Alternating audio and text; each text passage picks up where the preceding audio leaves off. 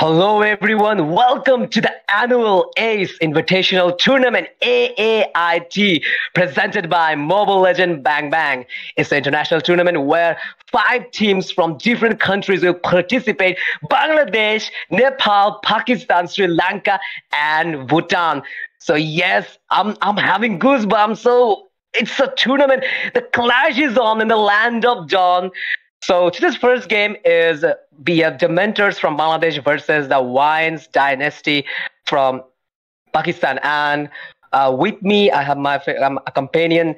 Sama is here. So directly, I'm just moving on to Sama.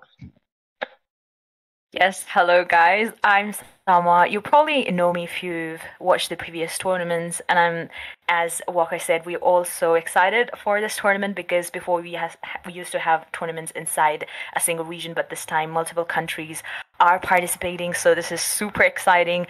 As Waqar mentioned, that is WAINS Dynasty versus Brute Force Dementor. WAINS Dynasty from Pakistan, whereas Brute Force Dementor from Bangladesh. And I would also like to mention their slogan. WAINS Dynasty's slogan is unknown to death and nor to life, whereas Brute Force Dementor's slogan is "Let's go, Dementor." So pretty interesting names as well as slogans for each team. So I'm so excited too. I'm looking forward for this tournament. What about you, Waqar? Yeah, I'm also so excited because better team and these two teams are very good in their region, and Brute Force is one of the best team in Bangladesh, and WAINS Dynasty, they are the top in the Pakistan. So the clash will be epic. The battle will be legendary. So yes, I'm also excited. Can't wait. I already mentioned that I'm having goosebumps right now because there's a platform where good teams, top teams from different countries, gonna participate and clash on each other. So I'm just so excited, and let's see which team managed to win this game, the first game in the AAIT Annual Invitational Tournament. Let's see which team managed to win. Is it BF Dementors from Bangladesh, or it is WAINS Dynasty from Pakistan? So it's a matter of time to see. It will start very soon.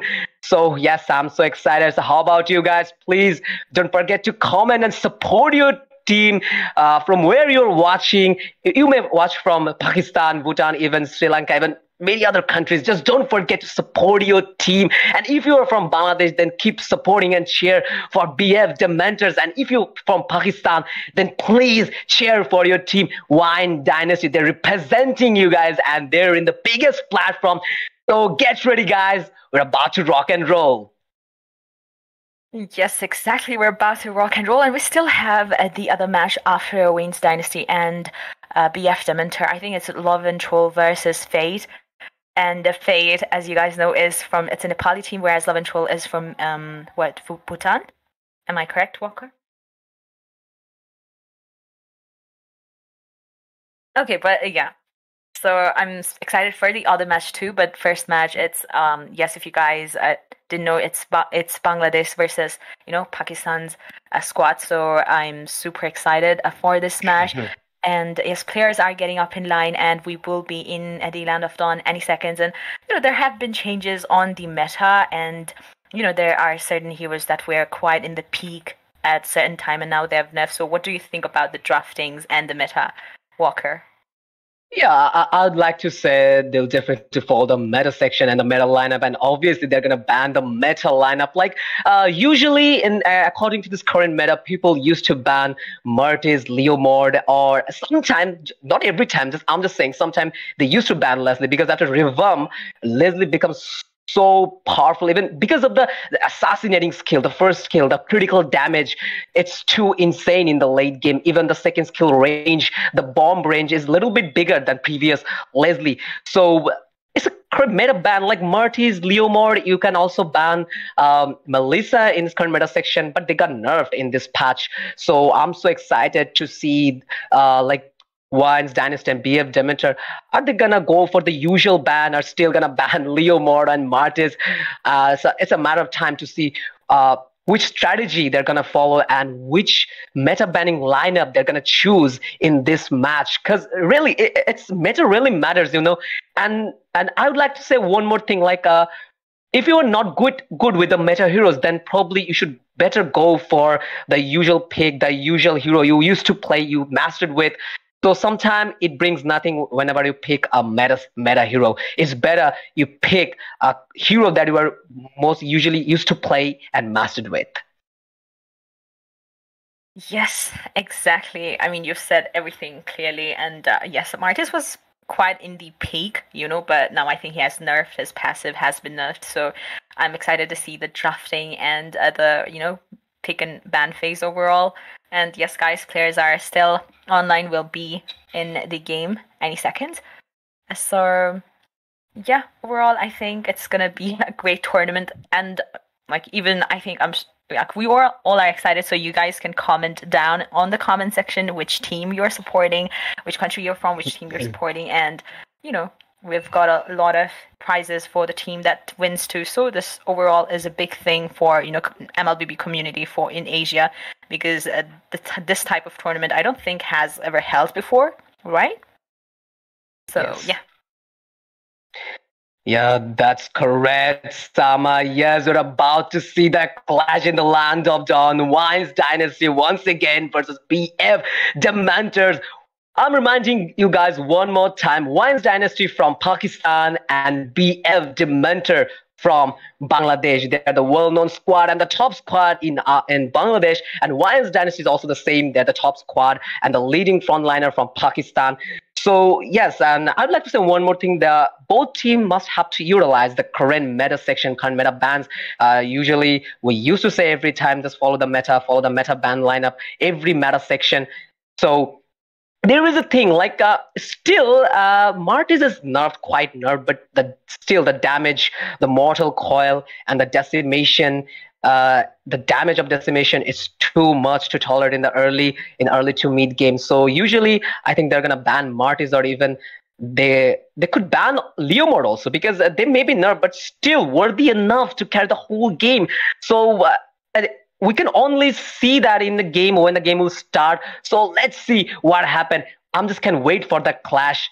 What do you say, Sama? Are you excited enough like me? Like I'm still having goosebumps, because country Bangladesh and Pakistan they're gonna collide in this match in the Mobile Legend Bang Bang. The top squad from Bangladesh and Pakistan, they're about to clash on each other. Yes, indeed. We all are super excited, and I think all of the players are in the line, so we'll be starting any second now. So just stay tuned, guys. Don't get bored, please. Yes, don't get bored. Yeah, just Sama just said, don't get bored. Just keep commenting, keep cheering for your country. Just keep doing that. That is all you guys have to do. Cheer for your country, cheer for your team, and they will bring the glory to you. Just have a seat belt and grab some popcorn and enjoy the game. It's all about Bangladesh versus Pakistan. The top two squad from both country is about to collide in the land of Dawn. Yes, so I'm just having goosebumps somehow. What about you? I just can't wait for the match of the draft pick. Yes, don't worry, Waqar will be there any second now. As we can see that all of the players are here.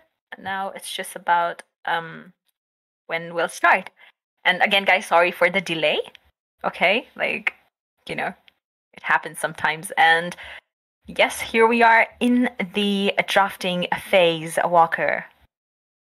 Yes, so we're in the drafting phase. The bans and the draft picking has started. So from the side of WAINS Dynasty, they're gonna ban first, and they're selecting still 30 seconds left in their side. So they're deciding which hero, which role they're gonna ban here. Probably they could ban Martis, Leomord, or even Atlas from their side, because the opponent, BF Dementors, they have the first pick. So let's see which role they're gonna ban. I'm so excited. The first ban from this tournament, AAIT Project, the annual Invitational tournament, the first ban. Here we go. 4 seconds remaining. Yes, Martis ban. It's Faramis ban from the side of WAINS Dynasty. Yes, usually it's a very good ban, because we all know why people used to ban Faramis, because before revamp Faramir's cult ult was capable to give you a temporary resurrection, Sama, but after revamp, it will give you a permanent resurrection. Like if you die inside the cult ult, after the spell finish, you will completely get a permanent revive from the ultimate of Paramis. That is the reason why people always love to put Paramis in the ban section. Exactly. Faramis could have been a big threat, for the BFs because obviously he has that cult elder and could completely change the tides of the game. Therefore, that was the first ban in coming from the blue team. And moving ahead to the BF Dementor, we can see Akai has been the first ban. I mean, obviously Akai got recently nerfed, his cooldown was increased. Also his base HP was decreased. Therefore, it might not as be threatening as it used to be, but still I think Akai stands as one of the best, tanks, or could be used as jungler too. Therefore, yes, it will be the first ban from the side of Dementor. Yeah, exactly. So one more thing that I would like to remind you guys from Custos panel, I'm here, Waqar, Mehmood, and also my companion, we have Sama in our side. So yes, the bans and pickings are running on in the land of Dom. The drought picking is going on, and also from the side of WAINS Dynasty, they banned a Carmilla, and yes, it's a very good ban, Sama, because the sustainability, the CC she managed to provide, it's too much, and this is the reason why they banned Carmilla, because recent meta Carmilla is a very good roamer if the CC she able to provide, and the sustainability is too much. Even you can't counter a Carmilla with a physical penetration Malefic Roar or even with a divine glaive, because the sustainability and the HP is, so maybe she's a girl, but still this Carmilla is too tanky to handle. Exactly. Therefore, it has been banned, whereas the other ban from the side of WAINS Dynasty is going to be Martis. Obviously, even after he received nerf, he still is a big threat, in current meta. Therefore, he has been banned, whereas other two bans from the side of Dementor is going to be Diggy and 1-1, the forever knowing. I hate 1-1, to be honest, but yes, this time we're not going to see 1-1 in the game, as well as Diggy. I think Diggy also received a nerf. He has the cooldown increasement, I think, but still he has been banned. Therefore, the picking session has already been started, guys, and the first pick from the side of Team WAINS Dynasty is going to be Valentina, the evergreen mage with that copycat ability. She will be able to, copy any ultimate, which might be very handy to the team. Whereas double pick from the side of Dementor is going to be Leomord and Kaja. Kaja recently, I think, buffed. I think he has very, his damage was increased. Also, the defense, I think, was increased, I think. So, yes, it has been picked. And Leomord, of course, the meta right now. Yeah, obviously, Sama, it's a very good pick. The picked Kaja, like Kaja is a very good pick according to current meta. Is one of the most overpicked hero in this current meta, in this patch, because the divine judgment, the ultimate that Kaja has, the divine judgment is capable to isolate the core or even the squishy one, and it's also capable to give a one shot. Like in this current meta, we noticed you can play Kaja as a roamer, or even you could make a damage build. You can go for a damage build, usual Kaja build, like you can pick a couple of magic damage item. Then it's also good for Kaja. And even meanwhile, you can also play Kaja as a tank, as a roamer. So here we go from the side of BF Dementors. Meliodas just picked up and made his first appearance in this international tournament with his marksman, and that is Leslie. And that is what I was used to say, Sama. Like in this meta, Leslie is one of the most overpicked hero also.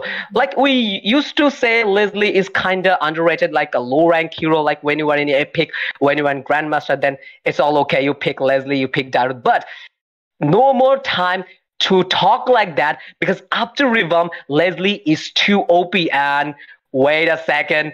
From the side of WAINS Dynasty, they got a mighty Estes, and it's a pure late gamer, not because of his damage, because of his healing ability in the late game. One Oracle is all enough to fill the whole HP bar of your team, and Estes is so annoying.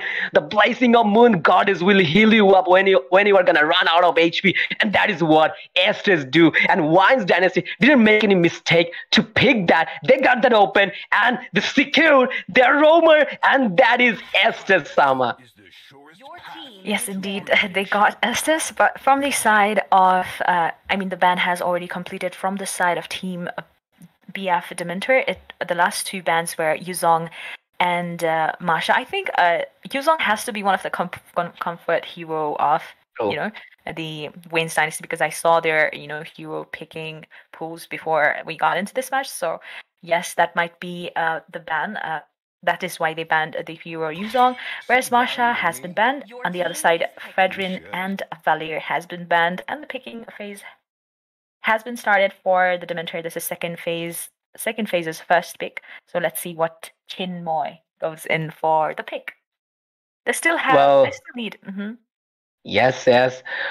So they could pick a mage here because definitely Kaja gonna roam here, or I'm not sure here because you can play Kaja as a roamer, or even Kaja could go to the EXP side and Crybaby from the side of BF Dementor also made his first appearance in this tournament with a Kadita, the assassin mage. Like one rock wave is all enough to counter the squishy one, and Cyber from Wine Dynasty is also made his first appearance in this game as a jungler with Barats, a tanky jungler. So it's too hard to kill a Barats with a full stack, And also, Hamad no counter from Wines Dynasty just showed up. Terizla is also a very good pick. Even one penalty zone with a comfort combo is all enough to counter and destroy the whole team fight. And still 9 seconds left from the team. Oh my god, Hamid no counter just picked a Lapu Lapu from their side. No, it's also a very good pick because Lapu Lapu is early to mid game. Yes, yeah, say. Actually, yeah. Yeah, Lapu Lapu is also buffed, and it's a very good hero. Like you can't control a whole team. Like you can't do a 5v1 situation with Lapu Lapu. Like we also witnessed a couple of games before. Like not in this tournament, like previous in many tournaments we saw good Lapu Lapu gameplay. Like he's capable to give 1v4 situation and handle 1v5 situation. So it's a very good hero. Like the overall picking from the side of Wens Dynasty, it's so tricky, and at some meta standard pick, like where we can say like they got the hyper, they got the jungler Barats here. Also they have the Blessing of Moon Goddess Master, the Healing Master, the Estes, and also they have the current meta section aim, which is one of the most overpicked marksmen, that is Kulin.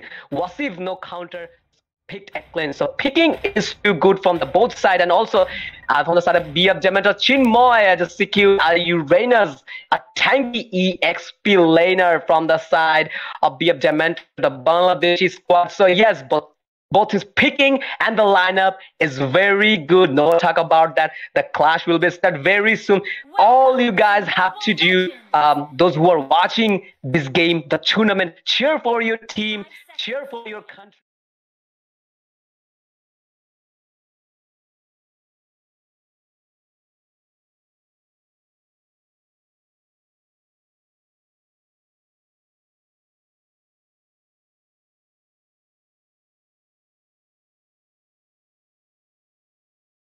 Yes, indeed, the first game versus Wayne Dynasty and Dementor, but I think they have some issues. Therefore, the match has been paused, but we're just going to talk about the picks for now. So I think, according to draft, both of the teams have picked, pretty decently. They both have their advantages and disadvantages on their pick. And Barrett's hyper, and from this side, it's Leomord. I think Leomord is quite popular these days as hyper because of the, buff that he's received, but still I think Barrett's with that sustain, he still is a good jungler, or could be a good jungler. And if we talk about Estes, obviously, as you said, with the, Blessing of the Moonlight Goddess, could be a nightmare to the BF Dementor because he could change the tides of the game. So yes, overall, I'm very excited to see how this match goes. It's a best of 5, guys. So yes, one team has to win 3 games in order to win this round of the game. And here we are back in the game. Both of the junglers are on their respective farms, and Cyber is on his purple buff, whereas Leomord is going in for his orange buff.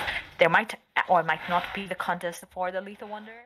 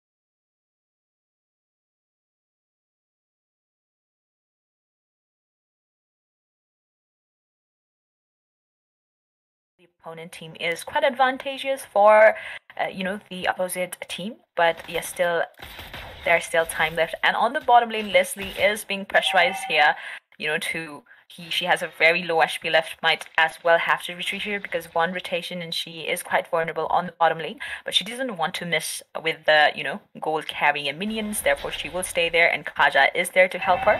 Whereas on the top lane, it's Chinmoy versus two of the members, Lapu Lapu and Kairi both.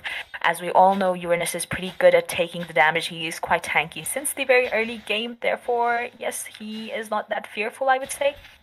And the turtle, guys, has been spawned, and Kairi and Hoon is there to take down the turtle. Let's see if there will be a contest for the turtle, the first turtle. Yes, and we could see a fight in the turtle lane, and Valentina's copied the ultimate here. Blazing on Moon got is triggered enough, and there's a rock wave, and Cyber to secure the kill of Crybaby. Oh my god, look at the fight, and that was a hell of a fight in the turtle lane. And WAINS Dynasty wins again the fight, and in the meantime, they also secured their turtle. The first turtle goes to the side of WAINS Dynasty, Dynasty's jungler, and that is Cyber, who just secured the turtle here. Also, everything is going in the plan, the strategy, the tactics they're following. They already took 2 kills in this early phase. They took 2 kills, and they're just trying to push the top. So yes, it's a very good start from their side, and this is only 3 minutes running, and already 2 kills from the side of WAINS Dynasty, and still 0 running from the side of BF Dementors. Yes, and we can see the positioning coming in from both of the teams, and the Divine Judgment will be used on SS right away. Rough Waves will be able to take down SS, but the kill will be secured by Leomord. So finally, one good move coming in from the Dementor, because they really needed this. They were quite lagging behind because WAINS Dynasty were winning those early trades. With this, they will be able to pressurize the bottom lane towers, will be able to take down the gold shield completely, which is a pretty good thing. And on the top lane, Uranus is able to take or steal some gold from the top lane tower as well. So Cyber is here, just maybe revealing the positions for now. And Lapu Lapu versus Uranus here. Lapu Lapu will be able to deal some damage, but at the same time, Chinmoy will be able to, soak it all up because he's Uranus after all. And on the bottom lane, Leslie is so vulnerable here, but Kaza is here all the time, just revealing the positions and just protecting the marksman, because Leslie at the end of the day is a late game hero. So yeah. Yeah, obviously Kaja is providing a good amount of map vision here. He's just doing what he had to do, and just making fat to the Leslie, and just giving farm. And there is a rock wave again. He was a petrified rock wave, and again the Crybaby just secured the kill of the roamer, and there is Moon no counter just got slain by the hand of Kadita, and this time Ember didn't make any mistake to secure that turtle. Fight is gonna Phantom Steed, and here Kairi just ran out of HP and managed to escape with her low life, and Ember just secured his Hunter Strike in the beginning, just only 5 minutes running, and he already made his Hunter Strike, and there's a core item for Leo Moore, and probably BF Dementors will try to push the top lane here, because no, they're not gonna push it, because Kaja is just is in mid lane right now, and is providing a good amount of map vision and just giving the vision to their team. And also their jungler Barats is busy to manage his stacks, and we all know Barats is a jungler. Like, if you want to give proper damage and want to be tanky, then you must have to follow your stack. You have to conscious on your farming, and there's a fight going on, and Meliodas just got slain by the hand of the WAINS Dynasty's marksman, and that is Wasif no counter just secured the kill of the marksman of Bangladesh team BF Dementor's marksman. And this is what they want to do, because you always have to pressurize the marksman. There's a Phantom Seed running on, blessing of Moon Goddess, and held them up.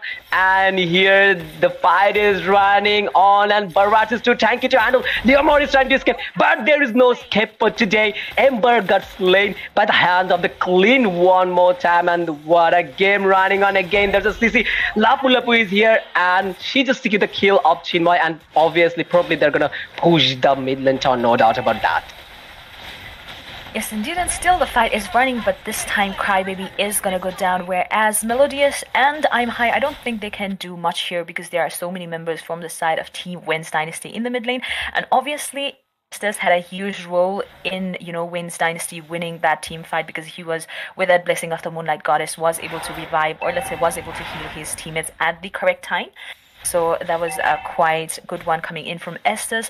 Whereas the turtle has once again been respawned in the Land of Dawn. Top lane, there's a different rivalry going on here where Melodious versus Lapu Lapu here. So yeah, she's just trying to defend the lane at this point of time because in current scenario, WAINS Dynasty is quite ahead. Turtle is less than 20% HP, but Barretts will be able to take down the turtle right away. Rough waves will be used, but will not be able to secure any kill. Blessing of the Moonlight Goddess trying to make the team survive for now, and the fight will be disengaged for this time. And the turtle was secured in the hands of WAINS Dynasties without any, sacrifice, so it was good. But Crybaby went down, and Kyrie, good execution of Leomord's ultimate right there. Yes, exactly. So let's have a look at the item slot one more time again. So if we focus on the item slot, already the WAINS Dynasty Mage Kyrie made the Genius one here, and also Enchanted Talisman in the item slot. And in the other side, Ember made that first item, the core item of Leomord, and that is Hunter Strike. And in the meantime, Bharat's already made one of his tanky item, and that is Domain's Eyes, which work fine against attack speed item, and the attack speed, it reduces the attack speed, we all know. So yes, both of his team are ready. They made their core items already, one-on-one core item. The fight is going on. They're just trying to give a chase, but here BF Dementor's player, they're not showing any interest to take a fight here. They simply keep the team fight. They're ignoring the team fight. They're just trying to take it the late game because they have the late game potential. Like they have the Leslie here, even the Crybaby who is playing the mage, the assassin mage. She's capable to give a one shot to any hero, like the squishy one in the late game. So probably they would love to take the game in the late game. But no need to forget one thing, that also WAINS Dynasty, they also have the same late game potential. Like the late game cleanse damage is too insane and intolerable. The damage, like the Berserker's Fury, Endless Battle, is all enough to trigger a huge amount of damage. So both teams got the late game potential here. So let's see what happens. There's a fight going on in the mid lane. Again, the wrong wave, and Crybaby this has secured the kill of Kyrie. Fight is going on, but the WAINS Dynasty they escape and ignore the team fight. And I guess BF Dementors, they're probably gonna go for the first Lord here. And yes, they put a hand on the Lord. Also Cyber is there, but they have to remember they are out of number because they already lost their mage, and there's a fight going on in the turtle lane. Lapu Lapu is trying to engage, but not today. Crybaby is just insane. Leomord is running out of HP. Deruna's welcome here, pinned down in the wall, as Cyber just secured the kill of Ember. Fight is going on. Estes is out of HP, and by the hand of Chinmoy, Estes got slain. That was an insane team fight, and the team fight when BF Dementor, they literally win the team, but that was a good fight in the Lord's lane, Sama. Exactly. I think because Lapu Lapu over, committed there because he was there when Estes was still behind, so he got killed right away. So it was already a 3v5 situation there for WAINS Dynasty, so it is quite reasonable why they lost the team fight. But Cyber is still going in. Divine Judgment will be used, but Killing Spree will be secured by Clint here, whereas Cyber is dead in the hands of Leslie. It's a 3v3 situation, but Lapu Lapu will be going in. I think they have to retreat for now, Dementor, but yes, they are retreating. They don't want to engage because Estes is here, and while Estes being there, they would not like to waste their skills. The Lord has been resetted, guys. It was seen that Lord was in action, but they have resetted. Maybe they'll go in for Enhanced Lord. And yes, 10 minutes inside the game, and the goal lead is almost 2k from the side of Team WAINS Dynasty. Let's see how will they be able to maintain this lead in the game. Yes, exactly. So let's see which team has the last love in the Land of Dawn, the AAIT or is Invitational Tournament, and there's a divine judgment by Kaza. Again, a rock wave, but this time the roamer from WAINS Dynasty got slain here. He was about to use the blessing of Mood Goddess, but BF Dementors, the Kaza just didn't give any chance to trigger the ultimate. Yes, exactly. That was a perfect timing, and the fight is going on, and the Lord's lane, both jungler is here, but they need to remember one thing: they're out of the roamer, and again, Wasif no counter just secured the kill of the roamer. And again, there is a Phantom Steed. Milito just secured the kill of the EXP Lena, the Lapu Lapu, and this time they just on the team fight maybe, but the Lord is nicely and safely secured by the WAINS Dynasty, and that was a nasty blow from the side of WAINS Dynasty Sama, because there was a fight and almost they took their roamer, they took their Estes, BF, they took their Estes, but in the meantime, the Swift Hand Retribution skill, the skill of Cyber just secured the Lord, and they are just approaching from the mid lane, and probably they're gonna take the mid lane is the end of a tower. And could it be the end for BF Dementors? I don't know. Fight is going on. Oh my god, the slow effect again. Cyber is totally insane. He just seems totally insane here. Look at the KD at 319 and that is totally outstanding. Lord is approaching from the bot lane. Let's see this Lord gonna take the bot lane's inhibitor tower. Yes, indeed, they just took the bot lane's inhibitor tower and they just locked the HP, and the first game win by WAINS Dynasty. Congratulations for the first victory against BF Dementor. That was a hell of a fight, and that was a very good game, and the victory goes to WAINS Dynasty. What was that, Sama? That was totally outstanding match we just witnessed. Exactly, indeed. After all, all of the members did a good job. I still would like to commend Kaja because he had some great moves, but somehow they slipped in the mid fight. Also, since the very early game, WAINS Dynasty were winning those early trades. Therefore, that might also be the reason why, Dementor lagged behind. And we can see the MVP is Wasfino Counter, 505 KDA. As a marksman, he was playing safe. He was farming efficiently. Therefore, we can see the KDA 10.2 score on his medal. And yes, with that, double shot, his passive is amazing. The trapping recoil, I saw some amazing moves from those as well. So I think it's a deserving MVP for Clint as well. And Estes, the blessing of the Moonlight Goddess in the correct time, and Valentina was amazing as well. She was using Kaja's ultimate, Divine Judgment, time and again, and using it against the opponent team, which was quite amazing to witness as well. So yes, now moving ahead to the data. Would you like to explain it, Waqar? Well, just let's get back to the data section. I would like to see the data here.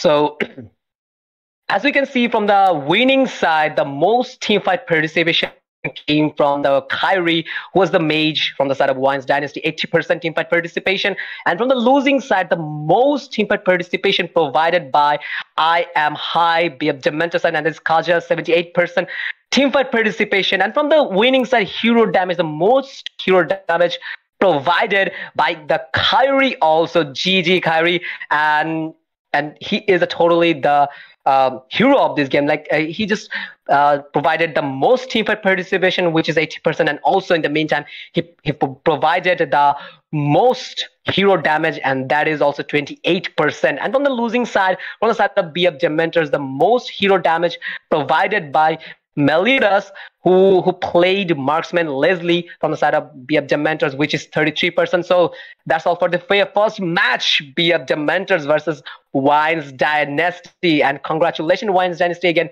for getting the victory against the brute force Dementors. So that's all for me. We'll be right back in the next game. I'm just gently moving on to Sama one more time. Yes, guys, this was the first game, WAINS Dynasty versus Brute Force Dementor. We just witnessed the first game, and WAINS Dynasty are the winner. We still have more matches to go to determine who wins this game. So for this game, WAINS Dynasty, I would like to congratulate you guys again, and we still have matches to go. So we'll see you guys in the next match. Stay tuned.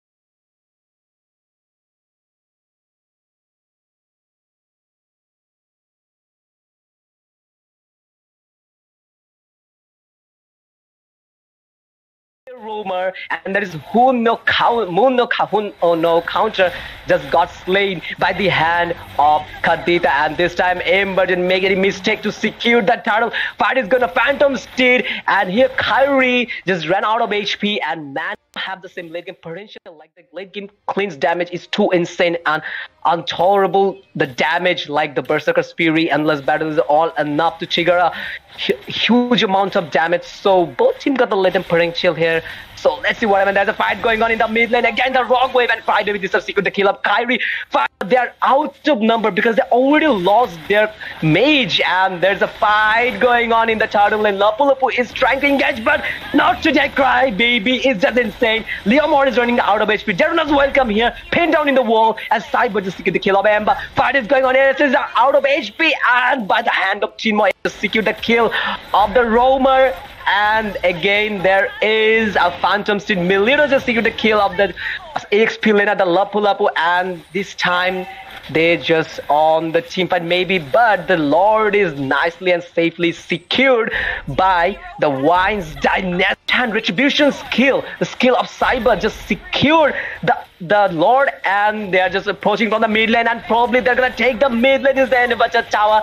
And could it be the end for BF Dementors? I don't know. Fight is going on. Oh my god, the slow effect again. Cyber is totally insane. The Crybaby just secured the kill of the Roamer, and there is Moon no Kahun oh no counter just got slain by the hand of Khalid, and this time Ember didn't make any mistake to secure that title. Fight is gonna Phantom Steed, and here Kyrie just ran out of HP, and man have the same late game potential. Like the late game cleanse damage is too insane and intolerable. The damage like the Berserker's Fury, Endless Battle is all enough to trigger a huge amount of damage. So both teams got the latent potential here. So let's see what happens. There's a fight going on in the mid lane. Again, the Rock Wave and Friday with this secured the kill of Kyrie. They are out of number because they already lost their mage, and there's a fight going on in the turtle lane. Lapu is trying to engage, but not today. Cry baby is just insane. Leomord is running out of HP. Deruna's welcome here. Pinned down in the wall as Cyber just secured the kill of Ember. Fight is going on here. This is out of HP, and by the hand of Chinmoy just secured the kill of the Roamer. And again, there is a Phantom Steed. Milito just secured the kill of the EXP laner, the Lapu, and this time they just on the team fight maybe, but the Lord is nicely and safely secured by the WAINS DYNASTY and Retribution skill. The skill of Cyber just secured the Lord, and they are just approaching from the mid lane, and probably they're gonna take the mid lane is the end of a tower. And could it be the end for BF Dementors? I don't know. Fight is going on. Oh my god, the slow effect again. Cyber is totally insane. The Crybaby just secured the kill of the Roamer, and there is Moon no Kahun oh no counter just got slain by the hand of Khalid, and this time Ember didn't make any mistake to secure that title. Fight is gonna Phantom Steed, and here Kyrie just ran out of HP, and man have the same late game potential. Annual Ace Invitational Tournament. This is the second match of which will be against WAINS Dynasty versus Brute Force Dementor. First game, as we know, was taken down by WAINS Dynasty, so let's see who takes down the victory. On the second game, we're quite ahead in the drafting phase. 4 of the bands from the side of WAINS Dynasty is going to be quite similar, you know, Carmilla, Faramis, Martis, and Valir. Whereas from the side of Dementor, it's going to be Irithel, 1-1, Estes, which was amazing in the earlier game, and Kaja, which was also quite, you know, good to see in the earlier game.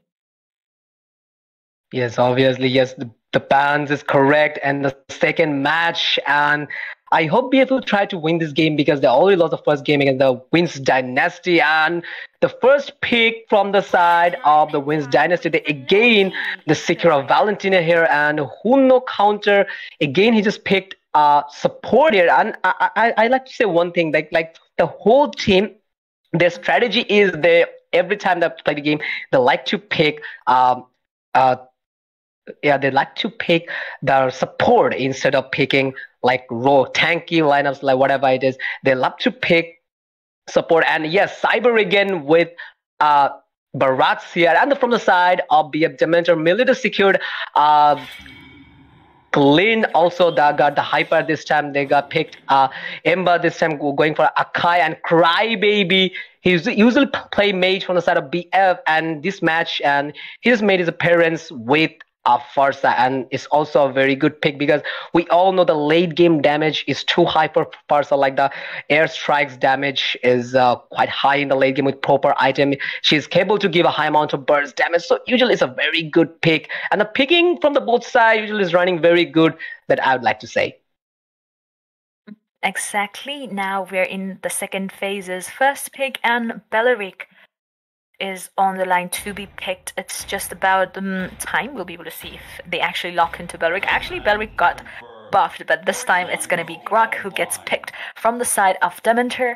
Now it's going to be double pick from the side of WAINS, Dynasty, Wasfi, no counter, and Hamad, no counter. I'm sorry if I'm pronouncing the name wrongs, but, you know, I'm trying my best. But let's see what they pick onto. They still need a decent gold laner and EXP laner. So let's see. What do you think will be picked, Waqar? Well, let's see which hero and which XP laner they're about to pick. And Hamad no counter just picked Yuzhong, the exhausted skin, and it's one of the most favorite skin of mine, and it looks very fine. And yes, Wasfi no counter.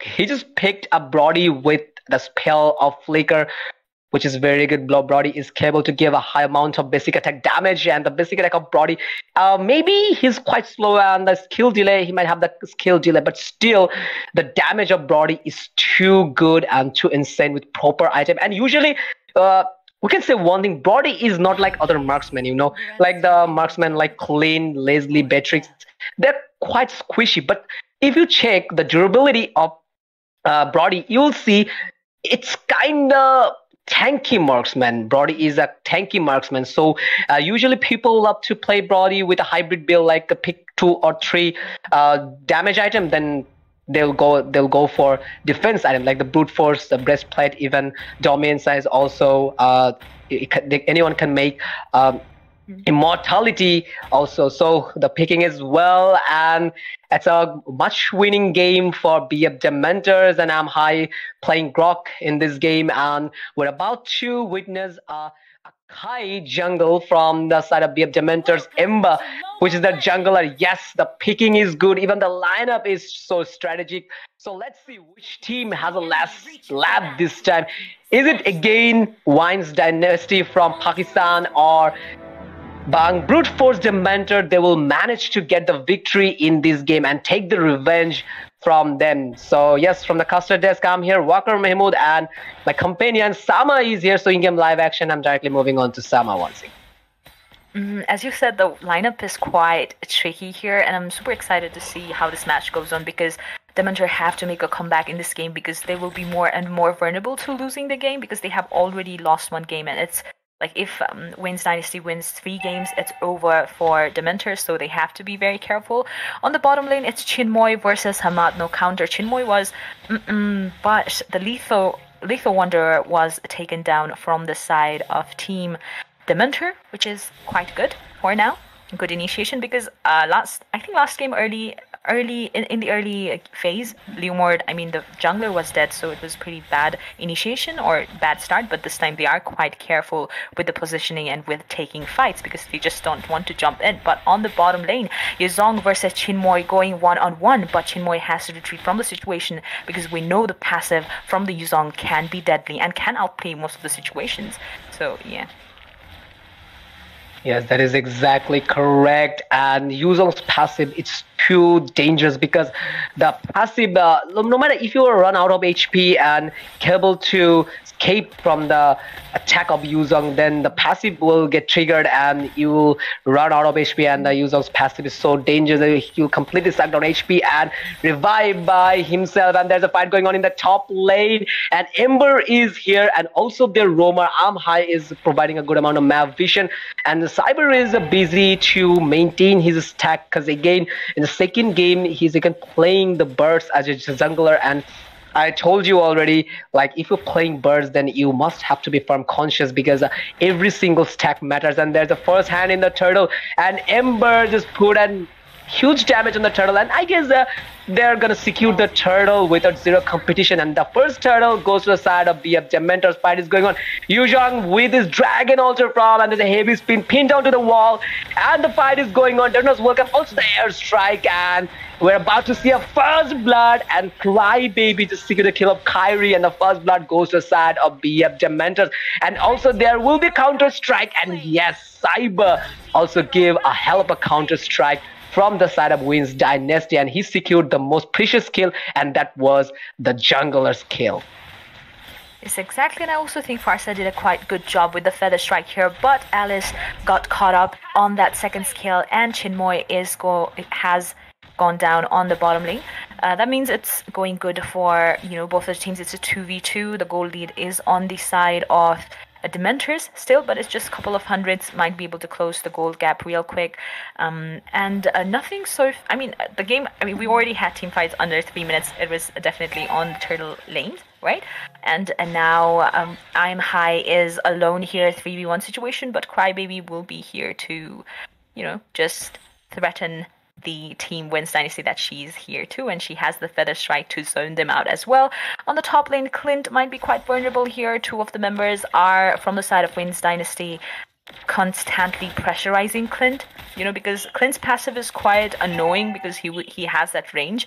So it might be quite annoying for Brody to encounter that. Therefore, Rafaela is there at all times. But we are sensing a gank here. Guardian Barrier will be used as well as Wild Charge. Got caught up. Feather Strike will be used, taking down two of the members from the side of Team WAINS Dynasty. That was good team fight initiation coming in from Grok here. Again, the stun lands on Cyber, but I don't think they will take fight here because the two of the members are already sacrificed from the team WAINS Dynasty, and this might as well be the disengagement in fight, but we can never say, guys. Turtle has respawned once again in the Land of Dawn.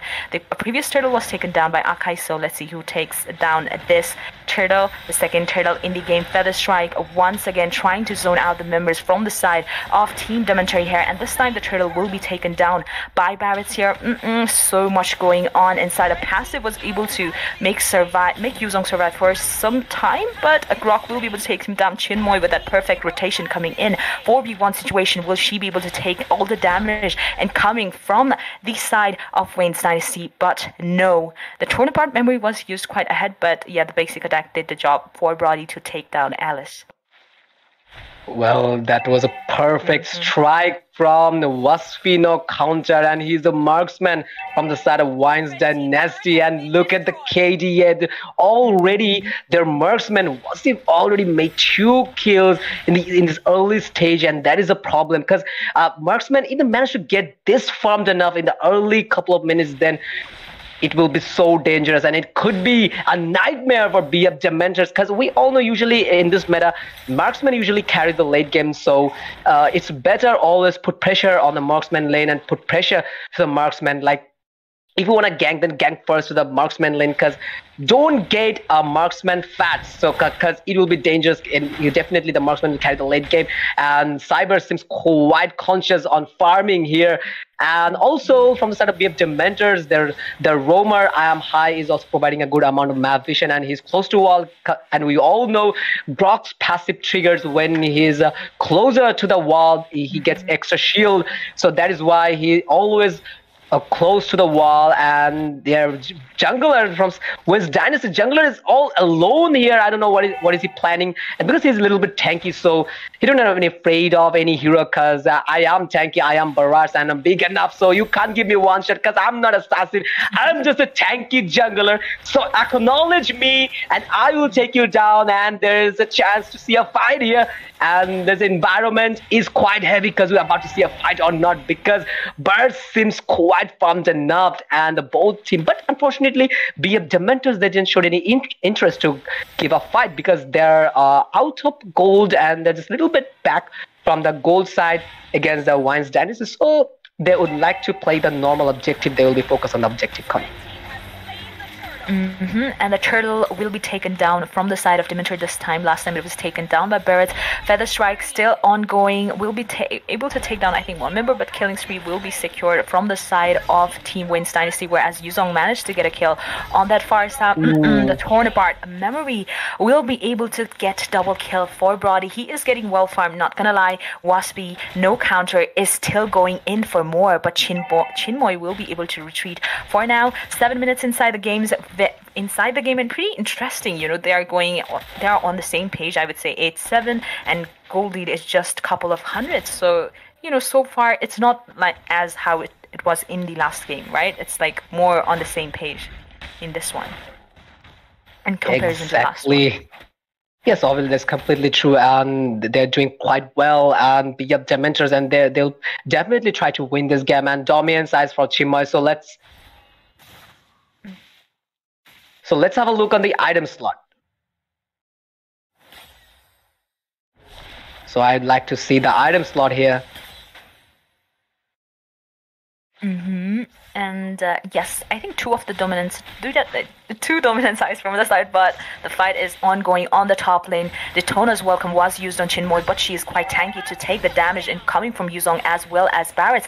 And actually Yuzong was the one who went down, but Valentina will be compensating that by killing, you know, Hamad there. And on the bottom lane, they managed to take one tower. They're still going in for more, the second tier tower on the bottom lane, and it will be going down because, you know, with that passive and the damage from the marksman, the Clint himself, the bottom lane is gone for Waspy. Not Waspy, WAINS Dynasty. Yes, and they're conscious of focusing on the objective game, and they already BF Dementors already took the T1 and T2 turret from the bot lane, and here is a airstrike one more time from Crybaby. Look at the damage, but all the heroes are out of range, and there's a chance to see a fight in the mid lane. The weather is too heavy, the environment is quite heavy because the team is running equally 9 kills from both of the side, and the goal difference is not that much difference between these two teams. Both teams have 26k gold from the side of BF Dementors and 25.7k gold from the side of WAINS Dynasty. And one thing that I would like to remind you, Sama, like you know, BF Dementors, they have the late game potential. Like they have the Alice. As Alice is a pure late gamer that sustain and the stack based damage is too high. Like in the late game, the healing ability, the damage is too high. So definitely they got the late game potential. A fight is going on in the middle, and Yuzong is here with Dragon Altar from. Look at the passive of Yuzong, and also a heavy spin triggered in the same time. Airstick running on. Waspy no counter against the kill of Meliodas, and a Crybaby also give a perfect strike back, and Hamad no counters get killed, and killing spree from Cyber. He just took down the Chinmoy. Fight is going on. Oh my god, this Bard is so tanky, and look at the damage. Like, I would like to say, just you can put your money on this barrage. This barrage won't disappoint you, and definitely they're gonna take the first Lord from the side of WAINS Dynasty, and definitely safe and sound with zero competition. Cyber secured the first Lord here. Yes, and Crybaby has very low HP, and Mega Kill will be secured by Barrett. Daytona's welcome will be used, but I don't think it's enough to take down Grok, the tanky Grok. But obviously we can't underestimate the damage incoming from that Clint, and he was taken down right away. Rafaela got sacrificed as well. Cyber running for his life, but Heavy Spin will be able to pin him down in the wall. Chinmoy going in for more, but this might be costly because Unstoppable will be caught up, and Alice was the one who got down, so you have to be careful while messing with Barrett here because he's quite tanky. The 1v1 fight which was going on between Yuzong and Clint, and of course Yuzong was the one who won it. And so far it was 15-13. That means it was in the hands of WAINS Dynasty, but once again Feather Strike. What is that regeneration coming in from Cyber, able to take down so much damage? Wild Charge will be used, but that will do no good because Farsa is the one who goes down here. What is that regeneration from Cyber? Are you kidding me? I actually thought that he would die there, you know? Yes, exactly, and that is why, Sama, I told you, just acknowledge the jungle, acknowledge that Bharat, and he is just insane in this game. Like, look at the KD, 6-0, 7 KDA. Could you imagine that? And that is a hell of a good KDA that we will say. And they're just playing and they're just maintaining the rotation, even the whole lineup and the picking. They love to pick the support strategy, a little bit tanky strategy, as we saw the first game, WAINS Dynasty versus BF Dementors. The second game also, they like to play a little bit tanky here, and there's an invade in the opponent's BF Dementors red side, and here Ember is just securing the blue buff, because Akai is kind of like sometimes he just run out of mana, so it's definitely good to pick the blue buff in the first time. So yes, if we focus on the items, starting in Brody with a Malefic Rod, physical penetration with a Blade of Hypnosis, which helps Brody to trigger a one specific high amount of basic attack. And in the meantime, Khalid already had the physical penetration with Endless Battle, also combined with a Blade of Despair. There's a fight going on, airstrike, and Yuzong is trying to escape, but no escape from Meliodas here, and he just secured the kill of the Yuzong. And yes, there is a chance, there's still a big chance for BF Dementors to win this game, because they have the living potential damage, even they have everything all they need to win a game. So let's see. I'm just putting a question on Sama. What do you think, Sama? Will they capitalize in this game and manage to take the victory out of this WAINS Dynasty? What do you think? I mean, there's always a chance of comeback. You know, we've seen insane matches where teams were able to make a comeback, but yeah, this might be one of them. But I'm sensing a team fight here. Lord has been spawned, guys. This is the Luminous Lord, so whichever team takes it, it's going to be very crucial for each team, as we know every Lord counts. So there might be a team fight for the Lord here, and a crucial one too. Exactly. Yes, that you just said, it's a Luminous Lord. The Lord has spawned in the land of John here. Akai just escaped with a heavy spin, tried to pin down, and he just secured the kill of Kairi Yuzong. He's the mighty Yuzong with Black Dragon Fire. In the meantime, there's a godlike for Cyber once again. Oh my god. Look at the gameplay of this Barats, and it's literally, he may be a tanky, but literally just melting everyone. He's just melting every one of the sort of Dementors. And again, they just put a hand on the Lord, and the first and the second Lord, they will secure the Lord. But no need to forget, there's a fight going on. Boon counter just got slain here, and let's see which team managed to take the Lord, and the Swift and Retribution skill and Cyber this time against secure the Lord. Oh my god, oh my goodness, that was a hell of a use, a good Swift hand Retribution use of the jungler of WAINS Dynasty. GG Cyber. And there's a Daytona's welcome here, pinned onto the wall, and Chinmai gets just shut down the Cyber, and it was a much needed shutdown, Sama. Yes, indeed, but Brody is still bringing in some kills for the team here. I think he managed to kill Barrett as well as Alice, right? So, yes, the Lord was taken down by WAINS Dynasty, so they still have the advantage of taking the inhibitors, or maybe initiating a good team fight. 16 seconds for two of the members to be respawned in the Land of Dawn once again from the side of WAINS Dynasty, guys. 15 minutes inside the game. Gold lead is on the side of WAINS Dynasty. It's just 2k, not much, I would say. And the kill lead is also 2 kill leads that WAINS Dynasty has on their side. Lord is being cleared right away. I mean, I think WAINS Dynasty has to focus more on this Pharsa, because did you see the positioning from Pharsa time and again? She is so clever with the positioning. She stays like a mile away, and then she just impacts so much in the game because she has that AoE incoming from the Feather Strike. So they have to look out for this Pharsa because the damage is insane, So Exactly, yes. Yeah, it's a much needed, because whenever you're playing a mage or even a marksman, you must have to focus on your position, because that is what a mage and marksman do. Like, if you're in the safe position or in the wrong position, you will definitely get caught by the jungler. So yes, this Pharsa is quite tricky, and the way he's playing and the performing his airstrike with the position is very good, and a clever position that you mentioned earlier. And also the first I have to mindful about the item. Like we all know, like item really matters. Like this is the whole lineup of WAINS Dynasty is quite tanky, and there is no time for discussion here. Fight is going on, and there's a ton about memory, but unfortunately somehow Ember just managed to escape with that massacre. Black Dragon Yuzong is That's just he just down two with his ultimate, and here there's a fight going on. But wisely, the whole BF Dementors team went out from the team fight, and they realized that like it's not their time to take a team fight because they definitely lose a team fight because they're running out of gold. Even their jungler is out of HP, so it's better to take a back step. So instead of giving a team fight, it's a better for them.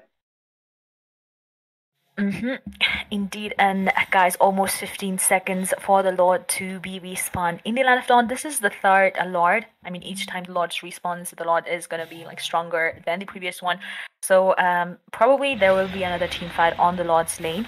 Again, this is a very important Lord for both the team because if WAINS manage to take this Lord for themselves, they will furthermore be able to pressurize Dementor, and if Dementor manages to take the Lord, they will be somehow gaining the control over the map once again in comparison to how WAINS Dynasty is playing right now. So let's see what happens. Well, yes, exactly, and they already WAINS Dynasty's Roamer. Their Roamer just put a little bit of damage on the Lord, and they just poke to the Lord, and Barats is here. Will he try to get the Lord, or he's poking to Lord and inviting enemy to take a team fight because they all know they're full with items, even they're high in gold, even though not that much different in the gold section, but still they're confident enough. Like if they take a team fight, then definitely win the team fight. That is why they're just calling the enemies to came from the bush and showed themselves. And there's a fight with Yuzong versus Chinmoy, who is playing Alice. Look at the sustain ability in the late game. And I told you, Sama, like in the late game, if it goes to the late game, then definitely the Dementors will get the benefit here. And there's a fight going on, and the heavy spin pinned down the wall. But the jungler is running out of HP. Ember is running out of HP. Airstrike from Crybaby. Oh my god, Ember just managed to. No. He just got slayed. Immortality popped up, but not worthy enough because now look at the damage of user, the passive. Oh my god, double kill by their support. GG, that was a hell of a team fight, and the whole team of BF Dementors got wiped out, and this could be the end. What do you think, Sama? It could be the end for them, the second game. Exactly, they might be able to seal the deal without even taking the Lord, and obviously the tower damage from Brody is quite insane here, and they will probably tower lock this situation, and the game number 2 will once again be in the hands of WAINS Dynasty. What an amazing game. Congratulations, WAINS Dynasty, for gaining the victory. 2 in a row, 2 victory in the row. And in the other hand, BF Dementor just lose the second game. They give a try. They played very well, but in the end, the whole strategy lineup, even the tactics they have put in the game, it takes WAINS Dynasty to the victory, to the leading victory one more time. So congratulations to WAINS Dynasty for seeking the victory against the BF Dementors. And from the side of the winning team, Cyber 9-1-11 KDA. He's managed the MVP. He just secured the MVP from the side. And there is a Cyber who was a jungler from WAINS Dynasty's side with 12.2 rating, and he is the MVP. And from the losing side, Meliras is the MVP with he's played clean 7.58 KDA with 9.2 rating. And also the whole team played very well, but in the end, somehow the whole favor goes to the side of WAINS Dynasty. Yes, indeed. Now looking at the data section, I probably think Barrett's has the most damage because we could see even though he didn't have, the much of the damage items, but still with that full stacks, he was able to inflict a lot of damage, 28% damage on Barrett's, whereas from the side of Dementor, it was Clint. Obviously, he displayed some great damage, but at the end of the day, it was just not in the favor of Team Dementor here. And team fight participation, we can see Cyber again in team fight participation as well. And from the side of Team Dementor, it's Melodious. So yes, overall, it was, I think, a great match. And I think it was even more interesting than the previous match, right? So it was going on the same page in the early to mid game, but in the late game, I think in the late game, WAINS Dynasty were completely kind of dominating the Team Dementor here. And we still have more matches to go, guys. This is not the end for the Bangladeshi team here. Brute Force Dementor, we still have 3 matches to go. And if they manage to win all the 3 games, they will still win this round. So I'm just rooting for both of the team. And yes, Waqar, what do you have to say about the other matches? Well, that's all for these matches, and I'd also say BF Dementors, they have tried very well and they played very well, but in the end, it isn't there in the favor. So the win secured by WAINS Dynasty. So don't go anywhere. We'll be right back in a minute with the third game, and it will be a do or die game for BF Dementors. So don't forget to support your team, cheer them up, comment down below which team you're supporting, which country you're from where you're watching. Just keep supporting and keep cheering for your team. We'll be right back in a minute.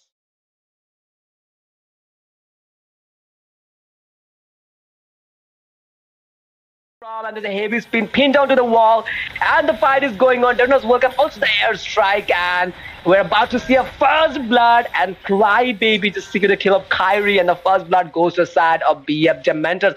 And also there will Cyber also give a hell of a counter strike from the side of WAINS Dynasty, and he secured the most precious kill, and that was the jungler's kill.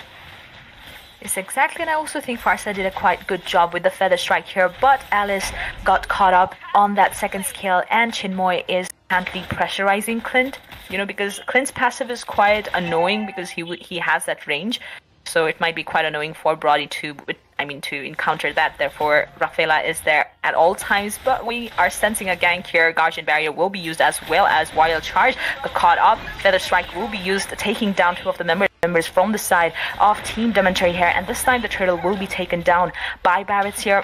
So much going on inside. A passive was able to make Yuzong survive for some time, but a Grok will be able to take him down. Chinmoy with that perfect rotation coming in.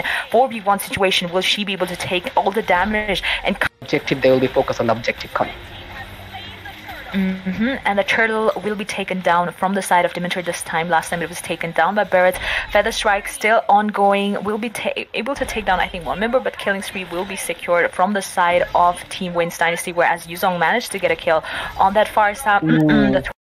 Look at the passive of Yuzong, and also a heavy spin triggered in the same time. Airstick running on. Waspi no counter against the kill of Meliodas, and a Crybaby also give a perfect strike back, and Hamad no counters get killed, and killing spree from Cyber. He just took down the Chinmoy. Fight is going on. Oh my god, this Bard is from that Clint, and he was taken down right away. Rafaela got sacrificed as well. Cyber running for his life, but heavy spin will be able to pin him down in the wall. Chinmoy going in for more, but this might be costly because Unstoppable will be caught up, and Alice was the one who got down, so you have to be careful while messing with Barretts here because he's quite in a crucial one too. Exactly, yes, that you just said it's a luminous Lord. The Lord has spawned in the land of John here. Akai just escaped with a heavy spin, tried to pin down, and he just secured the kill of Kyrie Yuzong. He's at the mighty Yuzong with Black Dragon Fire. In the meantime, there's a godlike for Cyber. Oh my goodness, that was a hell of a use, a good swift hand retribution use of the jungler of WAINS Dynasty. GG Cyber, and there's a Daytona's welcome here, pinned onto the wall, and Chinmoy gets just shut down the Cyber, and it was a much needed shutdown, Sama. Lineup of WAINS Dynasty is quite tanky, and there is no time for discussion here. Fight is going on, and there's a ton about memory, but unfortunately, somehow Ember just managed to escape with that massacre. Black Dragon Yuzong is he just down 2 with his ultimate, and here there's a HP. Ember is running out of HP. Airstrike from Crybaby. Oh my god, Ember just managed to no, he just got slayed. Immortality popped up, but not worthy enough, because now look at the damage of Yuzong, the passive. Oh my god, double kill by their support. GG, that was a hell side of BF Dementor's. Fight is going on. Yuzong with his dragon altar from, and there's a heavy spin pinned down to the wall, and the fight is going on. Does welcome also the airstrike, and we're about to see a first blood, and Crybaby just secured the kill of Kyrie, and the first blood goes to the side of BF Dementors.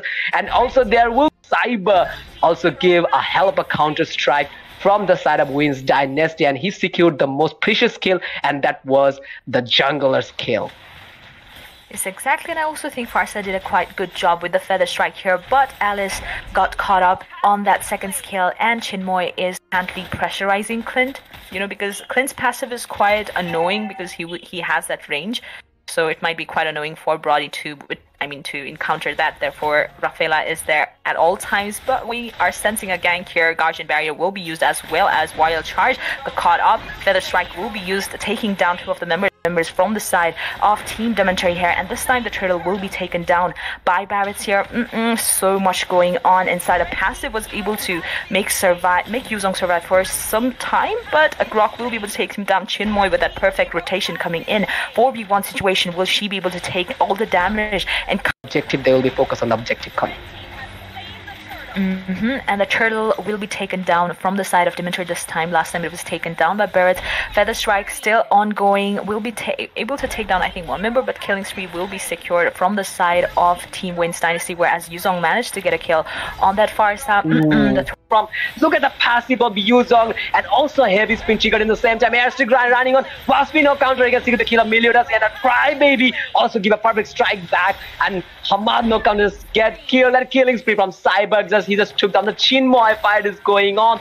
Oh my god, this Bard is from that Clint, and he was taken down right away. Rafaela got sacrificed as well. Cyber running for his life, but heavy spin will be able to pin him down in the wall. Chinmoy going in for more, but this might be costly because Unstoppable will be caught up, and Alice was the one who got down. So you have to be careful while messing with Barrett here because he's quite and a crucial one too. Exactly, yes. Yes, that you just said it's a luminous Lord. The Lord has spawned in the land of John here. Akai just escaped with a heavy spin, tried to pin down, and he just secured the kill of Kyrie Yuzong. He's at the mighty Yuzong with Black Dragon Fire. In the meantime, there's a godlike for Cyber. Oh my goodness, that was a hell of a use, a good swift hand retribution use of the jungler of WAINS Dynasty. GG Cyber, and there's a Daytona's welcome here, pinned onto the wall, and Chinmoy get just shut down the Cyber, and it was a much needed shutdown, Sama.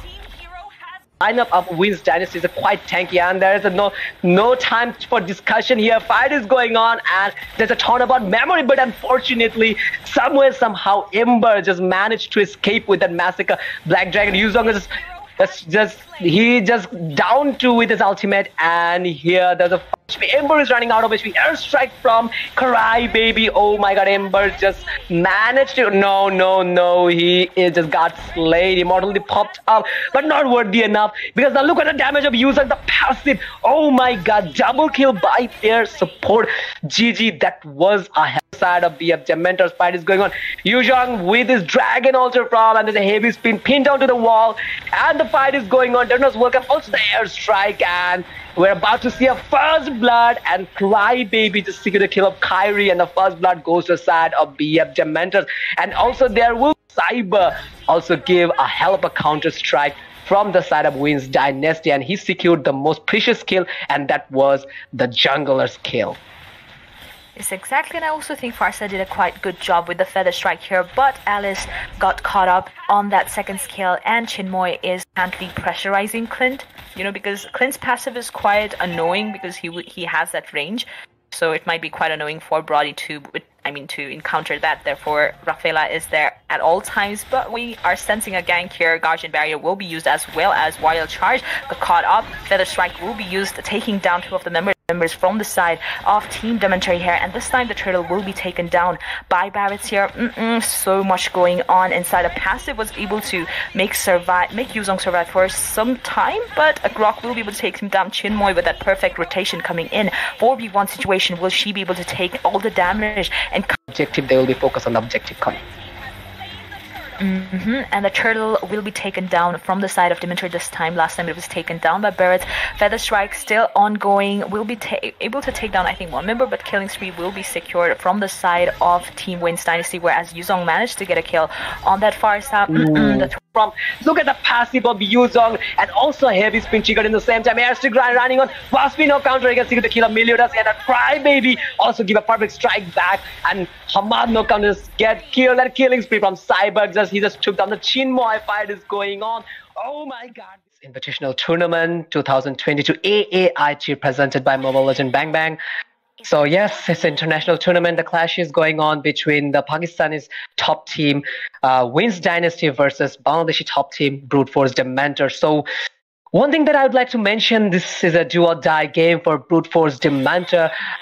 They're in the red side, they're in the right side, the red side, and the WAINS Dynasty, they're in the blue side. So as I mentioned, it's a do-or-die game for Brute Force Dementor. So they will try to win this game no matter what and take it to the 05 format.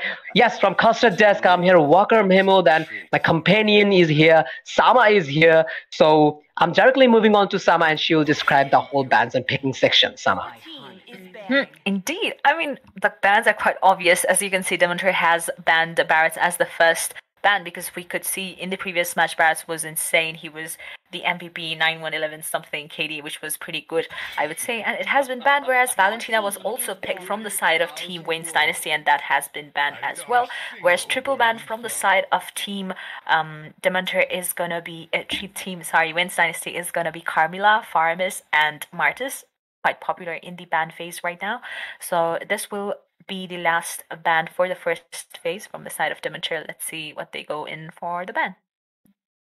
Yes, Sovilas a very good ban, and yeah, it's Murtis got nerd, but still, I'd like to say Murtis is all worthy enough because of his skill. Like Murtis' second skill, the Mortal Coil, works fine against every kind of CC. It's an anti-CC skill, so every time maybe he got nerd, but still, people like to put in the ban section. And from the side of BF Dementors, they banned Barats here, and this time they didn't make any mistake and they didn't take any risk to open that Barats open. They didn't let the Barats open because they realized if they play the Barats again from the WAINS Dynasty side again, Cyber will dominate the whole game. So it's a very good and usual tricky ban from the side of BF Dementor. So whatever helps you, go for it. So it's time to the picking side. Was it no counter again made his appearance in the third game with a Clint is a very good marksman according to the current meta section. Clint is one of the most overpicked hero in the current meta, and because of his skills, like the passive is too annoying. Like every single skill gives you a bonus passive bullet, and with the Berserker's Fury, the damage of the passive bullet is too much. And from the side of BF Dementor's Ember again this time, he just picked again Akai. Like with the second game, we witnessed Akai gameplay from the Ember side, and again he would like to play the Akai again. And I am high. Just secured a Kaja here. Now it's a matter of time to see is this Kaja is gonna play the roamer role or he will play as an EXP laner. Could be anything, as we know Kaja is pretty flexible with the picks. He could be used as EXP laner as well as roamer, but it's gonna be double pick from the side of WAINS Dynasty. Clint has already picked probably as a gold laner here, a very good marksman. But okay, we might be able to see some Xavier, but no, it's gonna be Sicilian that gets picked from the side of Team WAINS Dynasty. Again, the monster in the late game could melt squishy heroes with 2 of his first kills, and Sicilian has been picked from the side of Team WAINS Dynasty. Whereas for the support, we can see Diggy, as I mentioned earlier, even though Diggy got nerfed, I think his CD for ultimate was increased so much, therefore it might be quite difficult for, WAINS Dynasty, but obviously they will play with the situation here, and Diggy has been locked for the team WAINS Dynasty here, and this will be the last pick from the side of Team Dementor for the first phase. They already have a jungler, a potential EXP laner, or a roamer. Let's see what Crybaby picks, and once again we might be able to witness the Farsa. Earlier game, I think Farsa got a bronze, but I still think she was good with execution. I don't know, it was just not in her favor, but I still think according to gameplay, she did quite good. It was not that bad, but yeah, you never know. Well, yes, from the side of BF Dementor, they just banned a Masha because from the side.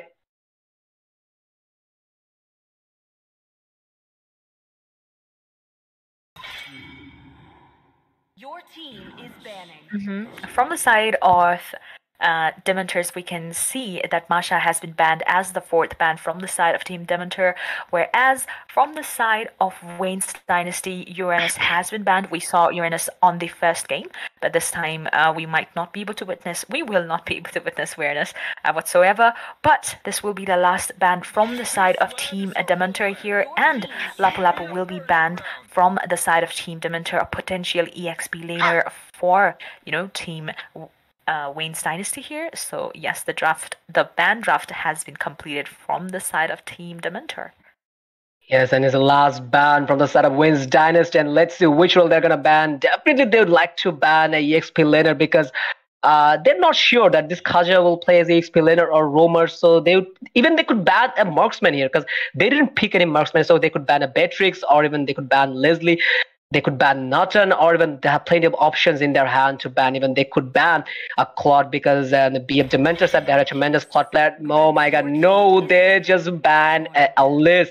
In the last game, they just understand the trait of Alice, because in the late game, Alice become just too much sustained, too tanky. Even the stack-based damage is too much to take. So that's the reason why the WAINS Dynasty, they don't want to take in risk, and usually they just banned a list from their side. And Chinmoy, they showed up a Yuzhong, which is a very good hero. Like if you talk about the which EX player is one of the most overpicked and good initiate a team fight, or even works fine against a team fight, then obviously that I would say Yuzhong is a perfect and a best choice for you.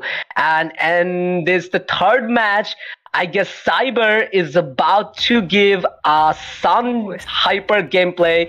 I'm so excited to see how it works, how the strategy works for them, because Sun Hyper is quite good. Like the late game damage, even the Doppelganger, the clone ability, like easily can take the whole game from the opponent. So all you have to do is take it to the late game. That is all you have to do for hypering a Sun. Just wait till the end and build a whole item setup, and then bang. Exactly, pretty interesting, pick coming in from WAINS Dynasty here. They probably are confident, because they already have 2 matches in their hand and they want to try out new picks here. Therefore, Sun has been picked as the hyper, whereas, Hylos is probably gonna be EXP later, I guess.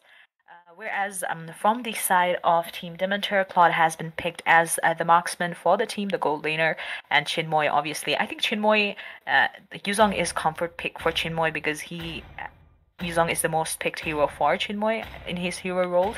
So yes, this is the third match, which will be against a WAINS Dynasty versus Brute Force Dementor, guys. All of the 2 matches were taken down by WAINS Dynasty. This is going to be third and very crucial match for both of the teams, especially for Team Dementor, because if they lose this match, they're out of the game. Whereas if WAINS Dynasty win this game, it's a clean sweep victory for the WAINS Dynasty. Well, the game has started in the land of Dawn, and both players is in the respective position. Jungler is in their position, like they're trying to get the buffs, the blue buffs here. So yes, it's a very good start, both of the side. So let's see which team has the last lap, because it's a do or die game for them, do the game for Brute Force Dementor. So let's see which team has the last lap. From Custard Desk, I'm here, Waqar, Mehmood, and Sama is here also. So in-game live action, once again, I'm just moving on to Sama. So far, I think the Lethal Wanderer, who took the Lethal Wanderer, did you see? I missed that, but very early initiation coming in from the Team Dementor here. They have to be very careful. Kaja is there, and the Lethal Wanderer has been taken down by WAINS Dynasty on the top lane. Hylos is actually the roamer here, which means is the EXP laner, which means Digi is obviously the roamer here. And as we know, Hylos is very annoying. I find it very annoying because he's tanky and bulky, and but it might not be that much of a problem for Yuzhong because he has that sustain from passive too. Whereas on the bottom lane 2v1, obviously they are trying to pressurize this Claude, because Claude is a late game hero, as we know, and they want to pressurize Claude from the very early game to not let him farm as efficiently as he could. And yes, on the mid lane, Sicilian needs efficient farm as well to shine in the late game. So yeah, I think late game potential is high from like the side of the WAINS Dynasty this time. Also, also from the side of Dementor too, because they have Claude and Farsa. But yeah, it's gonna be very hand-in-hand situation here, Well, there's a chance to see a fight here in the top lane. Chinmoy is, and also Cyber is here. He's already in the level 4, and there's a hand in the Lord. And let's see which team, which jungler get the first turtle here. The turtle spawn here. Crybaby is here with his Fursa, and he is also running with level 4. And the first blood came from Chinmoy, and the first turtle secured by the BF Dementor side. It's a hell of a good start from the BFs, and there's a divine judgment, but no kill here. And there's a glorious pathway from Hylos, and the whole team done their job. Brute Force, they have done their job, and they didn't show any interest to take a team fight, and Meliodas just secured the kill of the roamer, and way to get another kill. He is just maintaining his stack, and we all know that Claude works fine with his stack, like a 4-9-7 stack is all good to perform ultimate like blazing duet, like the damage came from that stack. So this Claude is playing very good. Like already it's early game, like 3 minutes running, and already Melior has got 1 kill. So it's a very good start from their side, because if you let your opponent's marksman farm, then it will be a little bit harder to carry the game, because every single time if you focus on the game, the late game always carried by the marksman. So it's good to pressurize on the marksman lane and put some pressure, a little bit pusher to the marksman. And yes, the Demon Hunter sword secured by Claude, and only 3 minutes running, and he's secured his Demon Hunter sword. That is very good. Like, you know, now his Claude is capable to give a high amount of damage with his basic attack and the blazing duet, obviously. Yes, now he only needs his, I think, golden staff, but the divine judgment will be used by this Kaja right away, and obviously Kyrie will not be able to sustain all of that damage coming in from 3 of the members, whereas on the bottom lane, blazing duet, 3 of the members were trying to gank on Melodious, but he will be able to escape. For now, 2 of the members has already rotated from the side of Team Dementor here. Cyber doesn't have much HP either, but yeah. Okay, that was a clone actually, my bad. And yes, Amber just cutting the lane for now. Just, you know, threatening the team WAINS Dynasty here. This time we can see the map control is on the side of Team Dementor here. Feather Strike will be used right away. Diggy is in a very uncomfortable situation, but he has to retreat for now, and the gold is completely looted from the side of bottom lane, and perhaps the tower might as well be going down for the team WAINS Dynasty under 4 minutes. Yuzong coming in, Black Dragon form will be used right away. Chinmoy is still going in, wanting more, but I don't think he'll go inside. Instead, he might get punished here. 3v1 situation. Clint with a double shot passive will be able to take down Chinmoy right away. Dementor are running right now, but the Glorious Path will be used, slowing them down, and Dementor in a very bad situation right now. Sun managed to get a double kill here. I was not expecting that, but quite good rotation coming in from Cyber here. Very low HP left. He might have to retreat for now, and that was quite good gank coming in from the teams. I think it was a 2-for-1 trade. Am I right? Yes, exactly. And too aesthetic to see. The Meliodas just keep digging the gold, and he just rotated to top lane and just took almost the gold and sucked up every gold from the top lane. And the use and the swift hand use of battle mirror image is too like eye-dazzling to see, like the way he just performed the second skill. Like if you're a Claude player, then you must have to conscious on your second skill, like you have to get a good hands on it, like the battle mirror image. Like you just perform the blazing duet, then you have to escape from the situation in the meantime with a perfect use of battle mirror image, and that is what Meliodas is doing right now. So there is a chance to see a fight in the mid lane, but no team just didn't show any interest to take a fight here, and Kaja, this arm high, is just probably showing a good map vision here, and there's a fight going on, an airstrike from far side. Look at the position, and also there's a drag from Kyrie who's playing the mage from the side, and the fight going on. Waspy no counter, seeking the kill of private fight going on. Look at the blazing duet and the damage, but unfortunately the kill, Claude's kill, taken by the marksman from the other side. WAINS Dynasty, and Yuzhong just landed up. Look at the passive, but Sun is unstoppable. Will she stop this time? And yes, there is a shutdown, and much needed shutdown for BF Dementors, because they just secured their kill of marksman, and already Waspy no counter got 3 kills in his back. So it was a much needed shutdown for them, because the marksman, he's kind of a huge amount of gold, because already he's fat. Like he just took 3 kills in his only 6 minutes. So it's better to give a shout out, and that is what they just did right now. And the turtle is being taken down by the Team Dementor. No contest. Absolutely free turtle for the Team Dementor here. And yes, Dominance Ice will be made from the side of Team Dementor here. Chinmoy with the Dominance Ice and item slot, I think. But the fight can be initiated at any moment, guys. Glorious Path will be used. Cyber doesn't have much HP left, might as well have to retreat here. But let's see what goes on here. Heaven Spin will be used by Akai, probably trying to zone out as well as to escape from the situation. No kill secured from both of the sides. And yes, 7 minutes inside the game, guys, and 5 and 6, not much of a goal lead. I think two 2k gold lead from the side of team Dementor at this time, and also Khalid, 1 kill lead. Mid lane towers will be gone. Claude already has his 2 of the, core items, the golden stuff as well as Demon Hunter, which comes in very handy. Cyber, just his clone is really annoying, Sun's clone. Yeah, exactly. Sometimes I get confused with those clone, and literally that just happened with you also. Your ultimate on yes, exactly. It is too aesthetic to see. Like every time, whenever I see Sun's gameplay, I get confused. Even the same thing happened with Valentina also. Like sometimes I forget which one is real and which one is fake. The I am you, the ultimate is too annoying, and the same thing goes for Sun too, the doppelganger ability. Well, no time for discussion. In the meantime, Wasui counter just made one of his core items, that is Endless Battle here. And I'm not sure that people usually pick Endless Battle in the first phase, but in this meta, like in these days, I'm watching, like people used to make a Blade of Heptasis in the first phase. So let's have a look at the item slot again. So from the side B of Dementors, Millard has already made his golden staff, also a Demon Hunter sword from their side, and already Wasfi no counter just made a Blade of Heptasis with Endless Battle here. So what do you think, Sam? What do you think about the whole item section here? Obviously, they are first prioritizing on their core items that they need, and then they are going in for some defense item that they need to sustain the damage from the opponent team, which is normally all the players do. But for now, we can see that Akai is going in for the Lord.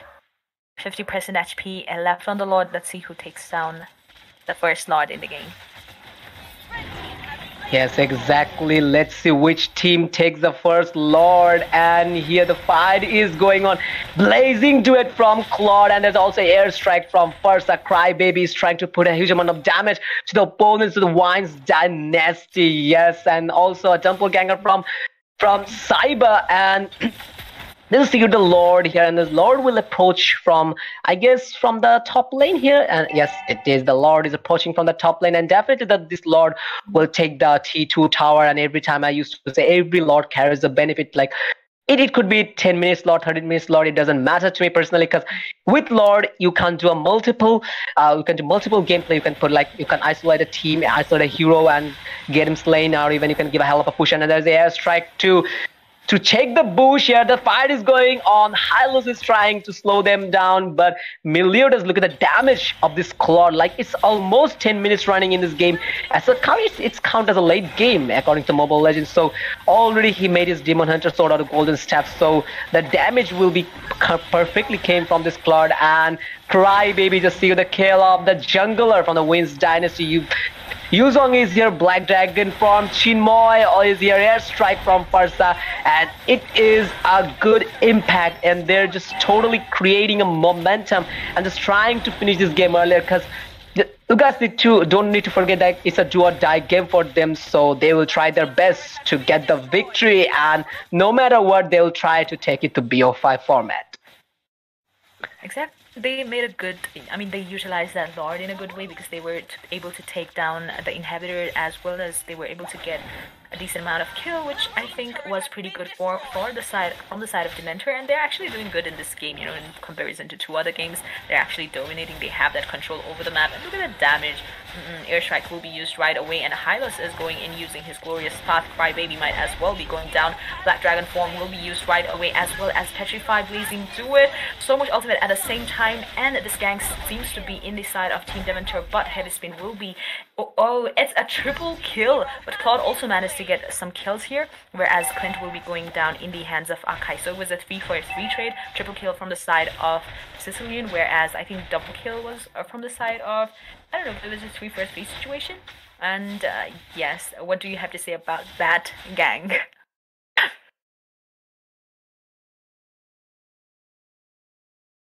Okay.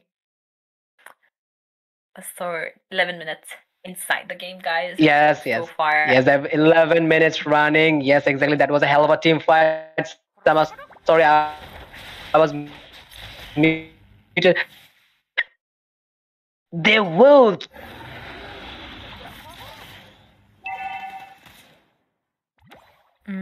And The Lord has once again been respawned in the Land of Dawn, guys. The first Lord was taken down by the side of Team Dementor. Let's see if they will be able to take down the second Lord as well and seal the deal and end this game and able to make a comeback. But the gank will be initiated here. Glorious Path will be used. No kill has been secured till now, but it's a mess, guys. It's a chaos that's going on here.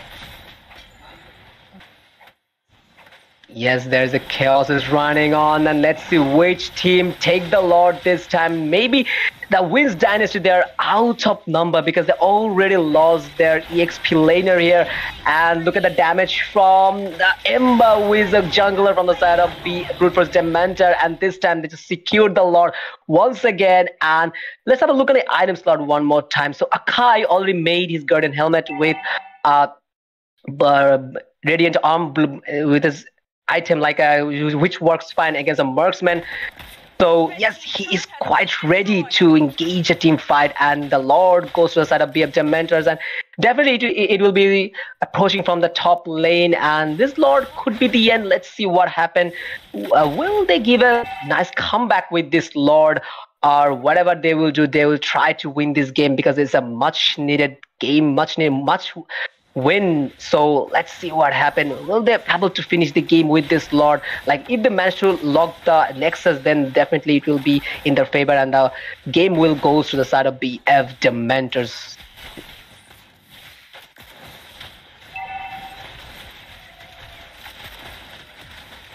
Well, to it. Once again, very low HP on the Lord, and Lord will successfully be taken down. And let's see if Dementor will be able to take down the base with this Lord. Very little HP left on Lord, and this will be the end for WAINS Dynasty, guys. Dementor were finally able to make a comeback. It's gonna be a 2v1 situation here. If they had lost this match, it would be over.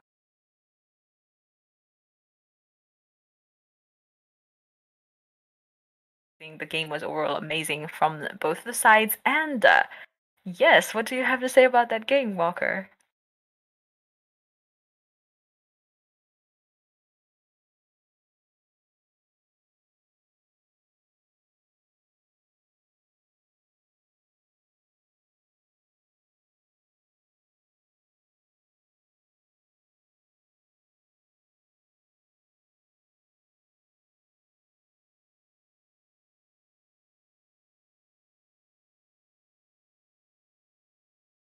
Diggy 019 KDA, and she's the best sidekick here. So yes, so directly I'm just moving on to the data section, and it will describe by Sama.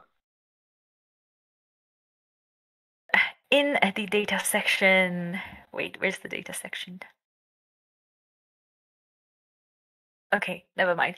But yes, as Waqar mentioned most of the things, and Cyber is on that branch. They wanted to try out something new with that, Sun Hyper, but it seemed that it didn't really go well for Team WAINS Dynasty here. So looking at the data section, we can see the teamfight participation. Most teamfight participation was from the side of Marksman, which was Clint and Diggy, and the most damage was indeed from Cyber. Even though he received branch, he had that good damage, but somehow they lost the game, whereas Blazing Duet was insane coming in from the Claude, 29% damage, and obviously Farsa being the mage, she was able to inflict maximum damage as well. Kaja was great with the fight initiation. Chinmoy was good at taking and initiating the fight as well. Therefore, this will be the third match for the game, guys. Two of the victories were taken down by WAINS Dynasty, whereas this one game was taken down by Team Dementor, and they are finally back in the game again, but they have to win all the other two games to actually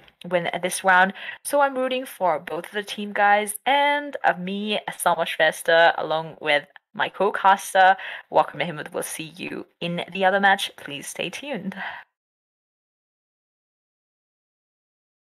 Crybaby is here with his Farsa, and he is also running with level 4, and the first blood came from Chinmoy, and the first turtle secured by the BF Dementor side. Is a hell of a good start from the BFs, and there's a divine judgment, but no kill here, and there's a glorious pathway from Highlight Claude, and only 3 minutes running, and he's secured his Demoner Sword. That is very good.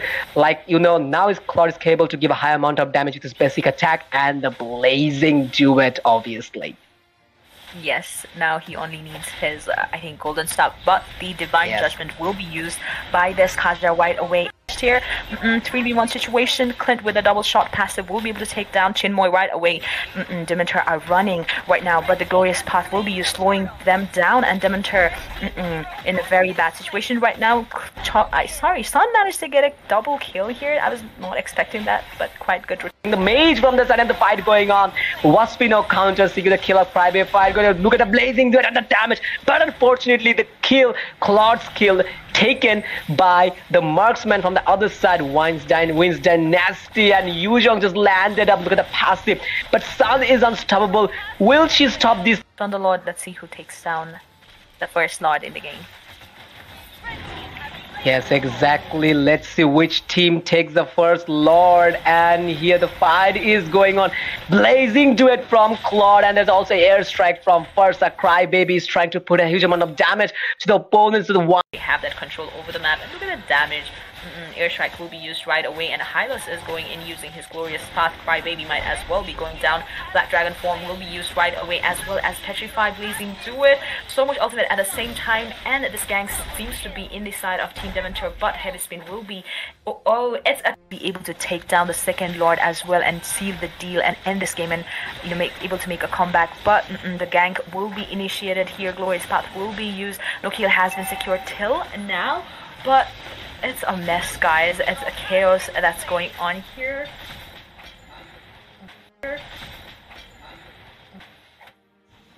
Yes, there's a chaos is running on, and let's see which team take the Lord this time. Maybe the WAINS Dynasty, they're out of number because they already lost their EXP laner here. And look at the damage from the Ember Wizard jungler.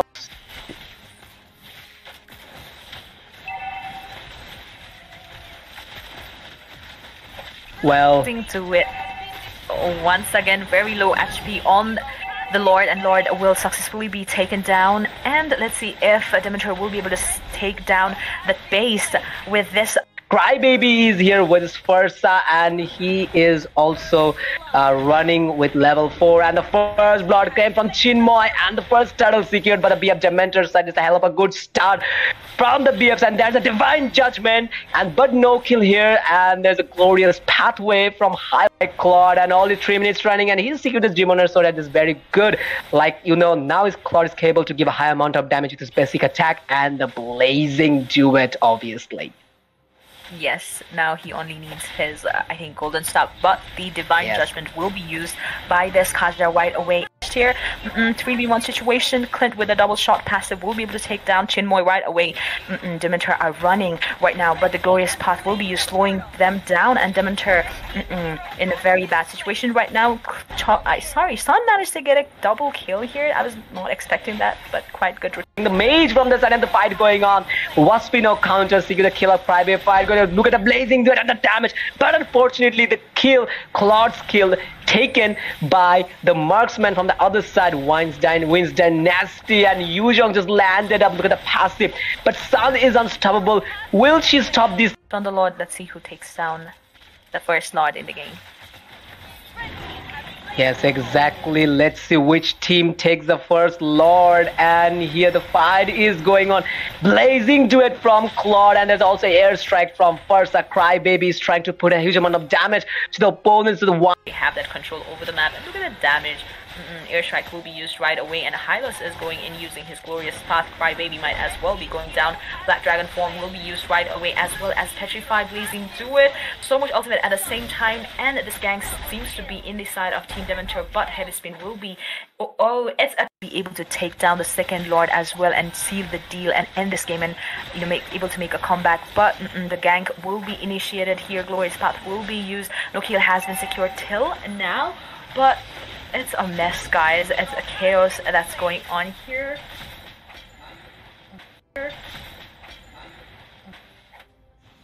Yes, there's a chaos is running on, and let's see which team take the Lord this time. Maybe the WAINS Dynasty, they're out of number because they already lost their EXP laner here. And look at the damage from the Ember Wizard jungler.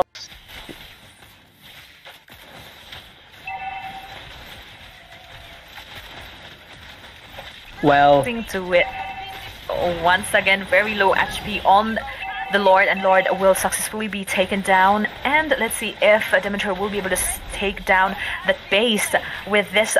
Crybaby is here with his first, and he is also running with level 4. And the first blood came from Chinmoy, and the first turtle secured by the BF Dementor side. Is a hell of a good start from the BFs, and there's a divine judgment, but no kill here. And there's a glorious pathway from Highlight Claude, and only 3 minutes running, and he's secured his Demoner sword. That is very good. Like, you know, now his Claude is able to give a high amount of damage with his basic attack and the blazing duet, obviously. Yes, now he only needs his, I think, golden staff, but the divine judgment will be used by this Kaja right away here. 3v1 situation. Clint with a double shot passive will be able to take down Chinmoy right away. Dementor are running right now, but the glorious path will be used, slowing them down, and Dementor in a very bad situation right now. Sorry, Sun managed to get it. Welcome back to AAIT, guys, and Will Ace Invitational Tournament. This is your caster Sama with I have my co-caster with me, Waqar, Mehmood, and this will be the 4th match in the game. 2 of the games were taken down by the side of Team WAINS Dynasty, whereas this is the 4th match, because the last match was taken down by Dementor, making them survive in the game even more, and they have to win all 2 games to actually win this round, whereas WAINS Dynasty only have to secure 1 victory to win this round. So, Waqar, what do you have to say about this? Yes, it is, because they just all they have to do just make 1 win from the side of WAINS Dynasty, and that is all over for Brute Force Dementor, because they already on 2 games in a row, and they won the last. Maybe BF Brute Force Dementor the won the last game, but it's still they're not out of threat. Still, they must have to win 1 more game if they want to carry the tournament to the BO5 format. So they must be conscious and be serious in this game, because still threat is not out, and just 1 win needed from the side of WAINS Dynasty to give a clean swipe here. So yes, these 2 teams both will try their best to get the victory here. Yes, indeed, they have to. You know, it's very crucial for both of the teams. But without any delay, guys, we are here in the drafting phase. A first ban will be from the side of Team Dementor here.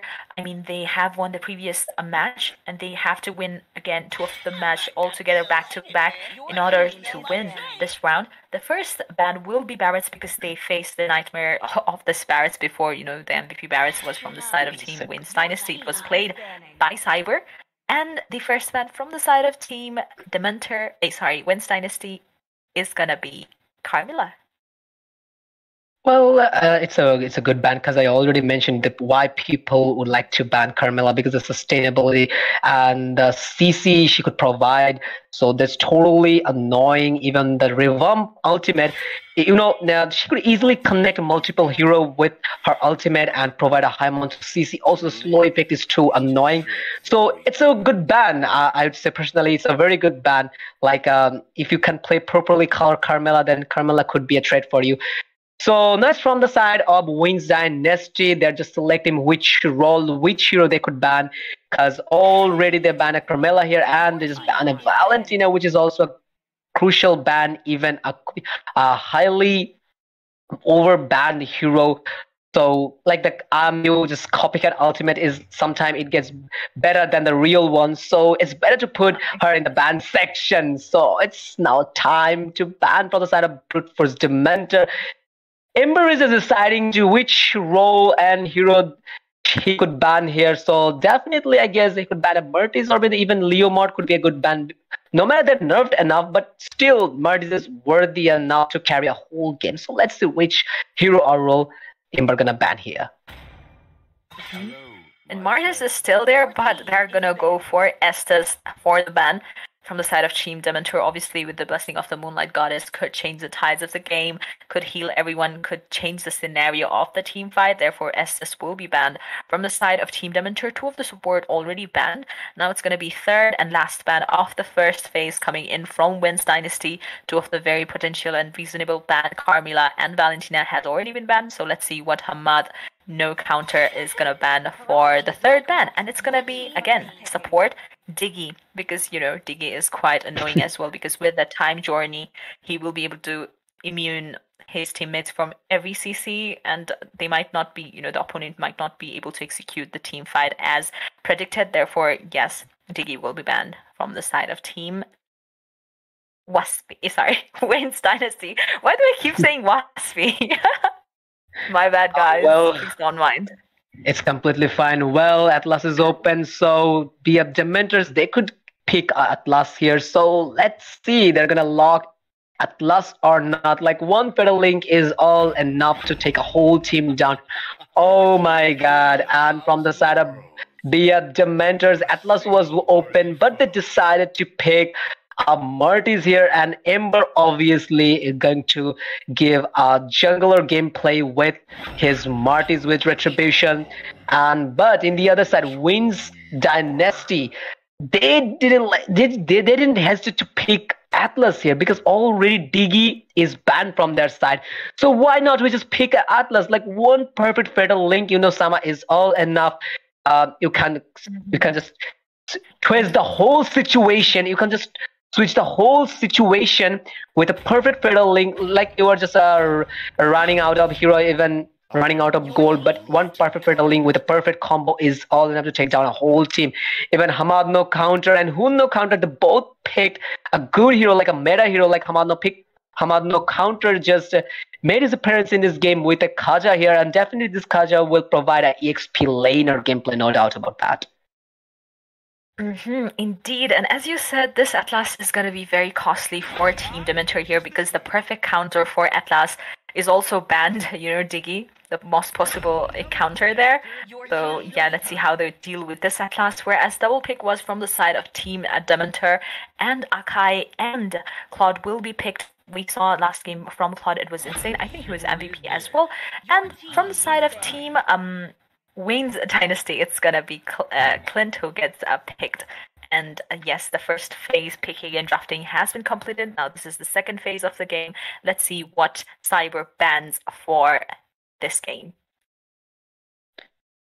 Well, they could ban a mage here, because there is no mage pick from the side of BF Dementor. So definitely if they ban a mage, then it will be perfect for them. A tricky ban usually. So I would like to see a mage ban, like they could ban a Fursa, or even like they could ban Valir. Valir is a good threat and a very good counter of every fighter or even tank. So they could ban a Valir, Fursa, like a lot of options in there, plenty of options in their hand. So let's see which role they're gonna ban. Oh my god, they just decided to ban a EXP laner, and they just ban a Yuzong here. So it's now time for BF Dementor's banning time. So I guess no jungler yet from the side of WAINS Dynasty, so definitely they're gonna ban a jungler. Oh my god, no. Still, I'm just hoping, and it literally is just going wrong, Saman. I was hoping to see a jungler ban here, but they just banned an EXP laner, Lapu Lapu. So yes, it's usually a very good ban, like they didn't pick any EXP laner. But usually, you know what, whenever you're watching a tank in the row with a Kaja, then there's no need to ban an EXP laner so easily. They could ban a mage here. So let's see which role they're gonna ban in the last phase of ban from the side of WAINS Dynasty. Uranus has been banned from the side of Team WAINS Dynasty here as the last ban, again a potential EXP laner as you mentioned, whereas this will be the last ban from the Team Dementor as well. Chinmoy for the ban, already 4 bans has been completed. Barrett's, Faramis, Estes and Lapu Lapu, all of them are almost the heroes that had been picked in the previous match, but it's gonna be Balmond who gets banned from the side of Team Dementor. I was not even having Dementor on my head, but I mean not Dementor, Balmond on my head, but they banned Balmond. I mean Balmond is the newest hero in the ban draft for this match session, I think, right? But yes, the ban has been completed, guys. You can take a look at the ban draft and give your point of views on the comment section. But it's Cyber's turn to pick the hero. They still need a jungler, they still need a mage. So let's see what WAINS Dynasty picks for the role of mage and the jungler. Yes, obviously, let's see which jungler they're about to pick. So yes, the picking is quite good from both of the side, and though there's a jungler left from the side of be a Dementors. Sorry, WAINS Dynasty. So let's see which jungler they're gonna pick. So it's a matter of time to see, Sama. Indeed. But Kyrie has locked into this Farsa. I think we saw Farsa in 2 matches already because she is like, I think she's mostly picked from Dementor. I think I saw 2 of the Dementor's Farsa's game, but I might be wrong, guys. But this time Kyrie will be locking onto this Farsa right away, whereas double pick is from the side of Team Dementor. Khalid has been showing, and let's see if they actually lock into this here. Well, exactly. Khalid just showed up, and from the side of WAINS Dynasty, they didn't hesitate to pick a first up from their side this time because they already witnessed a perfect gameplay from their side, first up gameplay, and this time Crybaby just picked a Lunox.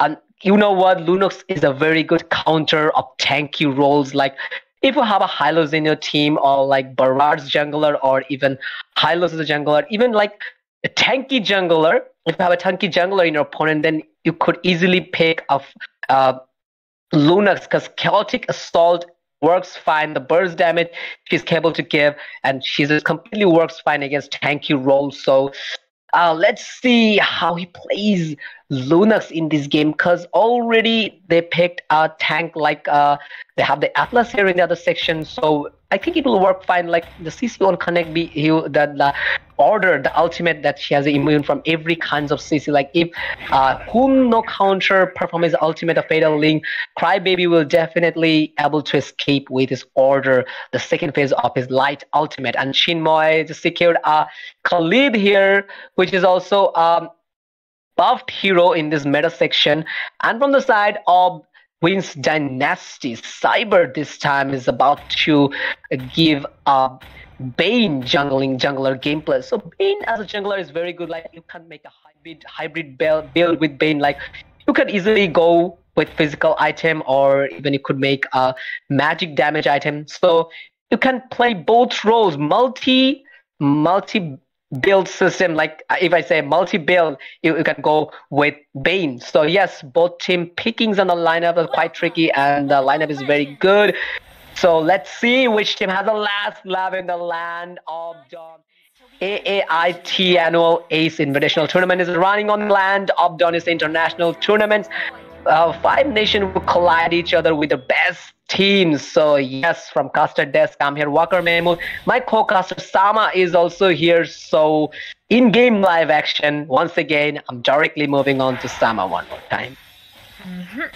Yes, and as we can see, without any delay, both of the junglers are going in for their respective farm. Martis is actually going in for his orange buff, whereas Bane is on his purple buff. There might as well be fight for the Lethal Wanderer. I'm high already, taking so much damage, soaking up so much damage. He has to be careful to not give that early trades to the team, WAINS Dynasty here, because they have to be careful, because if they lose one game, it's over for the Bangladeshi team here. So yes, they might be cautious. They should be very cautious. And a Lethal Wanderer, I think without any hesitation, without any chaos, was been taken down from the side of WAINS Dynasty.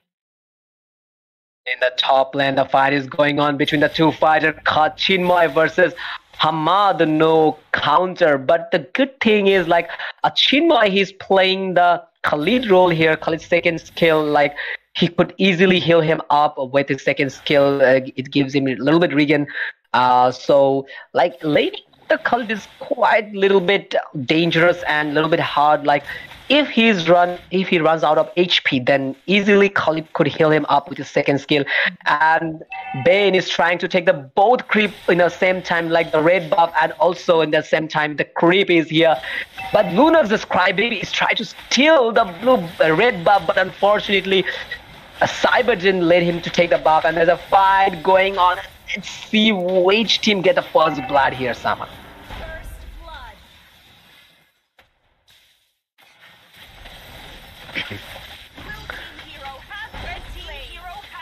Well, and there is a fight is continuing, and already there is a first blood from the side of WAINS Dynasty. Fight is running on in the land of Dawn, and it's early impact and early pressure from both of this side. Like they're just playing very well. So let's see what happened. And this fight is going on. Well, it's a very good start from the side of BF Dementors. They already took 2 kills in a row. So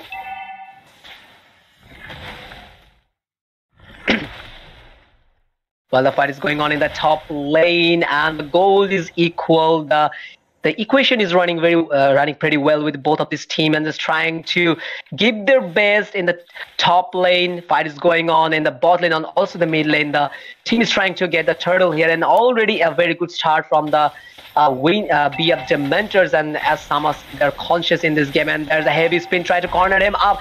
Atlas, it just got pinned up in the wall. So let's see, will the Cap manage to get the Atlas kill here? So let's see what happened and which team will get the first turtle here. Turtle already spawned here in the land of Dawn in the river corner, and as a blazing duet from Meliodas here, trying to melt them down, but still not enough damage because this Plod is not with his item and trying to escape. And wait a second, Crybaby just secured the kill of the jungler of WAINS Dynasty. Double kill for Crybaby, and that was a hell of a good performance from the side, and it's a very good early trades from the side of BF Dementors here. Definitely they're going to take the first turtle here because Marty's already took 40% HP of the turtle. So definitely the first turtle will go to the side of BF Dementors, and Ember just used Retribution and secured the first turtle here. So already 6 kills from the side of WAINS Dynasty and 2 kills from the side of the it's a 6 kills from the side of BF Dementors and 2 kills from the side of WAINS Dynasty here. Sorry, my bad here. So it's a very good start, and they failed there just to ban. They lost 2 games in a row. So BF Dementors is just completely trying their best and giving their best in this game, and no matter what, they will not let WAINS Dynasty win this time, and that is why the intention they're playing with and the courage they have. So in the top lane, oh my god, no time for discussion. There's a fight in the bot lane, and heavy speed provided by I Am High, try to pin them out. Airstrike from Farsa. Kyrie just provide a high amount of damage. The burst damage of Farsa is too much, but in the other hand, the Crybaby's damage, and in the meantime, Ember just uses Decimation and secured the kill of Kyrie, who was the mage from the side of WAINS Dynasty, and they're just definitely playing well, and there's a very good early strike from the side of BF Dementors, no doubt about that, Sama. Yes, exactly. And Sama, unfortunately, he has some internet issues with Discord, so I'll be taking over from here. And so far the match seems to be really, really good. I mean, the way they have played WAINS Dynasty and BF Dementors, the way they have come back in the game, and it looks like they are dominating in the early game as well. Yes, completely. They're just giving what they want to give, and they're just trying. They're on the game. They're on the line, Zain. What you gonna say? Like last 2 games, BF Dementor playing very well. Even the strategy, the tactics they're putting on, it's too tricky. Even there's a fight going on, airstrike will be provided, but I guess no, not this time. And there's a Peril Link Decimation, Mortal Coil from Marty's, and heavy sprint from Akai trying to pin them in the wall, and the fight is going on. Mortal Coil is running on, deadly catch killing spree from Ember. That's the reason why people just always love to put Marty's in the band singing Chaotic Castle. Look at the damage from Crybaby. Double kill secured by Ember. What you gonna say, Zain, about this team? But GG Marty's, no doubt about that.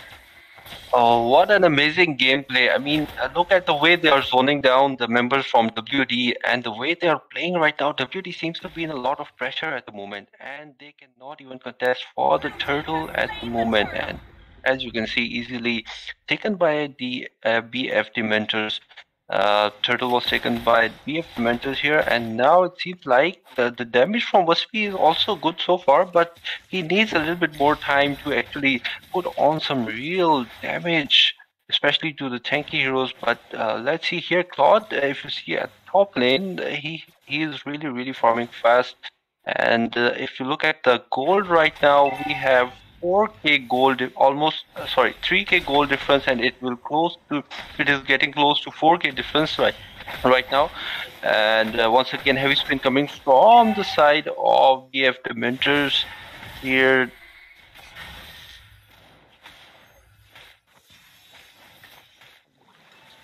Well, the fight is going on. Heavy spin from Akai trying to pin them in the wall, but I'd like to say one thing. Like, let's have a discussion. Like, the BF Dementor is just playing too incredible in this game. Oh my God, there's a use of order and unstoppable. Look at the order damage. Basically, this Lunox player use order to escape from CC and whatever it is. But this time, the Lunox crybaby is too fat. You know, look at the KDA of this Lunox. This is just early 8 minutes running on this game, and already Lunox got 5 kills in a row. And there's a fight in the mid lane. Try to take the Akai down, but Akai just don't manage to escape with his low life. And in the meantime, Meliodas is doing his job. He's pushing the top lane, the top tower, and I don't know why they're just WAINS Dynasty. There's a gather in the mid lane.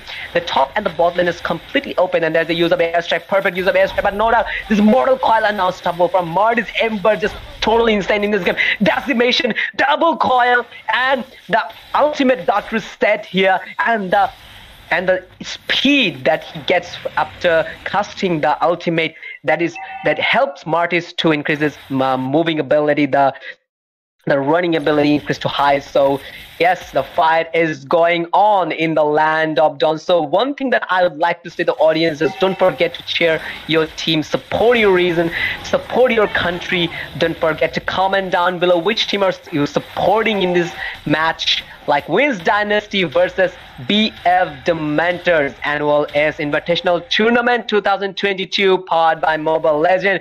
The clash is running on between the Bangladeshi top team versus the Pakistani top team in the land of Dawn. So yes, the fight is going on, and the killing difference, and already BF Dementors, they're just taking the lead on the kill. They're just taking the lead, 14 kills from their side, and still WAINS Dynasty got 5 kills from their side, and the Lord is approaching from the top lane, and definitely to take the main inhibitor tower of WAINS Dynasty. So let's see what happens. Will they manage to take down the Lord without costing any damage to the inhibitor tower, without costing any damage? So it's a matter of time to see. And the way BF Dementors are giving their comeback is just totally amazing. And they already, Claude is just doing his job. And let's have a look on the item slot, but no time to discussion into the item slot again. Meliodas is just securing the lane, and there is a perfect use of airstrike. And look at the damage, the burst damage of the Fursa, and that is the reason why Fursa is too dangerous. Like Sicilian, like you could compare Fursa with Sicilian, like the late game potential damage. Fursa got the late game potential damage here, so it's a very good late game core. Like you can't always depend on your marksman. Sometime whenever you have a Sicilian or even Lunox or even Fursa in your team, that you could easily count on these mages, because this mage in the late game with proper item is capable to give high amount of damage, and that is what WAINS Dynasty's mage Kyrie is doing right now. Maybe he didn't get a much kill here, but still he is worthy enough to give a huge amount of damage. And there's a fight going on, pinned down in the wall. Kaja is just pinned down, but unfortunately no kills, because Meliodas was quite back enough, and the fight is going on. So I'm just moving on to my co-caster. Let's see what they said. Like, is there any chance for them? Like, that just completing the lead. BF Dementor, they're just completing the lead in this game, and they're back on the track. They're the top team, and they're just proving here. Like, maybe they lost 2 in a row in the first 2 games, but the third game and the fourth game is wrong. They're just doing what they have to do as a top team of Bangladesh. What do you think? They actually are in a very good spot right now, you know, Dementor, because they are able to make comeback back to back. I mean, with this, they will have 2 comeback games, and the last game, if they win the last game, they might actually be able to come back, which is pretty great, you know, to witness, because in the early situation, both of the games were taken down by the WAINS Dynasty, which might have been a bit, you know, demotivating for the Bangladeshi team here. But this time, we might be able to see some serious comeback from the side of Team Dementors. So, guys, keep spamming in the comment box the team you're supporting. But the beta link will be executed right away, and killing spree will be secured by this Zain. I literally choked on that moment. It's completely fine, Sam. It's completely fine. And once again, I would like to see the item section in, because I'm just too.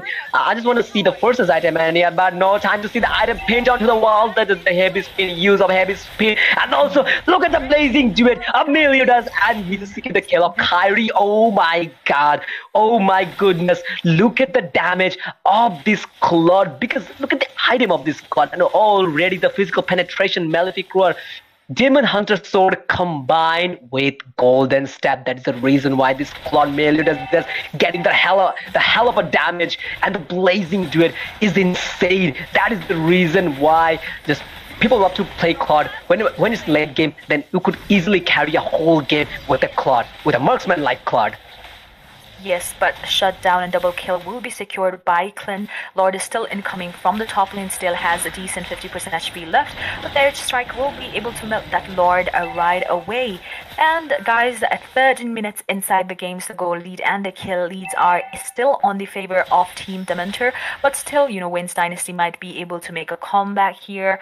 Anything can happen. Comeback is always possible, and it's pretty crucial for, you know, Bangladeshi Team Dementor to win this match to actually make a real comeback, because still, you know, WAINS Dynasty still, they just need one game, one victory to win, whereas Dementor, they need these both victory. But Hoon just went inside right away. Heavy spin will be used, but the stun was landed, therefore he was stuck there for a quiet moment of time, but he will be able to escape with that heavy spin right away. 70 seconds for the Lord to be respawn in the land of Dawn, and that Lord, as Waqar says, every Lord counts and every Lord has its benefits. And, you know, we can see that WAINS Dynasty are trying hard to get back in the track, to get back in the game, to get that control over the map, but they have to be very serious. Atlas has to be very careful about his fatal link. Chinmoy is here, might be a potential gank here, guys. And top lane, we can see quite vulnerable there. Top lane inhibitors are probably gone for Teams WAINS Dynasty. Maybe they'll be able to defend it, but very less HP left. So yes, in the terms of towers and map, I think they are way behind WAINS Dynasty. Yes, exactly. And I'm just going out of topic. Like, one thing I would like to say, I'm just totally enjoying this game. This two team just putting all they need. They're just playing their.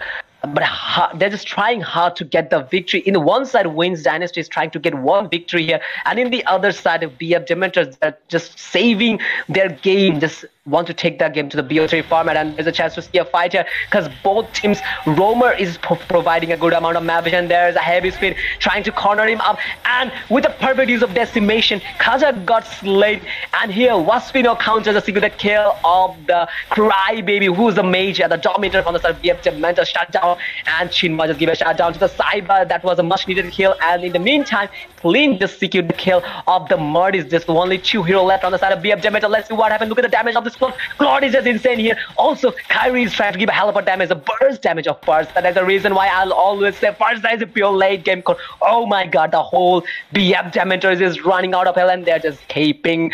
And this team fight just nicely taken from the side of WAINS Dynasty, and probably they're gonna take the top lane tower. Even they will move to take the Lord, and this is obviously some luminous Lord here that we used to say, like, this Lord is 16-minute Lord. You know what it means? It means this is a rage Lord.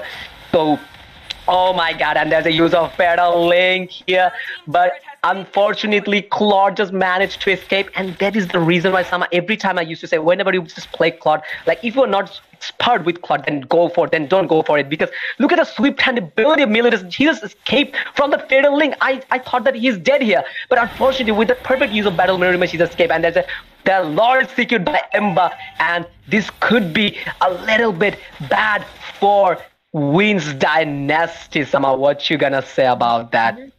Exactly. I mean, Team Dementor already have a decent, you know, lead over the game, and with that Lord, they might be able to pressurize WAINS Dynasty even more. They just have to be more careful and passive, I think, to not just go into the fight, because, you know, if they lose any of the members, it's gonna be hard for the WAINS dynasty to defend. And the Lord, this is a luminous Lord, obviously, and he's gonna have that skill that he just goes into the towers and just the tower is destroyed. And moreover, we can see that inhibitors from the top lane doesn't have much HP left, so it is going to be destroyed because they're still inside the tower, and as you can see, the inhibitors are gone from the top lane side, and heavy spin will be used right away. Chinmoy with that ultimate coming in, and the blazing druid I think was used as well. Monster kill will be secured, feather strike as well, dealing so much damage, and Claude will be gone. That gank was actually in the hands of WAINS dynasty. Actually, Dementors, I think they actually overcommitted there. They went inside. Akai was initiating fight right away without thinking about the consequences. So Pakistani team might as well be able to come back even after the Lord was taken down from the side of Team Dementor. 4 of the members are down. They're going in for the towers right away. Mid lane inhibitors are in danger for the Bangladeshi team here. And it is gone. Feather strike will be able to zone out Mardis for now. Oh my god. Oh no. Holy moly, what just happened? I'm just totally speechless. I would like to describe the whole situation because I'm just having goosebumps and I'm out of word here. What you gonna say? I'm just speechless. Me too. I mean, I did not expect that. Just the same thing. Yes, exactly. Go on.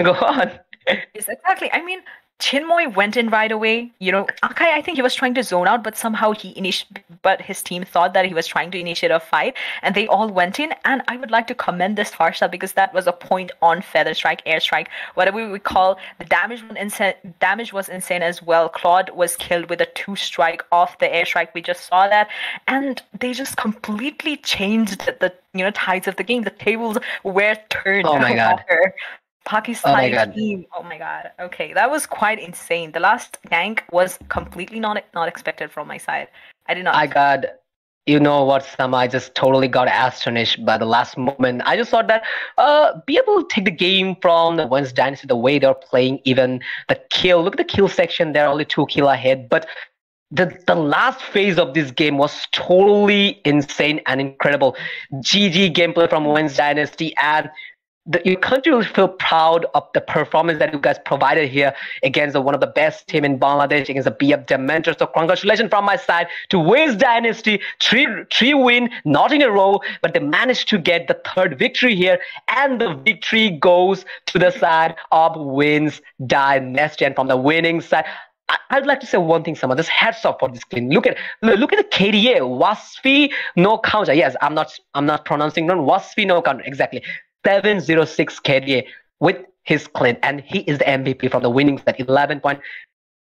No death. Could you imagine? No death. Single no death. And in the losing side, in the side of BF Dementor, obviously Crybaby, and hats off. Also, I appreciate the Crybaby's gameplay. The way he just played Luna is totally incredible. Just right now, just moving on to that data section, and that will described by Sama. Moving on to the data section, we can see that most of the damage was inflicted by Lunos from the side of the losing team, whereas from the side of WAINS dynasty, it was a Cyber who has the most damage, which is 37%. Teamfight participation, obviously, and the damage taken as well was from the Atlas. Amazing fatal links. We got to see amazing, initiation. Also, the divine judgment from Hamad was quite great too. Whereas, yes, overall it was a great match. I actually thought it was gonna be one-sided, but somehow Team Dementor exceeded our, what they say, expectations, and they were able to. They seemed to may have to make a comeback, but somehow it was just not their day, guys. And yes, the team for Pakistan, WAINS dynasty, wins this round, and they are the one who goes ahead in the next match. I would like to congratulate all of the members and all of the Pakistani people out there watching this stream, and all of the Pakistani members who play Mobile Legends as a whole. This is a great victory. This is a great move coming in from this team, and it was a very, very interesting to witness these both of the team clash between each other, top teams from each country. So yes, it was amazing.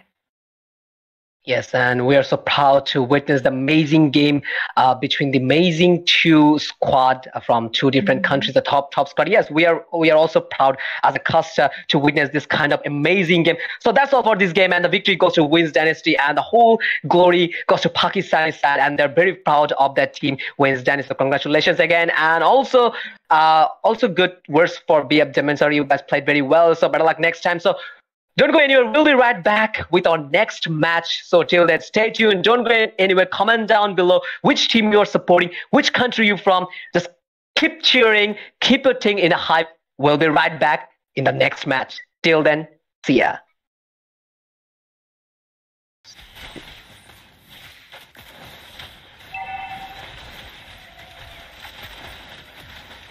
Well, To it. Once again, very low HP on the Lord, and Lord will successfully be taken down. And let's see if Dementor will be able to take down the base with this. Take the buff, and there's a fight going on. Let's see which team get the first blood here, Sama.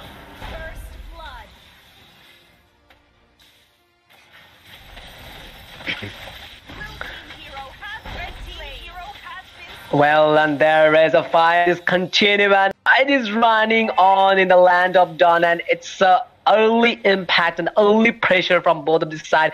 Like, they're just playing very well. So let's see what happened. And this fight is going on. Well, it's a very good start from the side of managed to get the Atlas kill here. So let's see what happened and which team will get the first turtle here. Turtle already spawned here in the land of Dawn in the river corner, and there's a blazing duet from Meliodas here trying to melt them down, but still not enough damage because this Claude is not with his item and trying to escape, and wait a second, Crybaby just secured the kill of the jungler of WAINS Dynasty. Double kill for Crybaby, and that was a hell of a good performance from the side, and it's a very good early trades from the side of. So in the top lane, oh my god, no time for discussion. There's a fight in the bot lane, and heavy speed provided by I Am High, try to pin them out. Airstrike from Farsa. Kyrie just provide a high amount of damage. The burst damage of Farsa is too much, but in the other hand, the Crybaby's damage, and in the meantime, Ember just uses decimation and secured the kill of Kyrie, who was the mage from the side of WAINS Dynasty, and they're just definitely playing well, and there's a very good early strike from the side of BF Dementors, no doubt about that, Sama. Yes. A heavy sprint from Akai trying to pin them in the wall, and the fight is going on. Mortal Coil is running on. Deadly catch killing spree from Ember. That's the reason why people just always love to put Maridis in the band singing Chaotic Castle. Look at the damage from Crybaby. Double kill secured by Ember. What you gonna say, Zain, about this team? But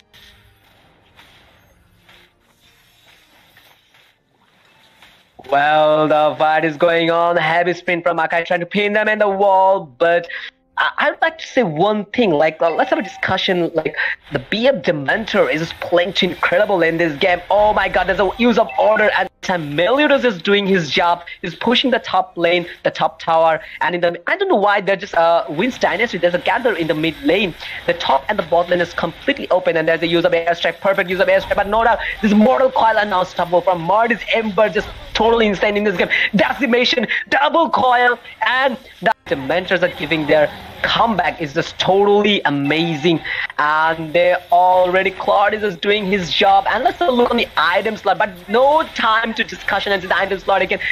Meliodas just securing the lane, and there is a use of perfect use of airstriking, and look at the damage, the burst damage. It's completely fine, Sama. It's completely fine. And once again, I would like to see the item section, and because I just want to see the forces item, and yeah, but no time to see the item pinned onto the wall. That is the heavy spin, use of heavy spin, and also look at the blazing duet. A million of a damage, and the blazing duet is insane. That is the reason why just people love to play Claude. When it's late game, then you could easily carry a whole game with a Claude, with a marksman like Claude.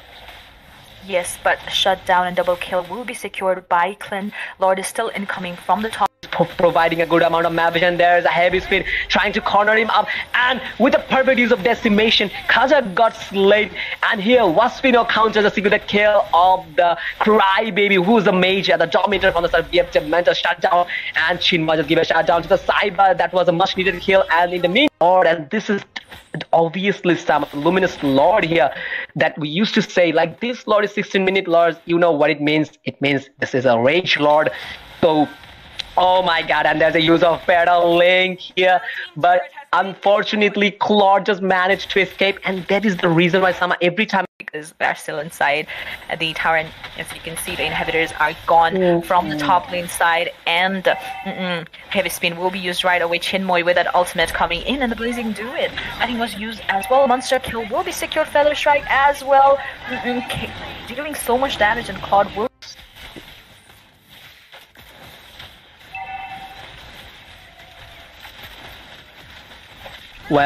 to it. Once again, very low HP on the Lord, and Lord will successfully be taken down. And let's see if Dementor will be able to take down the base with this. Take the buff, and there's a fight going on. Let's see which team get the first blood here, Sama.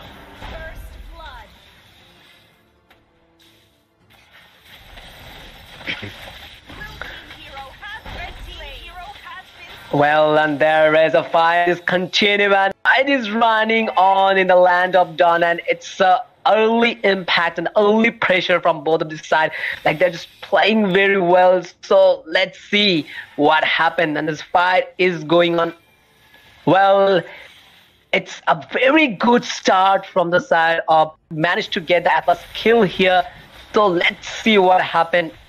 And which team will get the first turtle here. Turtle already spawned here in the land of Dawn in the river corner, and there's a blazing duet from Meliodas here, trying to melt them down, but still not enough damage because this Claude is not with his item and trying to escape, and is not with his item and trying to escape. And wait a second, Crybaby just secured the kill of the jungler of WAINS Dynasty. Double kill for Crybaby, and that was a hell of a good performance from the side, and it's a very good early trades from the side of. So in the top lane, oh my god, no time for discussion. There's a fight in the bot lane, and heavy speed provided by I Am High, try to pin them out. Airstrike from Fursa. Kyrie just provide a high amount of damage. The burst damage of Fursa is too much, but in the other hand, the Crybaby's damage, and in the meantime, Ember just used decimation and secured the kill of Kyrie, who was the mage from the side of WAINS Dynasty, and they're just definitely playing well. And there's a very good early strike from the side of BF Dementors, no doubt about that, Sama. Yes. A heavy sprint from Akai trying to pin them in the wall, and the fight is going on. Mortal Coil is running on. Deadly catch killing spree from Ember. That's the reason why people just always love to put Meredith in the best thing. Chaotic Castle, look at the damage from Crybaby. Double kill secured by Ember. What you gonna say, Zain, about this team fight?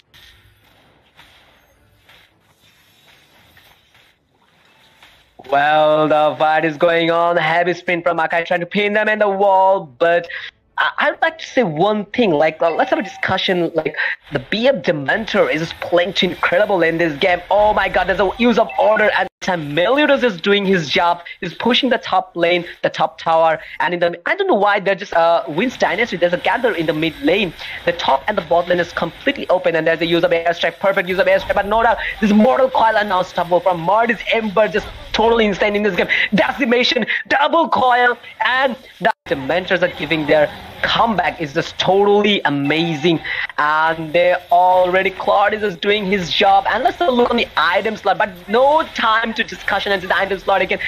Meliodas just securing the lane, and there is a use of perfect use of airstrike. And look at the damage, the burst damage. It's completely fine, Sam. It's completely fine. And once again, I would like to see the item section, and because I just want to see the versus item, and yeah, but no time to see the item pinned onto the wall. That is the heavy spin, use of heavy spin, and also look at the blazing duet. A million of a damage, and the blazing duet is insane. That is the reason why just people love to play Claude. When it's late game, then you could easily carry a whole game with a Claude, with a marksman like Claude. Yes, but shutdown and double kill will be secured by Clint. Lord is still incoming from the top. Providing a good amount of map vision. There's a heavy speed trying to corner him up, and with a perfect use of decimation, Kaja got slayed. And here Waspino counters a secret kill of the Crybaby, who's the mage at the dominator from the side of BF Dementor shutdown, and Chinma just give a shutdown to the side, but that was a much needed kill. And in the meantime, and this is obviously some luminous lord here that we used to say, like, this lord is 16-minute lord. You know what it means. It means this is a rage lord. So oh my god, and there's a use of Fatal Link here, but unfortunately Claude just managed to escape, and that is the reason why every time, because they're still inside the tower, and as you can see the inhibitors are gone from the top lane side, and heavy spin will be used right away. Chinmoy with that ultimate coming in, and the blazing druid I think was used as well. Monster kill will be secured, Feather Strike as well, dealing so much damage, and Claude will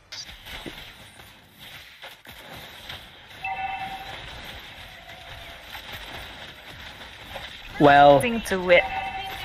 Once again, very low HP on the Lord, and Lord will successfully be taken down. And let's see if Dementor will be able to take down the base with this. Take the buff, and there's a fight going on.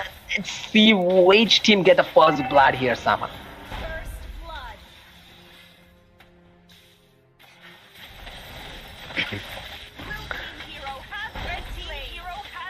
Well, and there is a fight is continuing, and it is running on in the land of Dawn, and it's early impact and early pressure from both of the side. Like, they're just playing very well. So let's see what happened. And this fight is going on. Well, it's a very good start from the side of managed to get the Atlas kill here.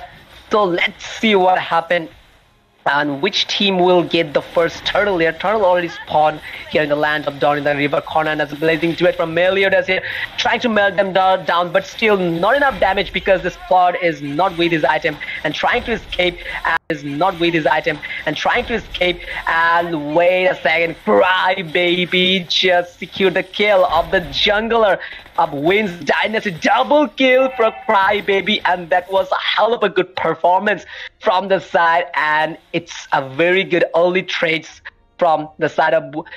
So in the top lane, oh my god, no time for discussion. There's a fight in the bot lane, and heavy speed provided by I Am High, trying to pin them out. Airstrike from Fursa. Kyrie just provide a high amount of damage. The burst damage of Fursa is too much, but in the other hand, the Crybaby's damage, and in the meantime, Ember just used decimation and secured the kill of Kyrie, who was the mage from the side of WAINS Dynasty, and they're just definitely playing well. And there's a very good early strike from the side of BF Dementors, no doubt about that, Sama. Yes. A heavy sprint from Akai trying to pin them in the wall, and the fight is going on. Mortal Coil is running on, deadly catch killing sprint.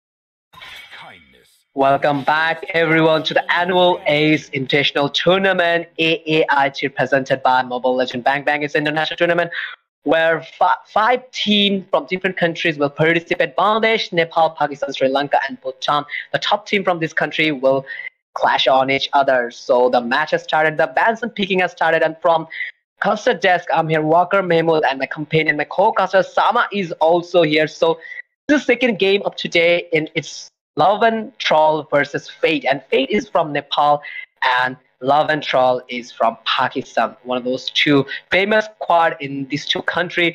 So bans and picking has already started, and directly I'm just moving on to my co-caster Sam. And the first ban from the side of Team Love and Troll is going to be used on a very potential, EXP laner, whereas from the side of Fate, we can see 1-1 is going to be priority ban from the side of Fate because, 1-1 is a late game hero, very annoying to encounter as the late game arrives. Therefore, Fate has banned the 1-1 right away. Now again, for the second ban from the side of Pakistani Team Love and Troll, it's going to be Carmilla. Carmilla is a pretty famous ban in the earlier game, which was against WAINS Dynasty versus Team Dementor 2. This time, it's again Carmilla who gets banned from the side of Team Love and Troll, whereas this is the second ban from the side of Fate. Vinsmoke on the banning phase, 1-1. As we know, the Golden Marksman, the evergreen annoying marksman, is already banned. Now it's going to be second ban from the side of Team Fate, which is from Nepal. And let's see what Vinsmoke goes in for the ban. Yeah, it's a Your team is banning. well. What you're about to say? We're about to say it's a ban of Atlas.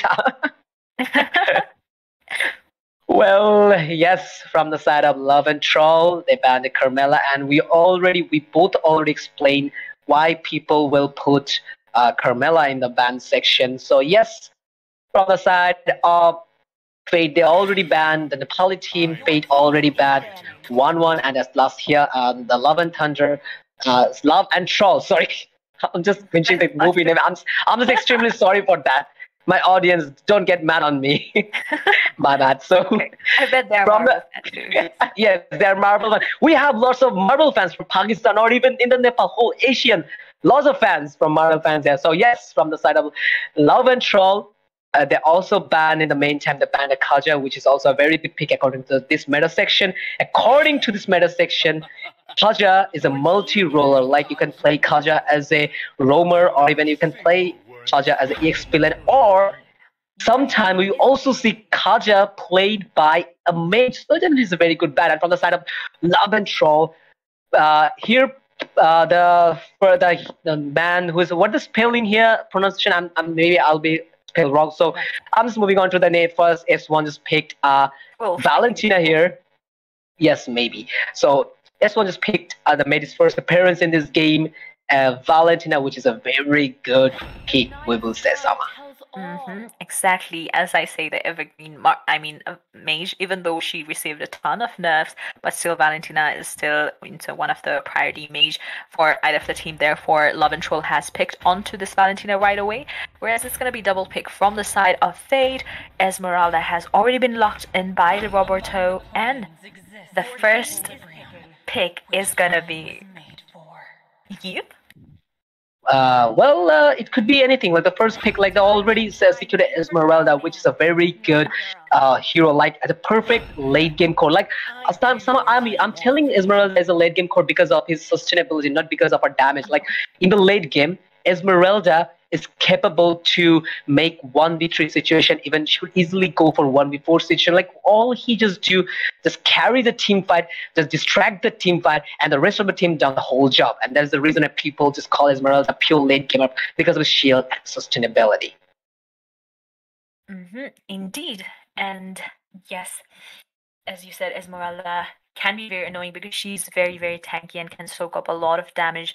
And Roberto has locked into this Esmeralda, whereas the third pick from the side of Lunatic Panda, which to mention is the Hyper core. Lunatic Panda plays core for the team, and he's going to lock into this Barrett's. We saw Barrett's game earlier, which was played, I think, from the side of Cyber, and was completely insane with that.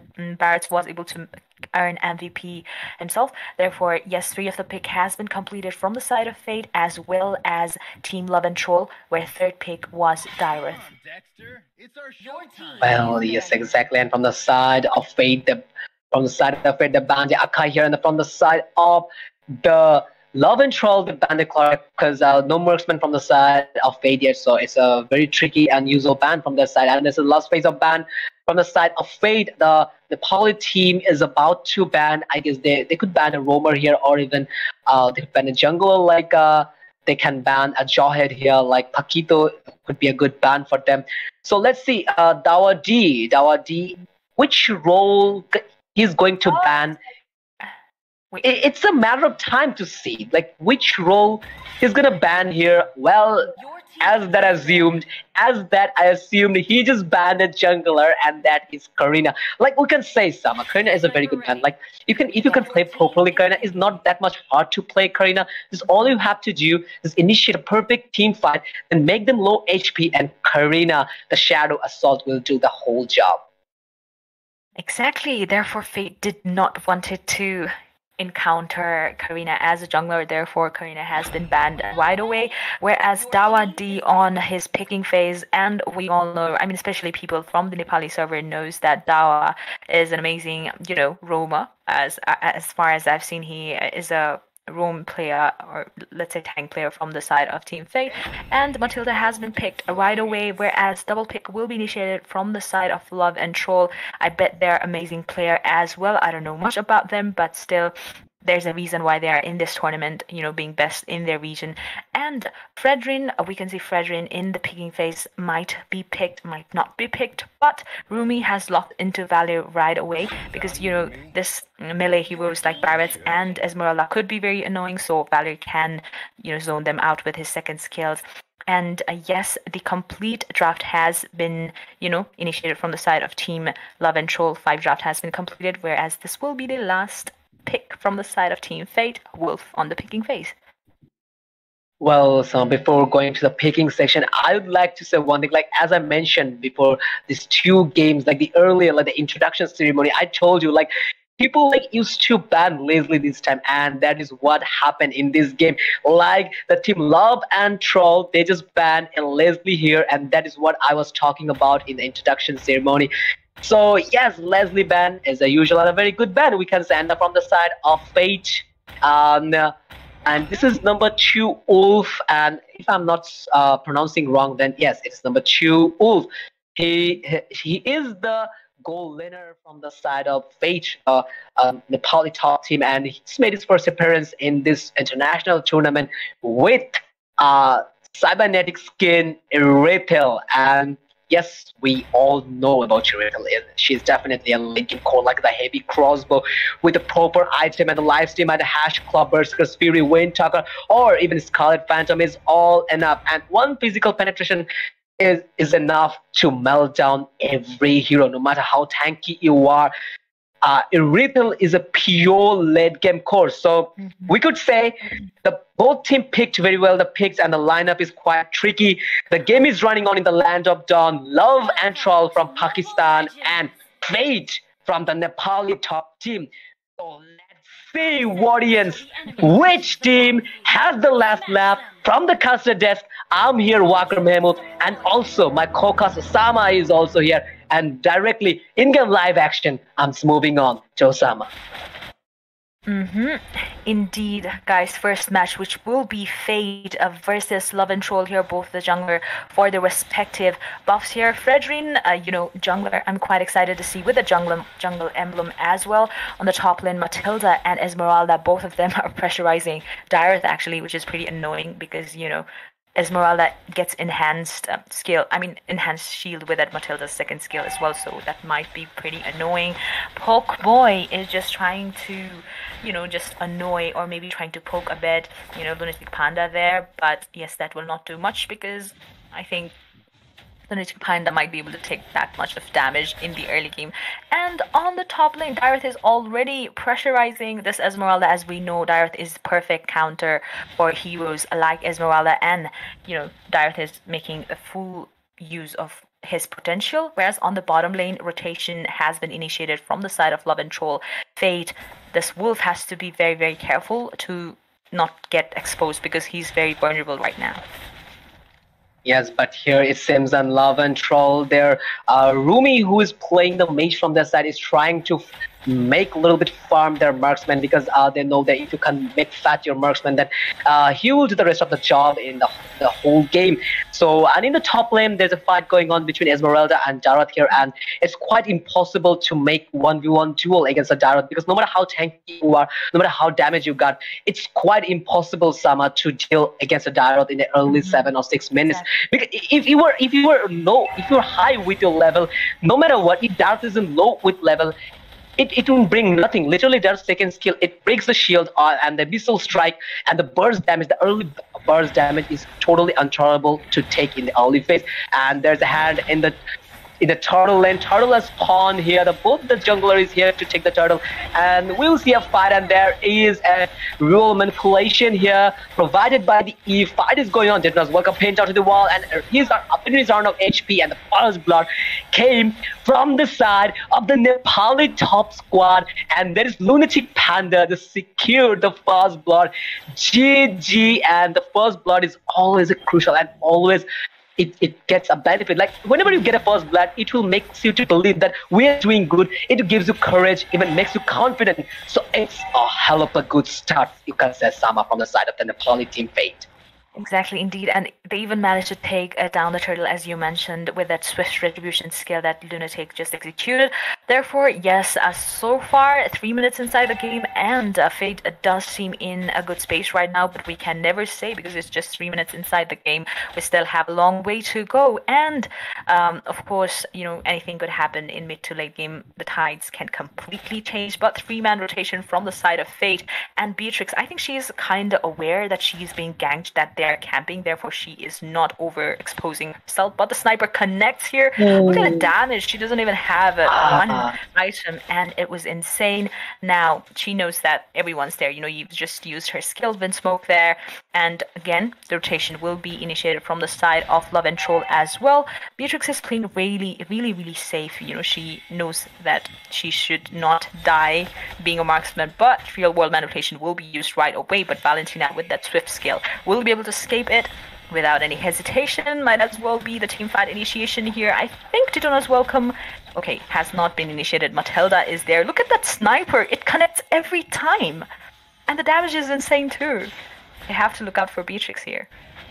Well, yes, it is, because we all know Beatrix's early damage potential is too good. Like, with his sniper, the runner's a party, even the runner is too good to deal high amounts of damage. But one thing you have to remember, if you are good with sniper, like, people usually don't know how to snipe with good hand, with good aim. If you want to play with runners, then you must have to have a good hand on the sniping skill. And the second turtle secured by Ray, and who is the jungler from the Love and Troll side. And there's a fight going on in the turtle lane. There's a real manipulation by Crystal used, but even the meantime, real manipulation is going on. Bedring is just giving hell of a damage, but he's out of HP.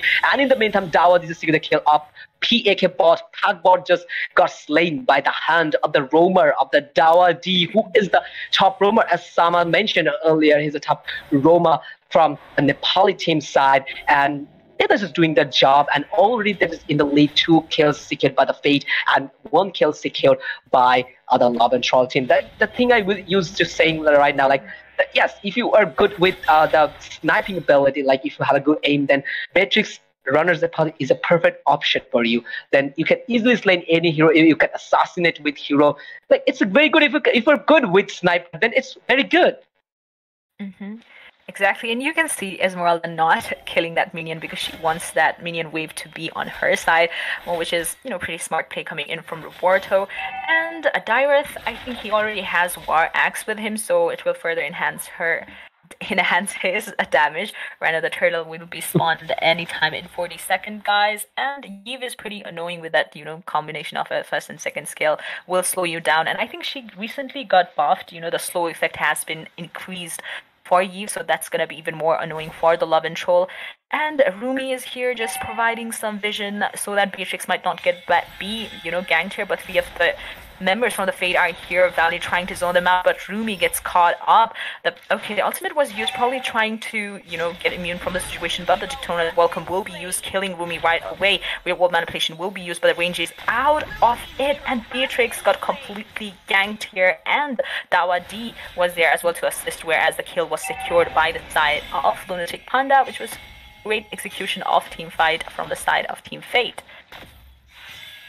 Well, yes, exactly. And the second turtle, the third turtle again just secured by the Love and Troll side, and the Veteran is enough farm conscious here, and here Dawadi is just cornered up, and will she manage to escape here? Dejuna's welcome, will it perform? Yes, there is a Dejuna's welcome pin, but failed to pin down in the wall, because pinning in the wall, it provides a good amount of CC here, and also real manipulation fight is going on. Dawadi is trying to escape. Dyrod is a second skill. Will he perform a missile strike? But the pin down on the wall, and the Dejuna's welcome, and again Roberto just secured the kill of the Derot, and now the whole Fate team is just taking the Love and Troll's farm. They just took their farm, and here this Fedrin, he's just farm conscious. Even if you see he's farming well, but he is like a little bit behind. Maybe he's farming enough, he's good enough, got good hand on farming, but still they're just way too behind than the whole Fate team.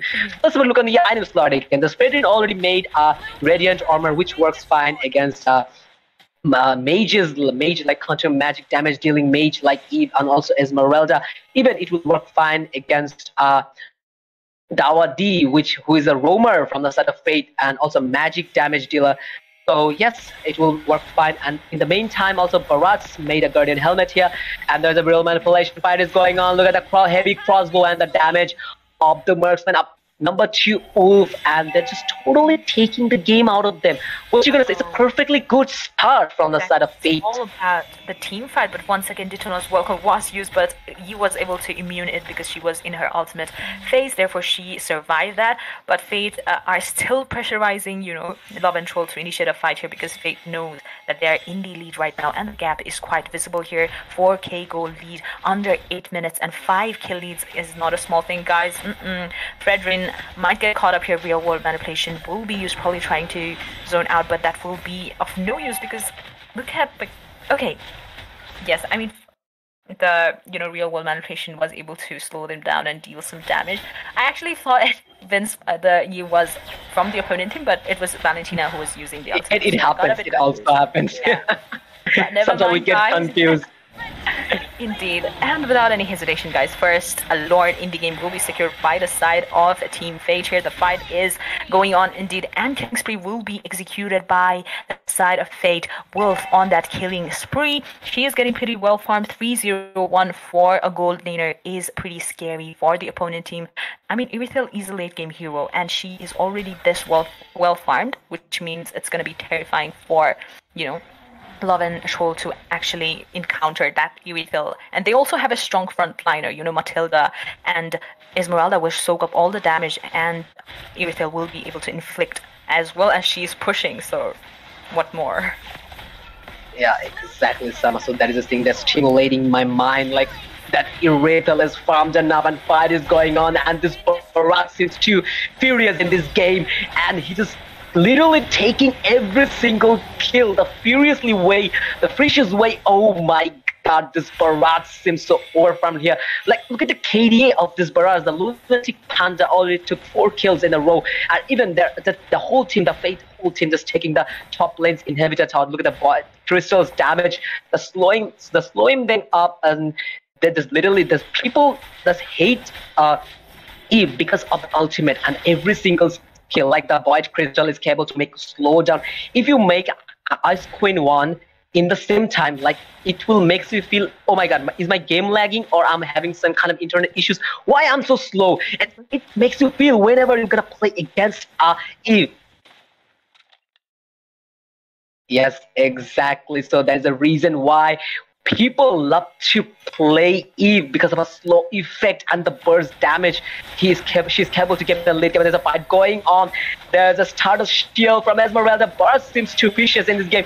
And look at the aggressiveness. There's a Nevirus Passion from Beatrix. Fight is going on. Also a Void Crystal from Eve. Oh my god, this game is just so... I mean, one-sided, right?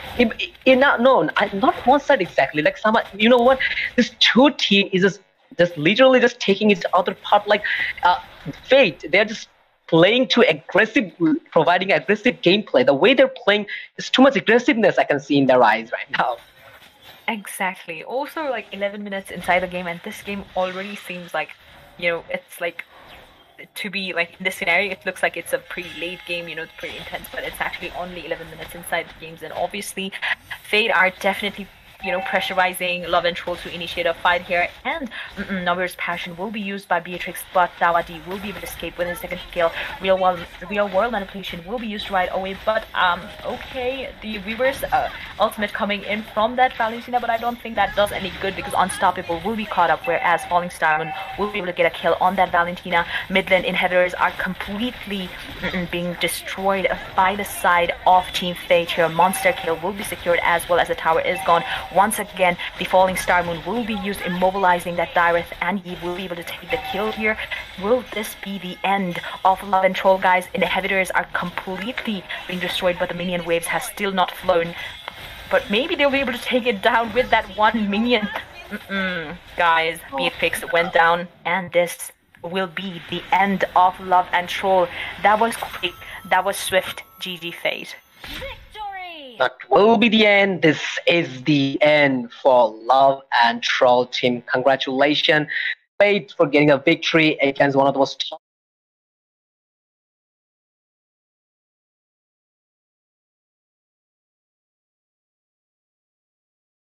the first victory secured by the Fate team. And from the winning side, obviously the MVP was and the most damage dealer, definitely the Lunatic Panda, who was the hyper and the jungler from the side of Fate. 606 KDA with 11.6 rating from the side, and he's the MVP from the winning side. And from the losing side, as you guys can see, Ray was the MVP, and Ray is the MVP with 121 KDA with 0.3 rating. He tried very well. He did it. He did his job, but in the end, the whole tactic and the strategy of the Fate team, the top Nepali team, just make them down, and they didn't make it to win the first game. So directly, I'm just moving on to that section that will be described by Sam.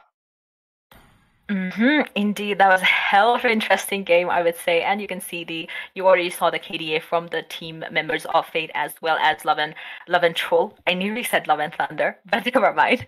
But yes, we can see the team fight participation from this Dawa D is 100%.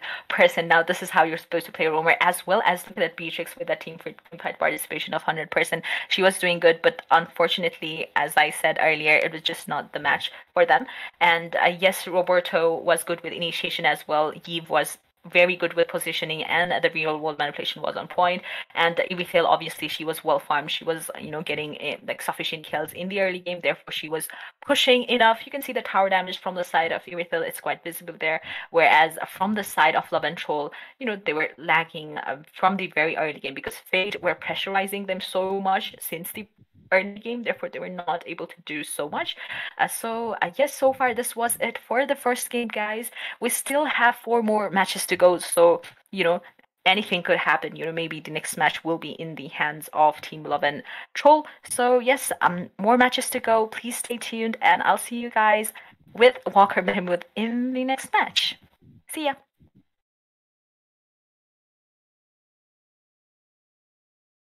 Turtle lane, there's a real manipulation, but Crystal used by even the meantime. Real manipulation is going on. Bedring is just giving hell of a damage, but he's out of HP.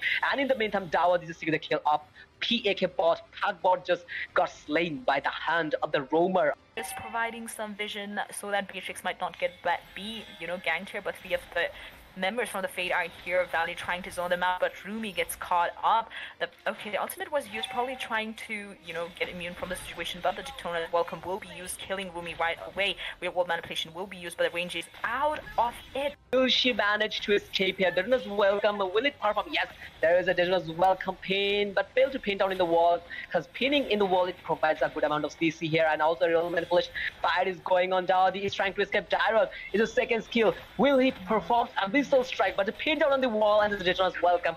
And Morelda, even it will work fine against Dawa D, who is a roamer from the side of Fate, and also magic damage dealer. So yes, it will work fine. And in the meantime, also Barat's made a Guardian helmet here, and there's a real manipulation fight is going on. Look at the heavy crossbow and the damage of the marksman up. Heavy crossbow and the damage of the marksman up. Number 2 Wolf, and they're just totally taking the game out of them. What you gonna say? It's a perfectly good start from the side of Fate. All about the team fight, but once again, Daytona's welcome was used, but he was able to immune it because she was in her ultimate phase. Therefore, she survived.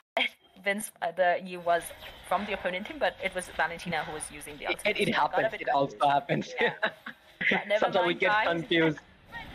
Indeed, and without any hesitation, guys, first a Lord in the game will be secured by the side of Team Fate here. The fight is going on indeed, and King Spree will be executed, will soak up all the damage, and Evithil will be able to inflict as well as she's pushing, so what more? Yeah, exactly, Sama. So that is the thing that's stimulating my mind, like that Irretal is farmed enough and fight is going on, and this Barat seems too furious in this game, and he just literally real world manipulation will be used right away, but okay, the reverse ultimate coming in from that Valentina, but I don't think that does any good because Unstoppable will be caught up, whereas Falling Star Moon will be able to get a kill on that Valentina. Midland inhibitors are completely being destroyed by the side of Team. Once again, the Falling Star Moon will be used, immobilizing that Direth, and he will be able to take the kill here. Will this be the end of Love and Troll, guys? Inhibitors are completely being destroyed, but the minion waves has still not flown. But maybe they'll be able to take it down with that one minion. Guys, Beatrix went down. the love and troll side, and there's a fight going on in the turtle lane. There's a real manipulation. White crystal used by the even the main time. Real manipulation is going on. Bedring is just giving hell of a damage, but he's out of HP. And in the meantime, Dawa is just taking the kill up. PAK bot, Pagbot just got slain by the hand of the roamer. Just providing some vision so that Beatrix might not get ganked here, but three of the members from the Fade are here, Valley trying to zone them out, but Rumi gets caught up. The ultimate was used, probably trying to, get immune from the situation, but the Detona Welcome will be used, killing Rumi right away. Real world manipulation will be used, but the range is out of it. Will she manage to escape here? Detana's Welcome, will it perform? Yes, there is a Detana's Welcome pin, but failed to pin down in the wall, because pinning in the wall, it provides a good amount of CC here, and also real manipulation. Fight is going on. Dawadi is trying to escape. Dyrod is a second skill. Will he perform a missile strike? But the pin down on the wall, and the Detana's Welcome. And Relda, even it will work fine against Dawa D, who is a roamer from the side of Fate and also magic damage dealer. So yes, it will work fine. And in the meantime, also Barat's made a Guardian helmet here, and there's a real manipulation fight is going on. Look at the heavy crossbow and the damage of the marksman up. Heavy crossbow and the damage of the marksman up. Number 2 Wolf, and they're just totally taking the game out of them.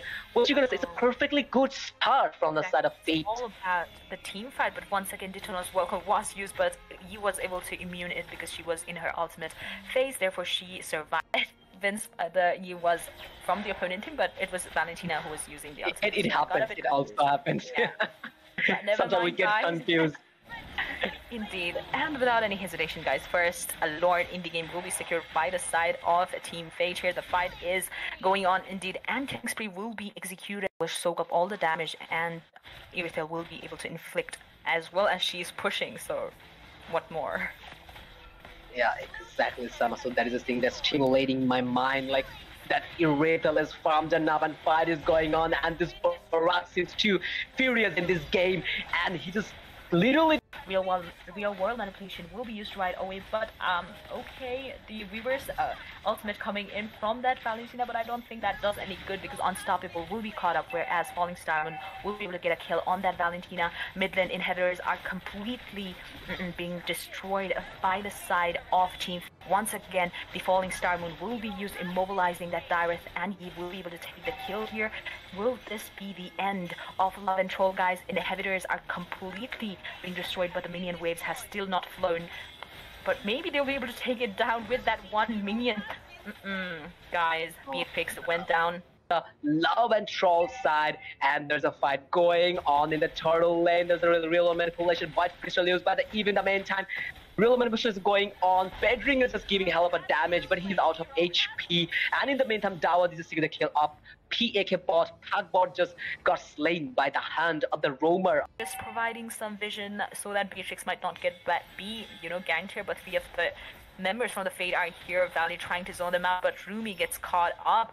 The ultimate was used, probably trying to, get immune from the situation, but the Detona Welcome will be used, killing Rumi right away. Real world manipulation will be used, but the range is out of it. Will she manage to escape here? Detana's Welcome, will it perform? Yes, there is a Detana's Welcome pin, but failed to pin down in the wall, because pinning in the wall, it provides a good amount of CC here, and also real manipulation. Fight is going on. Dawadi is trying to escape. Dyrod is a second skill. Will he perform a missile strike? But the pin down on the wall, and the Detana's Welcome.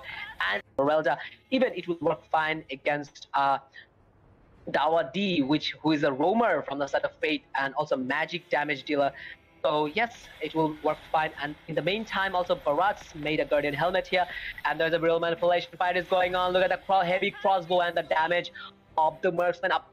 Heavy crossbow and the damage of the marksman up. Number 2 Wolf, and they're just totally taking the game out of them. What you gonna say? It's a perfect Ace Invitational Tournament.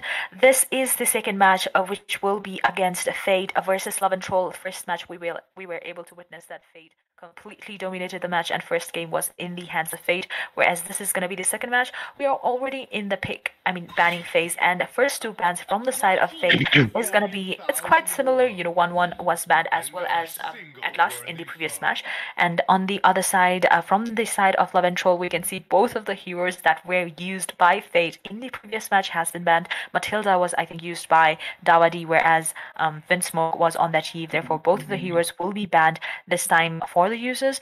Whereas a third ban from the side of Fate is going to be Martis. As we know, Martis is in the meta right now. Obviously, he received a nerf on his passive, I think, but still he remains as one of the strongest jungler, or could be played as an EXP laner as well.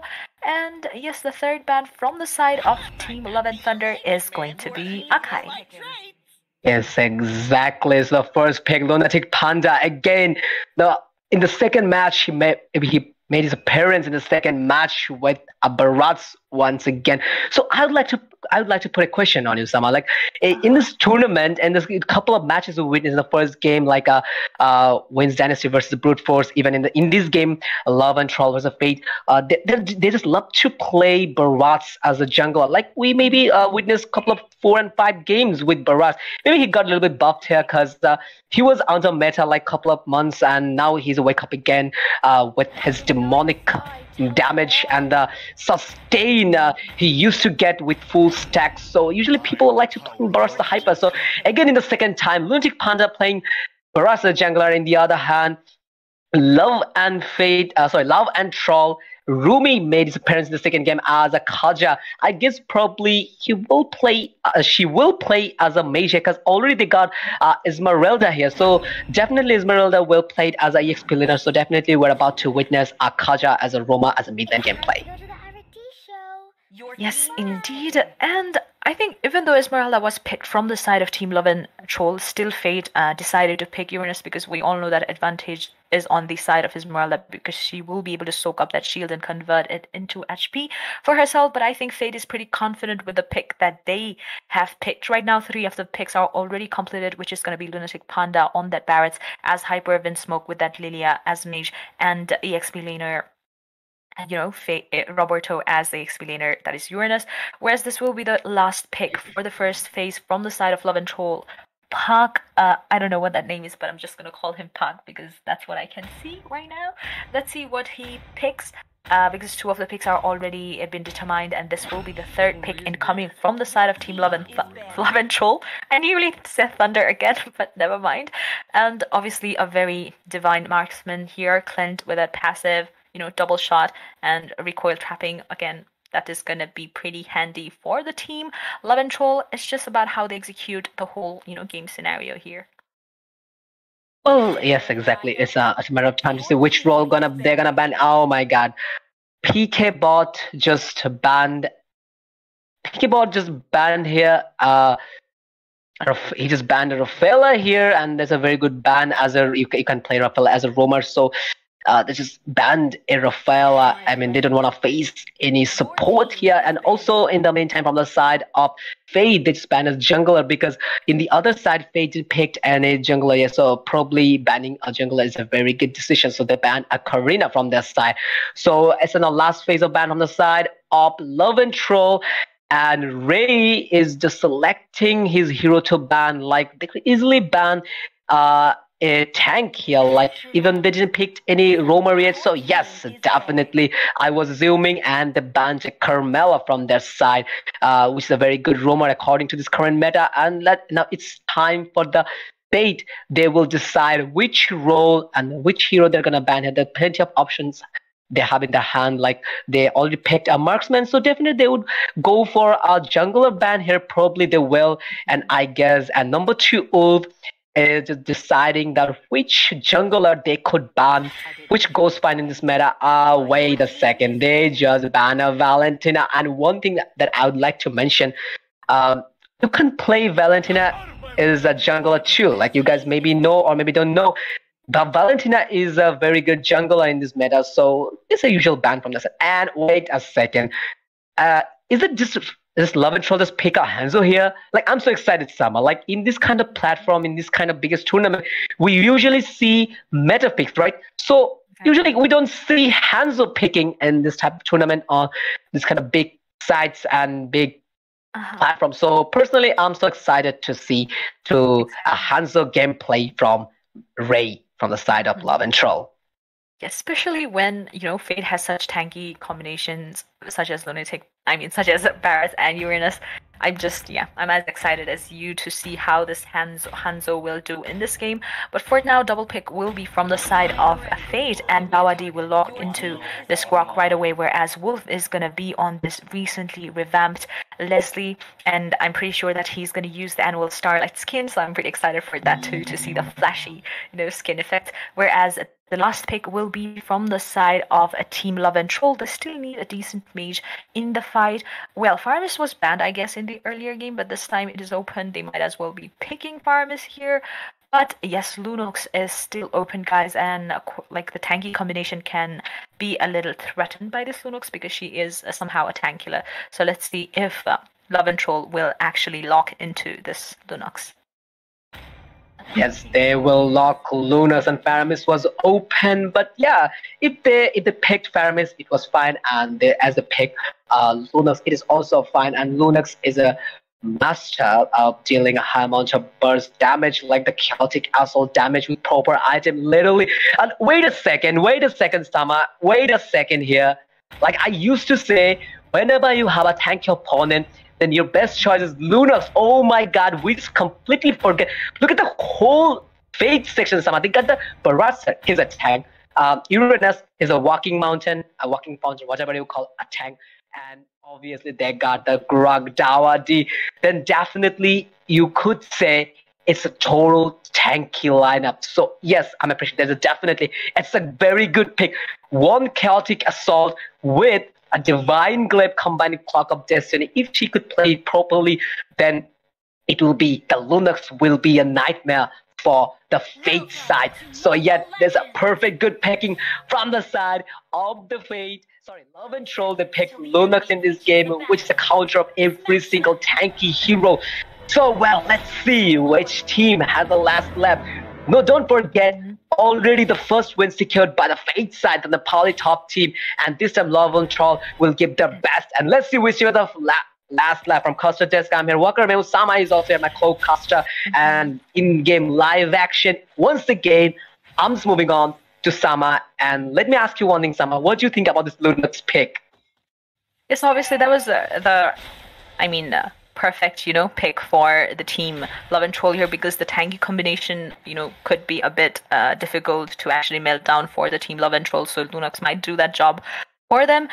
And yes, so far I think, did you just notice that Grok delayed the minion waves so that they could have advantage, that they could have the minions on their side? I mean, that's what Dawadi does. I've seen him in the earlier time as well. But here we can see Vinsmoke in a pretty low HP. Lunox might as well be able to get a kill here. And First Blood will be secured from the side of Love and Troll this time, winning those early trades, guys. Whereas on the bottom lane, Uranus versus, Esmeralda, nothing too fancy. They might not be able to kill each other until the rotation arrives.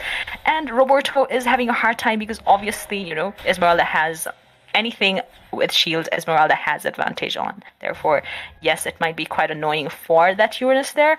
Whereas on the top lane, Dawadi is assisting the marksman, probably trying to protect this Leslie, because early game, I think Leslie is pretty vulnerable because she doesn't have that damage and is pretty squishy. And with Clint is very strong marksman since the very early game, because with that quick draw as well as the passive, it might be quite scary for Leslie. Therefore, Grok is there, and he's pretty good with rotation too. So, yeah.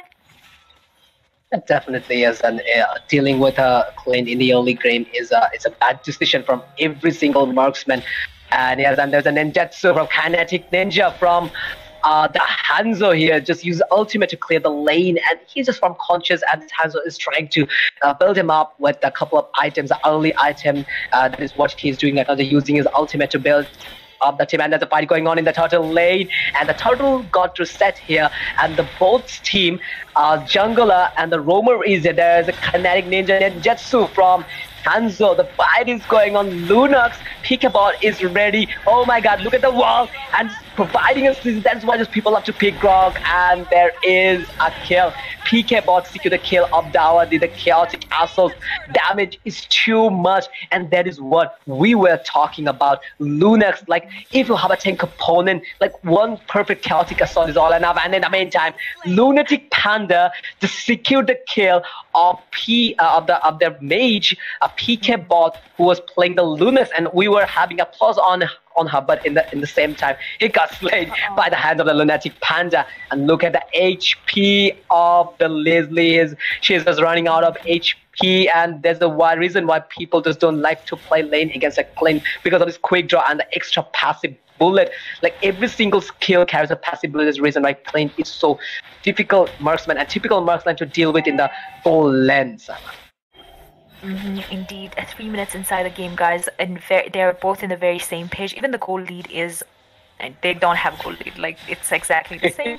On the bottom lane, it's nothing too fancy, guys. Uranus versus this Esmeralda, but Lunox is kind of rotating, maybe trying to gank on this Uranus, but I don't think they'll commit over that Uranus. But we can see the ultimate was executed by Hanzo. Leslie doesn't have much HP left, but he has to retreat on his body because Barrett is already there. Oh my god, the Detona's Welcome was executed, but Kaja managed to cancel the ultimate with the Divine Judgment, and this will be the disengagement in the fight for now. But might as well not be. Guardian Barrier will be used by that Grok, probably trying to, disengage the situation here, because I don't think they're confident for taking team fight here for now. Yes, exactly. In the meantime, in the top lane, and again, Clint is just totally dominating the lane. And we were used to say just don't line up with the Clint because the quick draw and the passive bullet damage is intolerable in the early 6 minutes, and that is what this Clint is doing, just completely taking cover on the goal lane and totally dominating the goal lane, and it's making a little bit deal on the front of Leslie, and that is what this Clint doing. Like dealing with the Clint in the goal lane is not an easy thing to say. And yes, there is a shadow wave of Lilia combined with magical shock wave, the burst damage, which works fine against the melee heroes. And in the meantime, Lunatic Panda just killed the turtle for the second time, and there's a fight going on in the mid. And Divine, will you see a Divine Judgment from Kaza? But no, there is a user border, and Lunox tried to escape, but unfortunately not today, brother. You can't escape today. This fight is going on. Ninja, so kinetic ninja from Hanzo here. Fight is going on. Bart is here, trying to perform a welcome. Will she be able to get? Oh no! Once again, Sama, this Aja just cancelled the Detona's welcome. What you gonna say about that? A pretty smart play coming in from Kaza. Actually, the CD reduction for the Detona's, I think, welcome is quite high because it's just 5 minutes inside the game. And it's pretty costly for Barrett's to actually, yes, exactly. sacrifice the Detona's welcome. Yes, obviously, like it costs the city reduction time, so it is costly. Definitely, no talk about that. So, but the way they're the way they're just countering Divine Judgment of the with Divine Judgment, the Bar's Weapon is completely very good. And let's have a look on the item slot. It's just 6 minutes running on this game in the Land of Dawn. Love and Troll versus the Fate. And already Burst made his Guardian Helmet in this earlier 6 minutes. And on the other hand, Hanzo made Wing Talker here. In the meantime, there is a Clock of Destiny for Lunox, and in the same time, Lilia made Enchanted Talisman, which works fine to regain mana, as he's a continually flexing skill mage like Shadow Energy combined with Magical Shockwave that you need a lot of mana, so it's a good item, a much needed item for them. There's a fight going on, and in the red side, the red team's jungle side, the Love and Troll side, and again there is a ninjutsu from Hanzo. Fight is going on, but there's a tank opponent. Like this Hanzo is just literally struggling. Did you notice some of this? Hanzo is literally struggling to give damage to the whole Fate section because they're tanky enough to deal damage. What are you gonna say about this tankiness? Actually, he already has the Molten Essence from the Cursed Helmet, therefore I also think he has the Warrior boost, so it might definitely be hard for Hanzo to inflict the damage because as you know that Fate has a very tanky composition with this Grok, Uranus and the Barretts himself, but there might be initiation in this fight, but I think Conceal was executed by the side of Love and Troll, but the Detona's welcome will be used, but it got cancelled once again. This is the third time I'm seeing that Lunatic Panda missed his, Detona's welcome. Kaja is here, Divine Judgment is still on. Okay, he already used his Divine Judgment.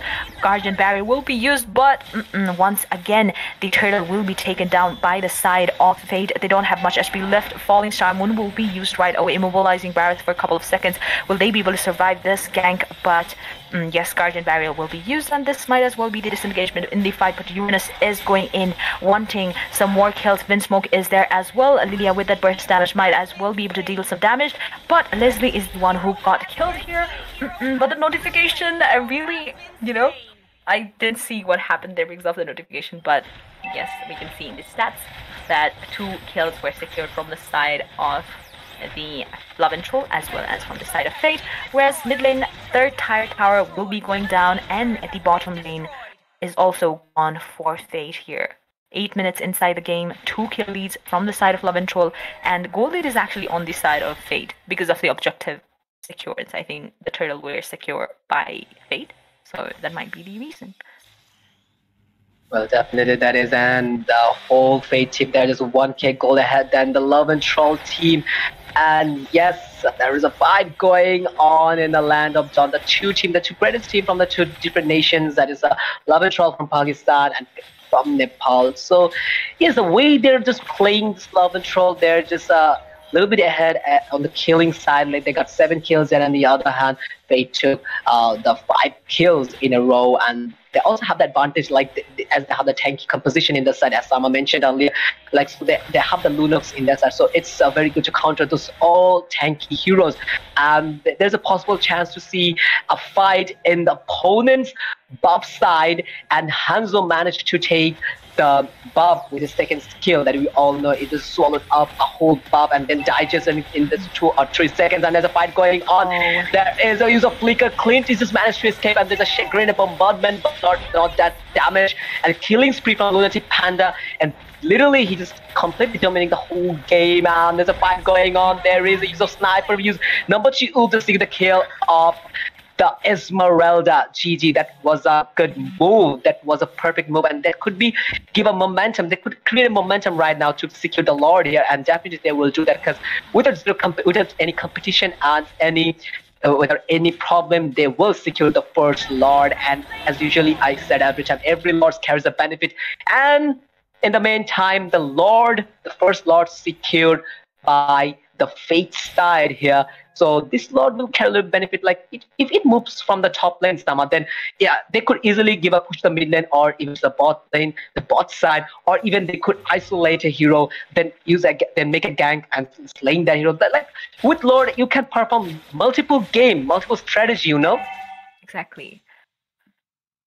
Yes, indeed, okay, I nearly spoke Nepali, but never mind. But on the other hand, we can see Dawadi just got killed. I think he was taking so much damage from almost 3 or 4 of the members from the side of Love and Troll. So this is going to be a 4v5 situation if the gank is initiated. But let's see if they actually go in and take a fight here. I can't see. Can you take over? Well, yes, there's a fight going on, and the mid lane for us again. He just defused the Victorious welcome once again with Divine Judgment. Oh my god, that's a perfect timing of use of the ultimate. Hats off for Khalid, that I would say here. And the mid lane part was definitely taken down by the Fate side. And in the meantime, they will try to take the bot lane T2 tower. So yes, the fight is going on between these 2 teams. The clash is running. Kill is equal. Both of the teams managed to get 8 and 8 kills. And let's have a look on the golden section here. 35k gold from the side of Fate. And there is a fight going on. There is finally. Baras just managed to perform additional welcome here. And there's a damage just dealt by the Esmeralda, but unfortunately Robert to just secure the kill of Esmeralda, and in the meantime they also secured another kill. Definitely they will take, but unfortunately I thought they would take the bot lane's inhibitor, but there was no minion to carry and take the tower down. Yes, indeed. So far, so good for Team Fate here. In the early game, they were both in the same page, but now we can see Fate are quite dominant in the game. They have the control over the map. Also, I think they managed to take the Lord initially, right? So, yes, now they're just... they have to be very careful, at the Love and Troll, because one gank and this might be just over for them. And Hanzo once again with his ultimate. Black Shoes will be used by Vinsmoke, but it was in the wrong spot. And Clint will be able to secure a kill on that Vinsmoke. A Lunatic Panda is there. I don't think, Love and Troll will actually commit on this Lunatic Panda because look at that HP on him. Very tanky indeed.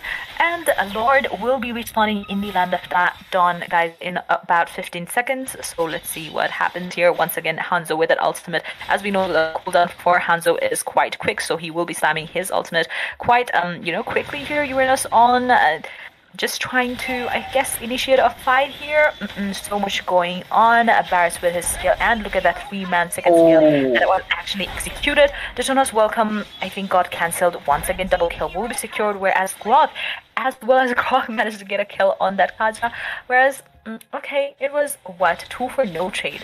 3 for no trade, actually, which means that was pretty bad for Team Love and Troll, and this will be a good chance for Fate to take down this Lord without any hesitation. And look at this, Roborto just trying to zone them out, but Ray was trying to make some move to steal away the Lord, but it does no good because Fate will be securing the second Lord in the game as well.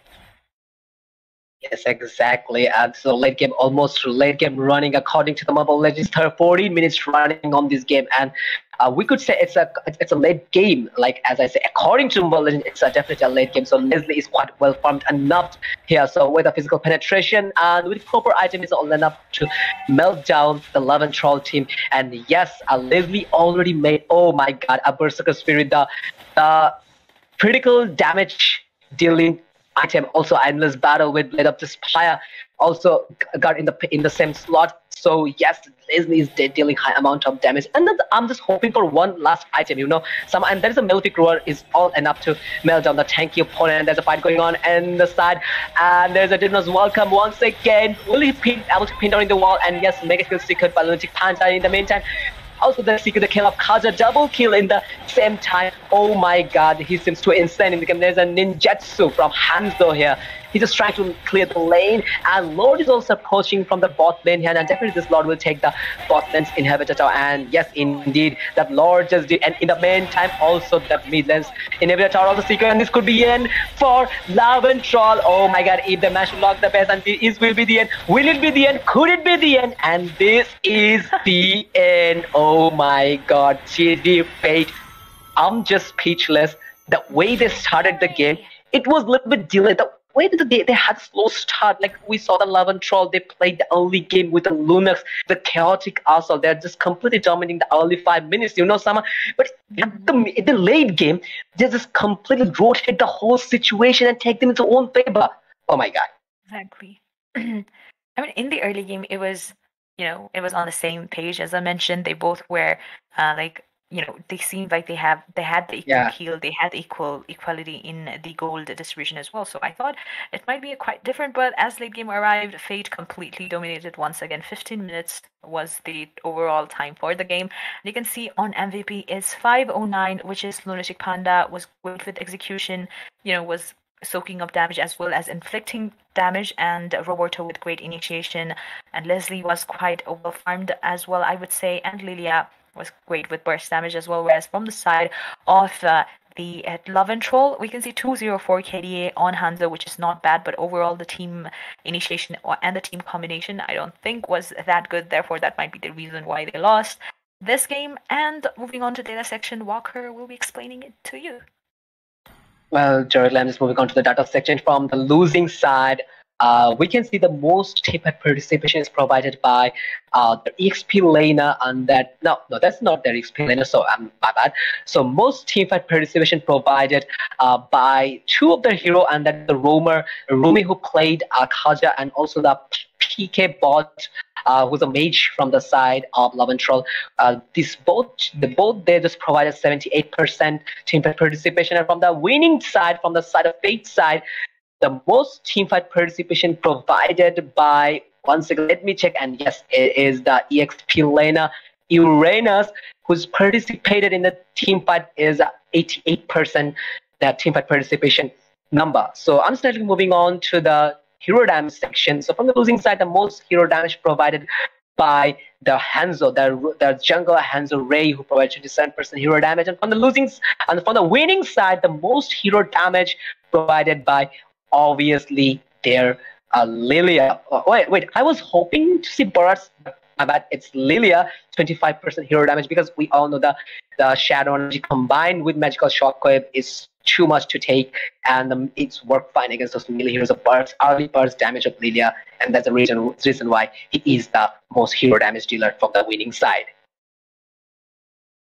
Indeed, but with more to go, guys. This is just 2 games. This is best of 5 again to mention, and both of the games are taken down by Fate. It's quite similar to the last game. Both of the game were taken down by the WAINS Dynasty, but later on they were able to make some comeback. But this time, let's see, it might be similar, or maybe Fate will be able to make a clean, sweep victory. But we never know, guys. Fate from Nepal and Love and Troll for Pakistan. We still have more game to go, and I'll see you guys. Me and Waqar Mehmood, we casters will see you guys in the next match. Please stay tuned.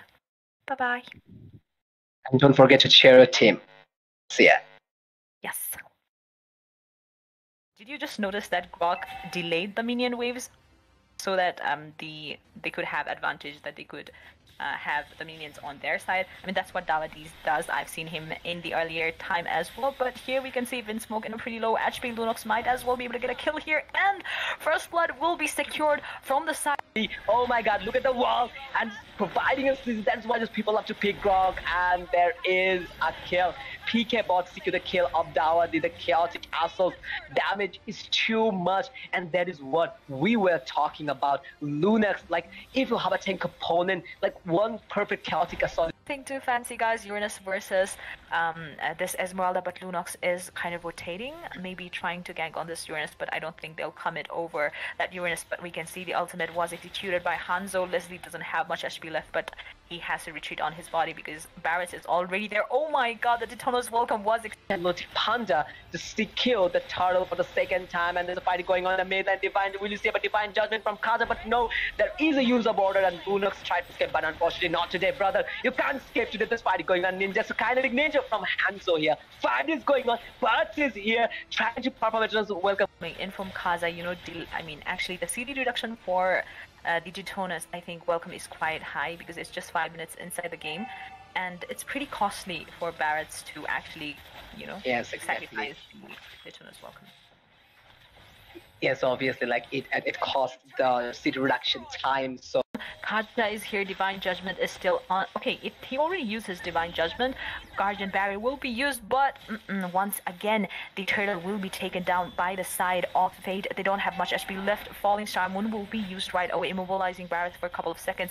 Will they be able to survive this gank? But yeah, they be able to survive this gank, but yes, Guardian Barrier will be used, and this might as well be the disengagement in the fight. But Uranus is going in, wanting some more kills. Vinsmoke is there as well. Lilia with that burst damage might as well be able to deal some damage, but Leslie is the one who got killed here.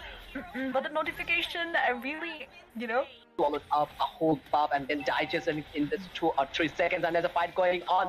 There is a use of flicker. Clint is just managed to escape, and there's a Chagrin bombardment, but not that damage, and killing spree from Lunatic Panda, and literally he just completely dominating the whole game, and there's a fight going on. There is a use of sniper, use number 2 ultra.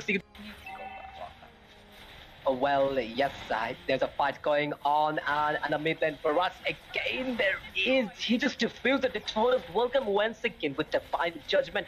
Oh my god, that's a perfect timing of use of the ultimate. Hats off for Kaza, that I would say here, and the mid lane thought will definitely take it down. Right?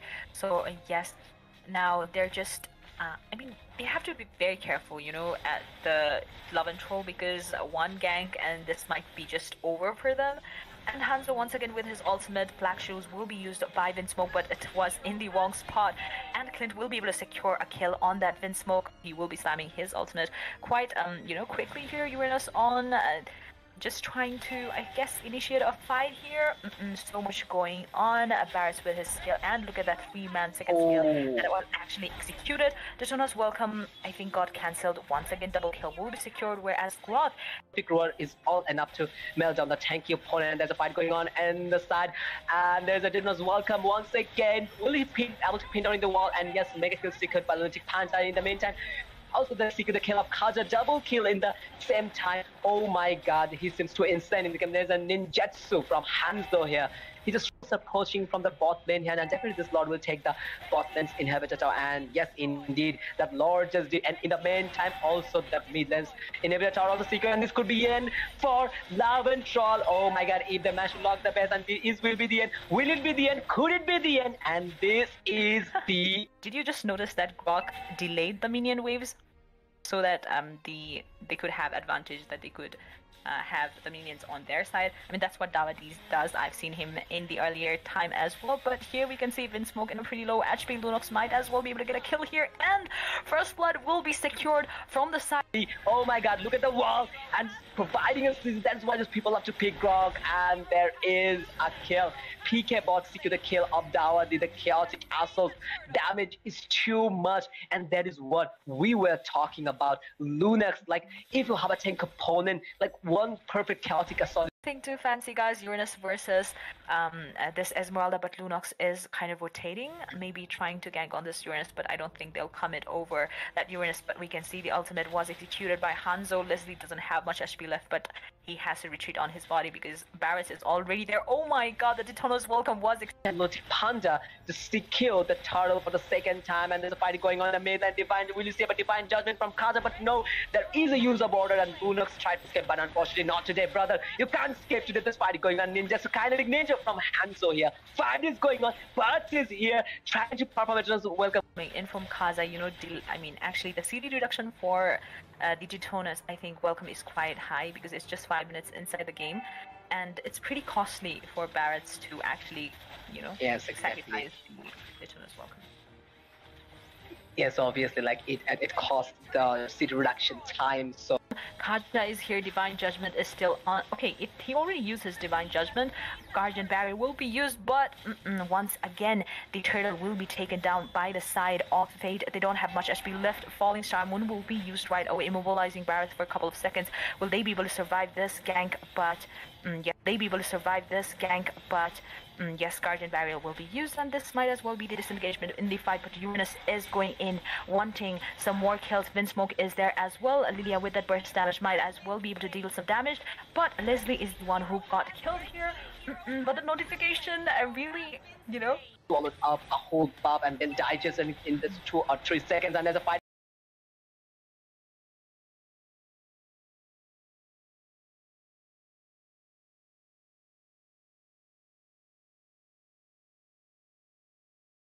There's a fight going on.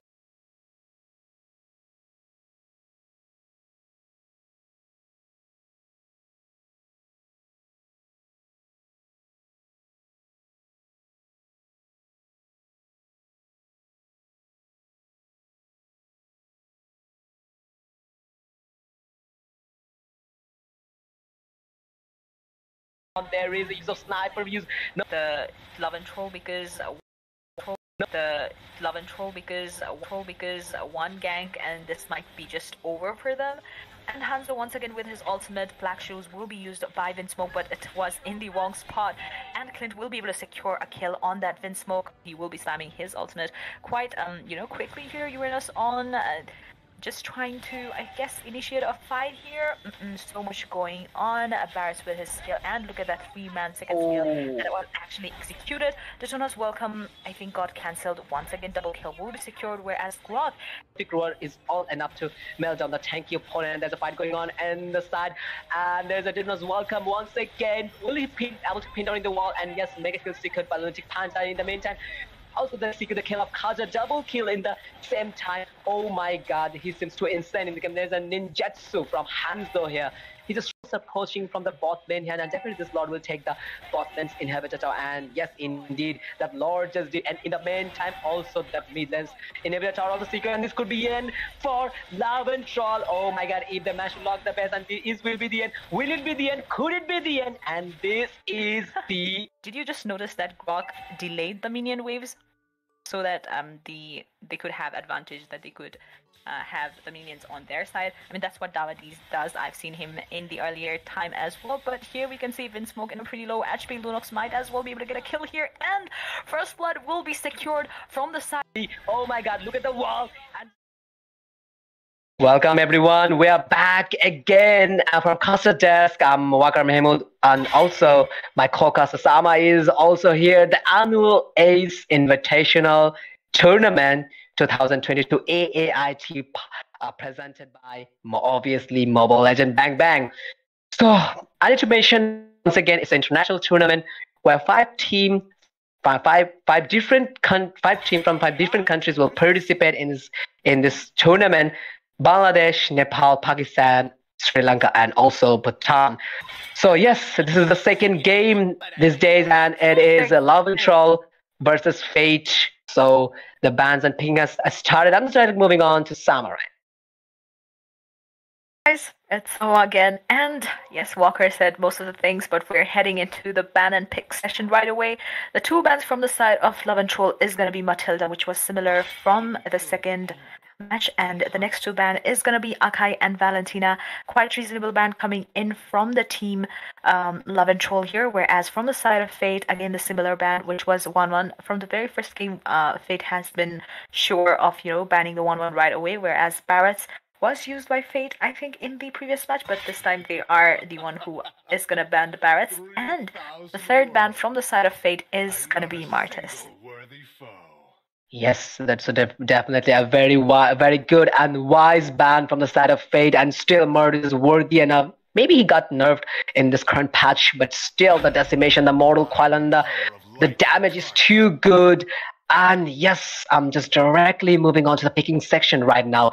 From the side of Love and Troll, Rumi again picked Akaja. Last time we witnessed Akaja gameplay from Rumi. He didn't make enough time, but still he picked Akaja, and still we would say Akaja is a very good pick according to this current meta. And from the side of Fate, Vinsmoke. If I'm not pronouncing wrong, it's Vinsmoke. Okay, Vinsmoke picked a Lilia, and if we talk about Lilia is a very good mage for those heroes are melee heroes against. It's a very good pick against a melee heroes. Like, you can come closer to Lilia. Those shadow energy and magical shock will literally melt you down if you dare to come close to Lilia, and he's a very good counter of fighter or even melee heroes. And also Roberto in this third game, he picked up Esmeralda here as an EXP laner, obviously, because maximum time Esmeralda played as an EXP laner, so it's definitely a very good pick. And from the side of Love and Troll, PK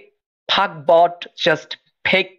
Now, this showed up a Sicilian, not sure yet, but he will secure a Sicilian here, because Sicilian got the late game potential damage here. Every single batch impact with proper stack is capable to melt down any hero or even a tanky hero also.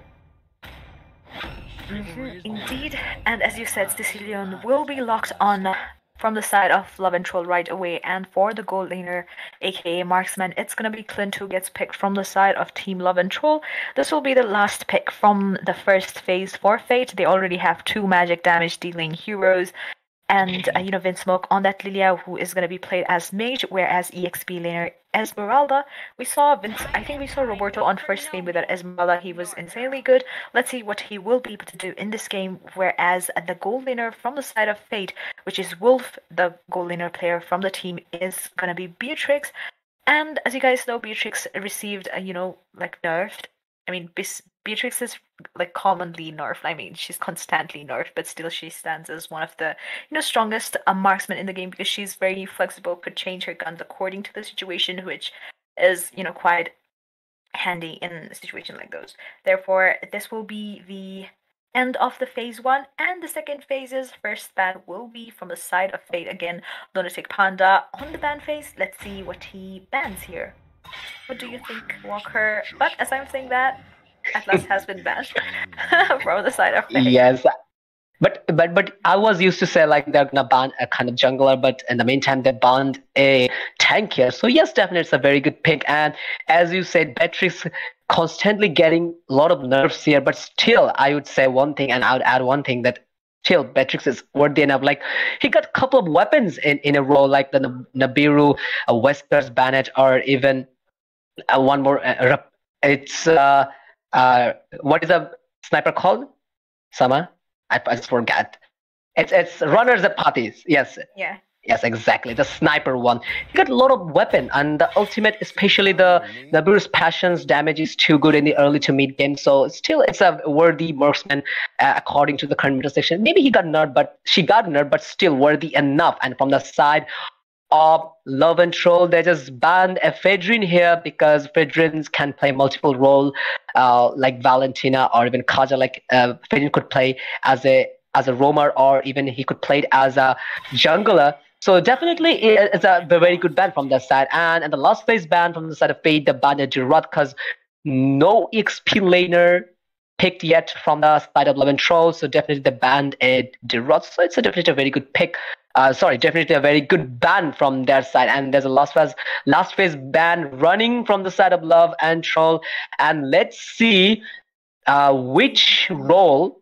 Yes, we don't know. We are so excited to see which role. I guess they're gonna ban a jungler. Are we about to see again a Karina ban? Wait a second. A Lolita ban, which is quite unusual, but it's okay. Like they're gonna play some kind of hero which is a very good counter, which can be countered by Lolita. It could be like that or something.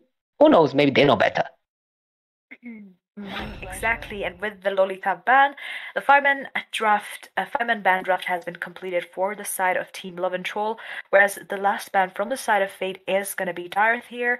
Now both of the teams' ban phase has been completed. Now double pick from the side of Love and Troll, and Leomord was open, guys, so could be used as a jungler here. It's just a matter of time. We'll be able to see if Love and Troll actually locks onto both of these heroes. Leomord and Guak both are very good heroes.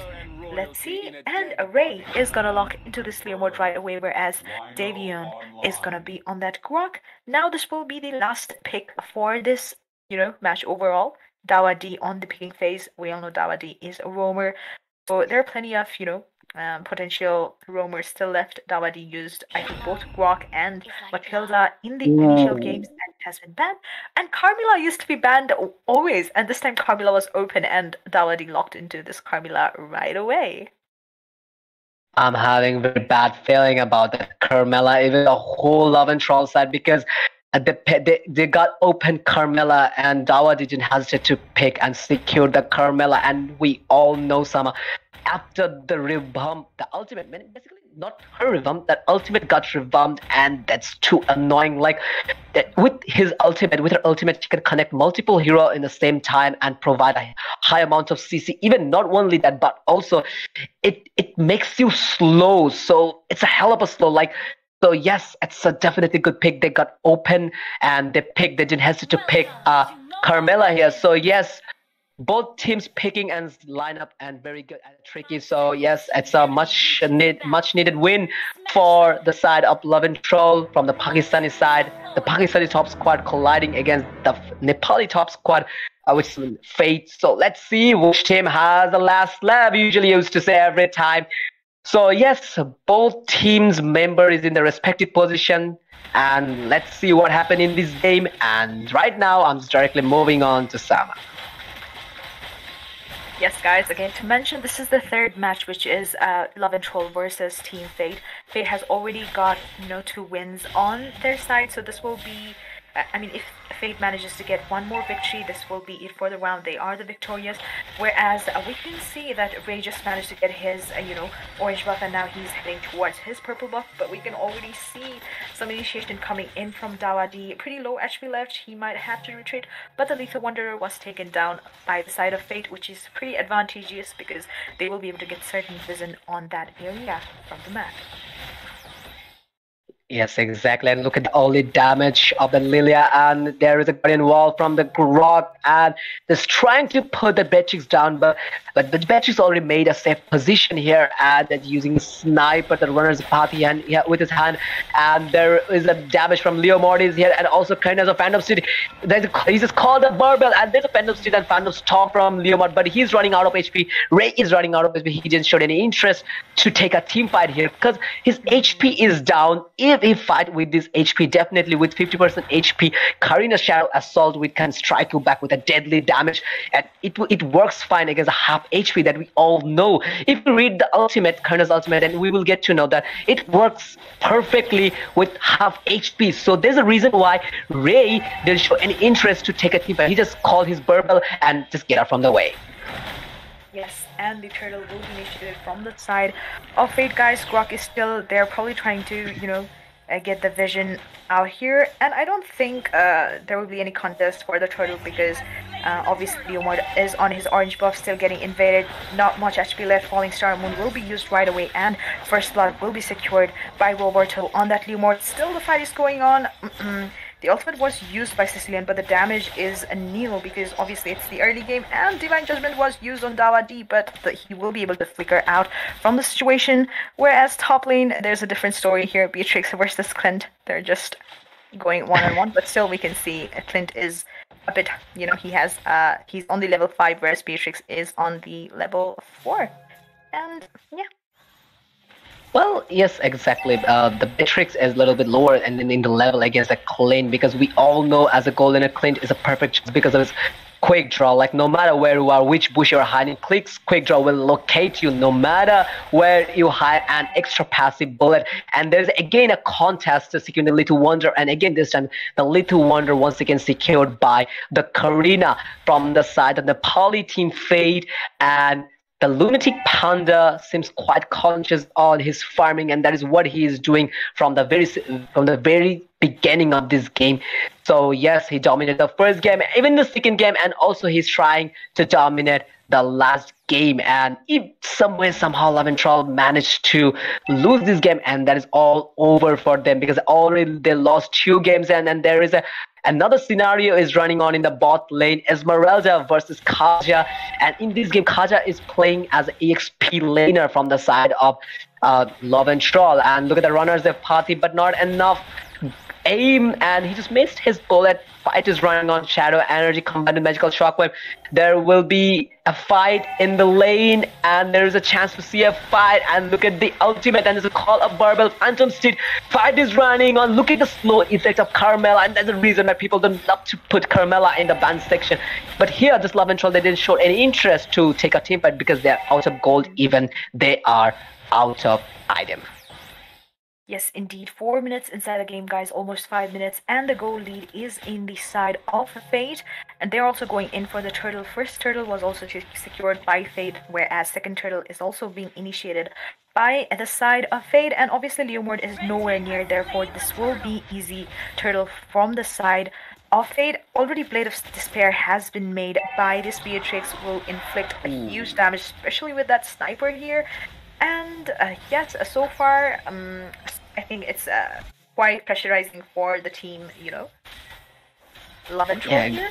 But yes, you can see this Esmeralda constantly cutting the lanes because she knows that Kaja alone will not be able to take her down. She's just she's just going in and cutting the lanes. But Clint might have to use that flicker to escape from the situation, and the top lane towers are gone for Love and Troll here. Dowdy still trying to initiate a fight here. Falling Star Moon was used and the ultimate from the Leomord was executed, but they might have to be very careful for initiating a fight. And as you can see, Beatrix was able to completely melt down Grok right away.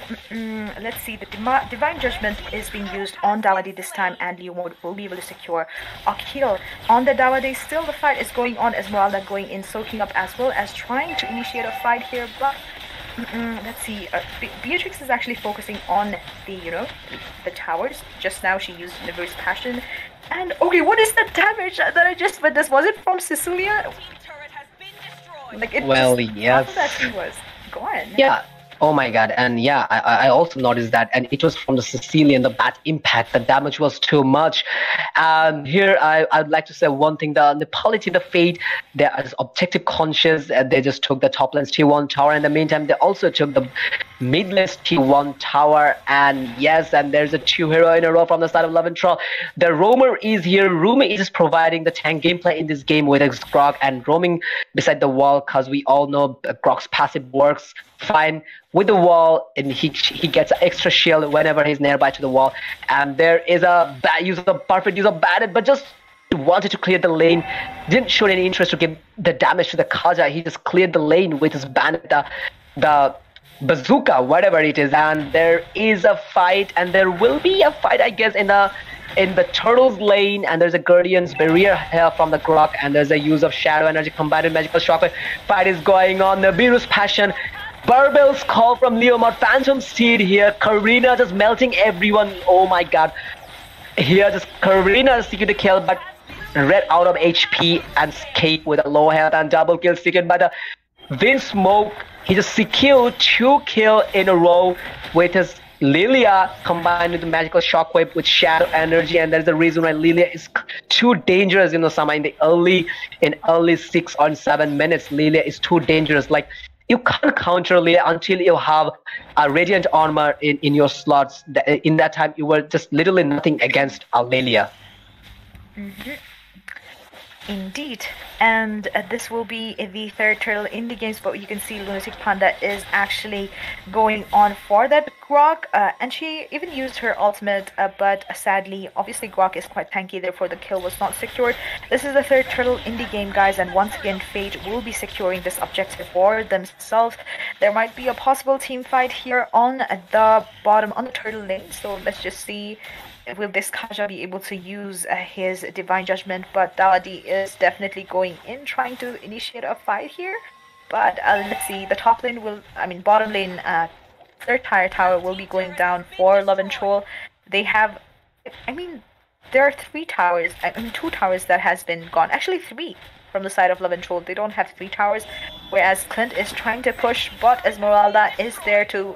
She tried to defend the tower, but obviously with that passive, Clint was able to take it down. Esmeralda and Karina completely ganking on that Clint, and he had nowhere to go. Therefore, Clint is gone. Grok is still there. 4 of the members are there from the side of Fate, so they have to be careful. Even Grok cannot sustain damage incoming from this Beatrix at this point of time because she already has her core items made. Falling Star Wound was executed by Roberto, probably trying to escape, or maybe, she had the cooldown is not that intensely massive for Esmeralda, so yeah, she will be spamming her ultimate once and again. Grok is probably surrounded by the members of Fate here. Leomord executing his first skill, but this is a pretty tough situation to be in, And Black Shoes was used probably because Lilia was threatened that Kaja might be using his Divine Judgment on her. Therefore, yes. So far, so good. Well, let's have a look on the item slot again. So I would like to see, well, there is no time to discussion. Fight is going on in the mid lane. There's a use of ultimate up. Carmela just performed her ultimate, and look at the damage of Beatrix. Oh my god, it's almost 9 minutes running it. That is the reason why Sicilian is capable to give that much damage with his every single bat impact. And just one thing I need to mention here, Love and Troll, they have the latent potential damage, like they have the Sicilian in your side. Like, no need to worry about late game when you have a Sicilian in your corner. So that is what they're planning to. Just speed him up, just speed Sicilian up. He will definitely carry the whole late game. And there's a hand on the Lord. There will be a fight. We will about to witness a fight in the Lords. Then it'll fall in Starmoon by Esmeralda. Phantom Steed from Leomord. Burble is trying to rampage and take them down. Not enough farm. So there's a reason why Leomord is not getting much that damage, and look at the damage of that Beatrix. Literally, they just took whole squad down. This 2-man left from the side of Love and Troll. Their jungler and their roamer just stay alive. They just only managed to escape with low life. And in the meantime, the Lord secured by the Fate side. They just secured the Lord, and it's a 10-minute Lord, and maybe it's not a Luminous Lord or even an Enhanced Lord. But as usual, every time I used to say, every Lord carries a benefit. So I was about to explain the item section. And so once again, I'm requesting for the streamers that let's have a look at the item slot. So I could see the item up, especially the Karina. Well, Sama, did you just notice? Tank meta is nerfed a couple of patches before, but still, from the side of Fate, the jungler, the Lunatic Panda is going to a tanky build like we were used to see like couple of metas before, like tanky lineup, the tanky meta. So still, is it worthy enough? Is it worth enough to make a Karina tank, like a Karina tanky lineup? Is it worthy enough? What you think about that? In this situation, yes, I think so. because Karina, even with that tank build, I think she is doing pretty good here. But there might be another team fight initiation here.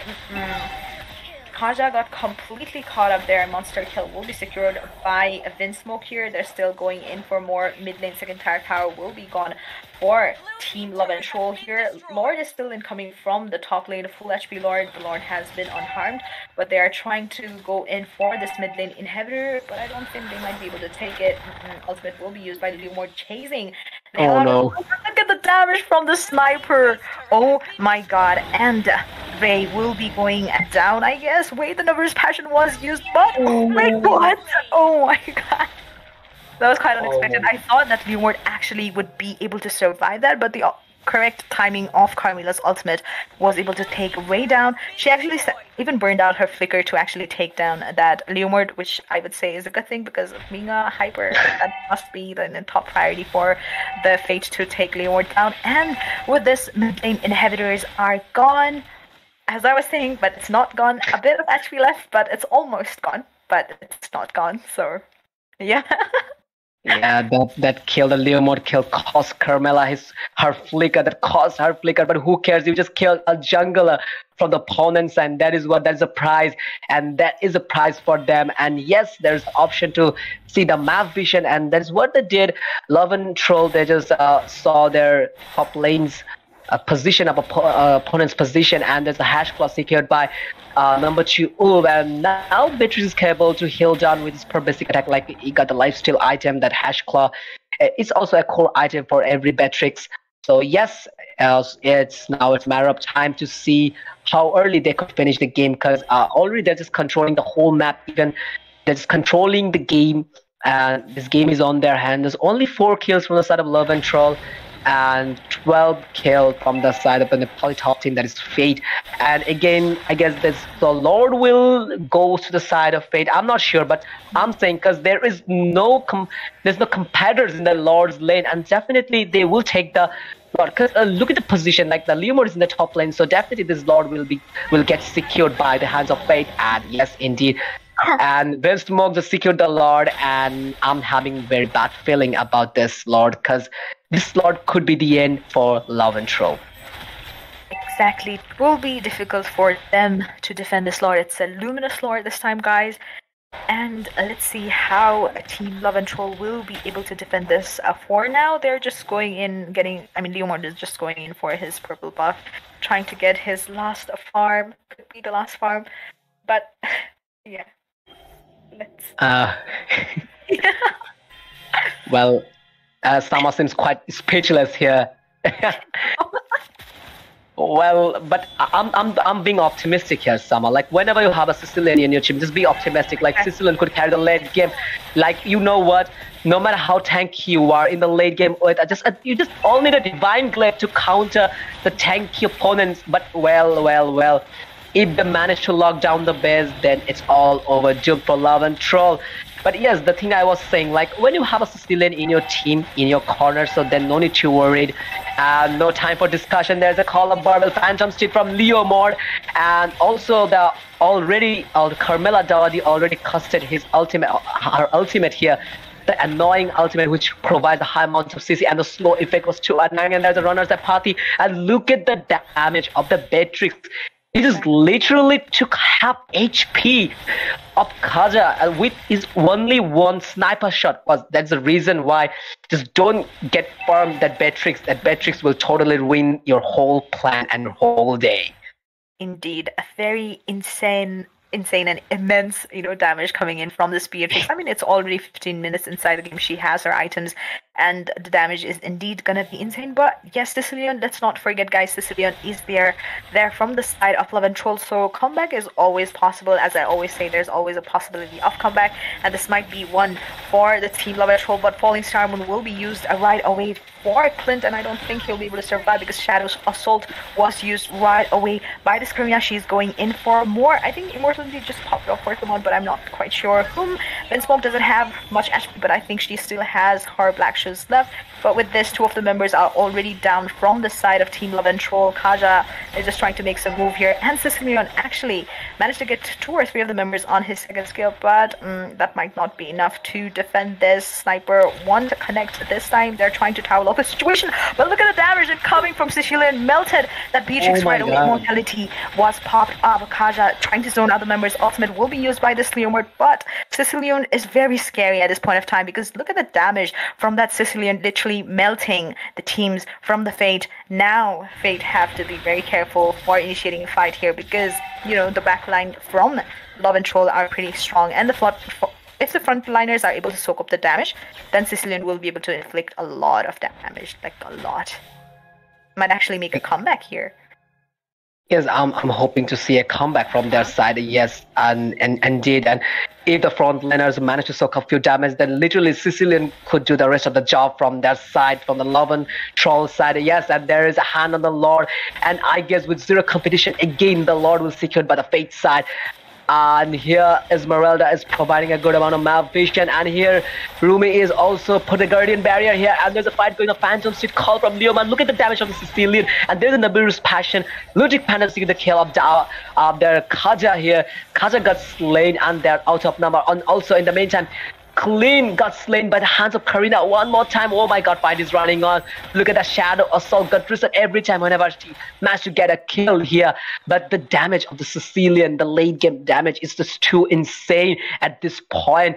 And like, that Fate is just thinking that all they have to do just take down Sicilian, then they will do the rest of the job. And that is what they're thinking right now. The thing they're roaming in their mind, just take down the Sicilian, no matter any cost. They just want to put Sicilian down, because Sicilian is the problem right now, because it's already 18 minutes running on this game in the land of dawn between Love and Troll from Pakistan versus Fate from Nepal, and the biggest threat, Fate's biggest threat, is currently their Sicilian. Look at the damage. Yes, exactly. Oh my god, the damage is too insane, Sama. But the fight was once again initiated, and Roberto just went down. It was a 4v1 situation for Esmeralda. Even though she is quite tanky, that is a lot of damage to, you know, soak up. So she probably went down there. They might as well be going in for the Lord. Maybe Dawadi is just trying to bait, you know, there.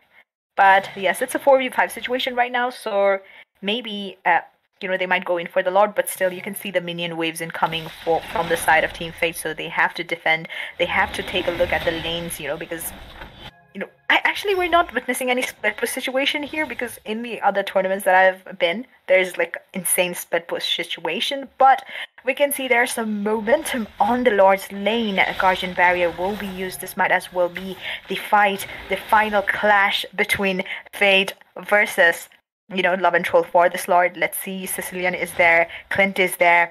So, I mean, they have to target the Sicilian, you know, because he's the one who inflicts the maximum damage from the side of Love and Troll.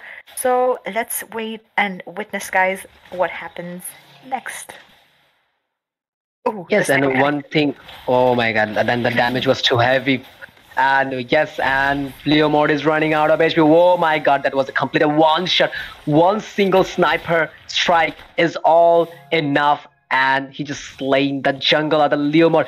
He just got one shot from the Beatrix, and this Beatrix damage is too insane. And look at the KDA of Beatrix. That's 305, no death yet. So yes, and without zero competition, the Lord again secured by the Fate, and use of Retribution.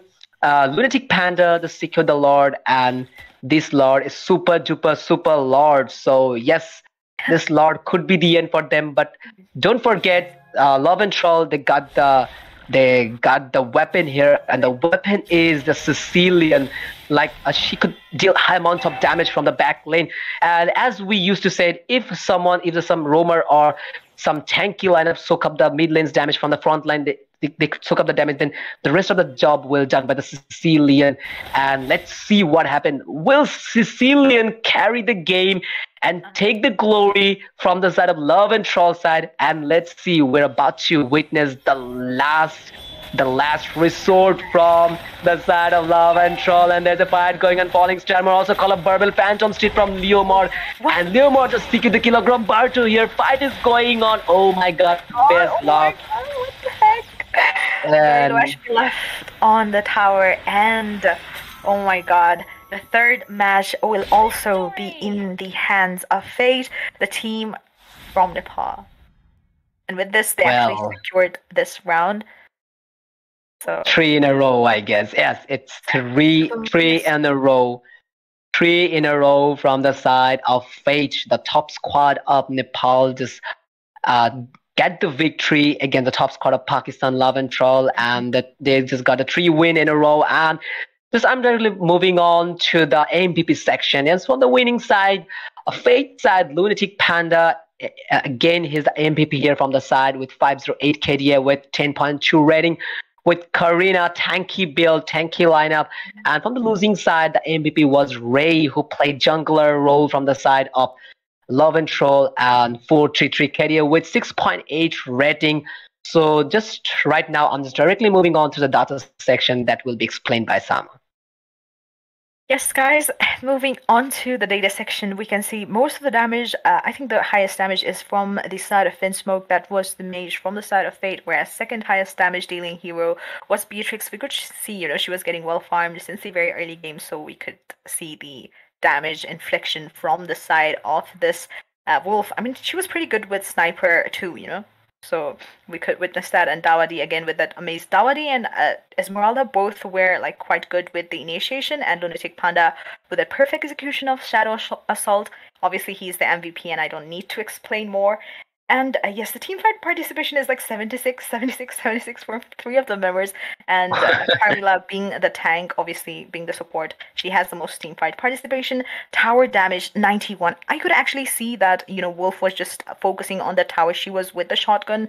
He was completely focused on ending the game because he knew that, Sicilian might be a quite annoying, hero to encounter in the late game. Therefore, yes, that is for the Fate, whereas from the side of Love and Troll, we can see the stats are quite, low, and the team fight participation is quite, excessive in comparison to other things.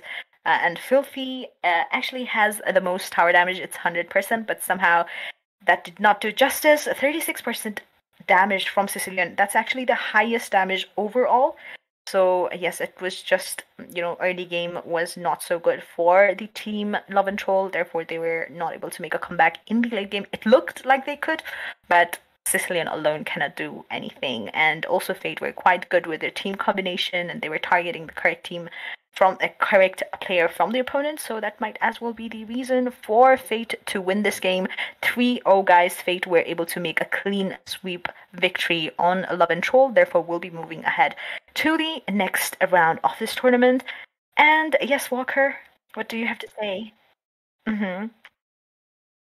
Yes, and this is the end for today's session. We will be coming in for more matches tomorrow, so just stay tuned. And Waqar Mehmood was my co-caster for today's match. It was a very interesting match. Guys, the initial matches as well as these matches that we just witnessed. And Fate were the winner. I don't have to mention more. And I'll see you guys tomorrow. I would like to thank Mobile Legend Bang Bang for, initiating such making such tournaments to actually happen in the countries like Nepal and Bhutan, Sri Lanka, Pakistan, and which is one? Bangladesh. Yes. So thank you, Mobile Legend, for initiating this event, the AAIT Annual ACE Invitational Tournament. Thank you, co-caster. Thank you, all the streamers, for your hard work, and referees as well. Good luck, players, for the upcoming matches. And this is your caster Sama with co-caster Waqar Mehmood, and we're signing off for today. Good night. Have a good dreams. No nightmares.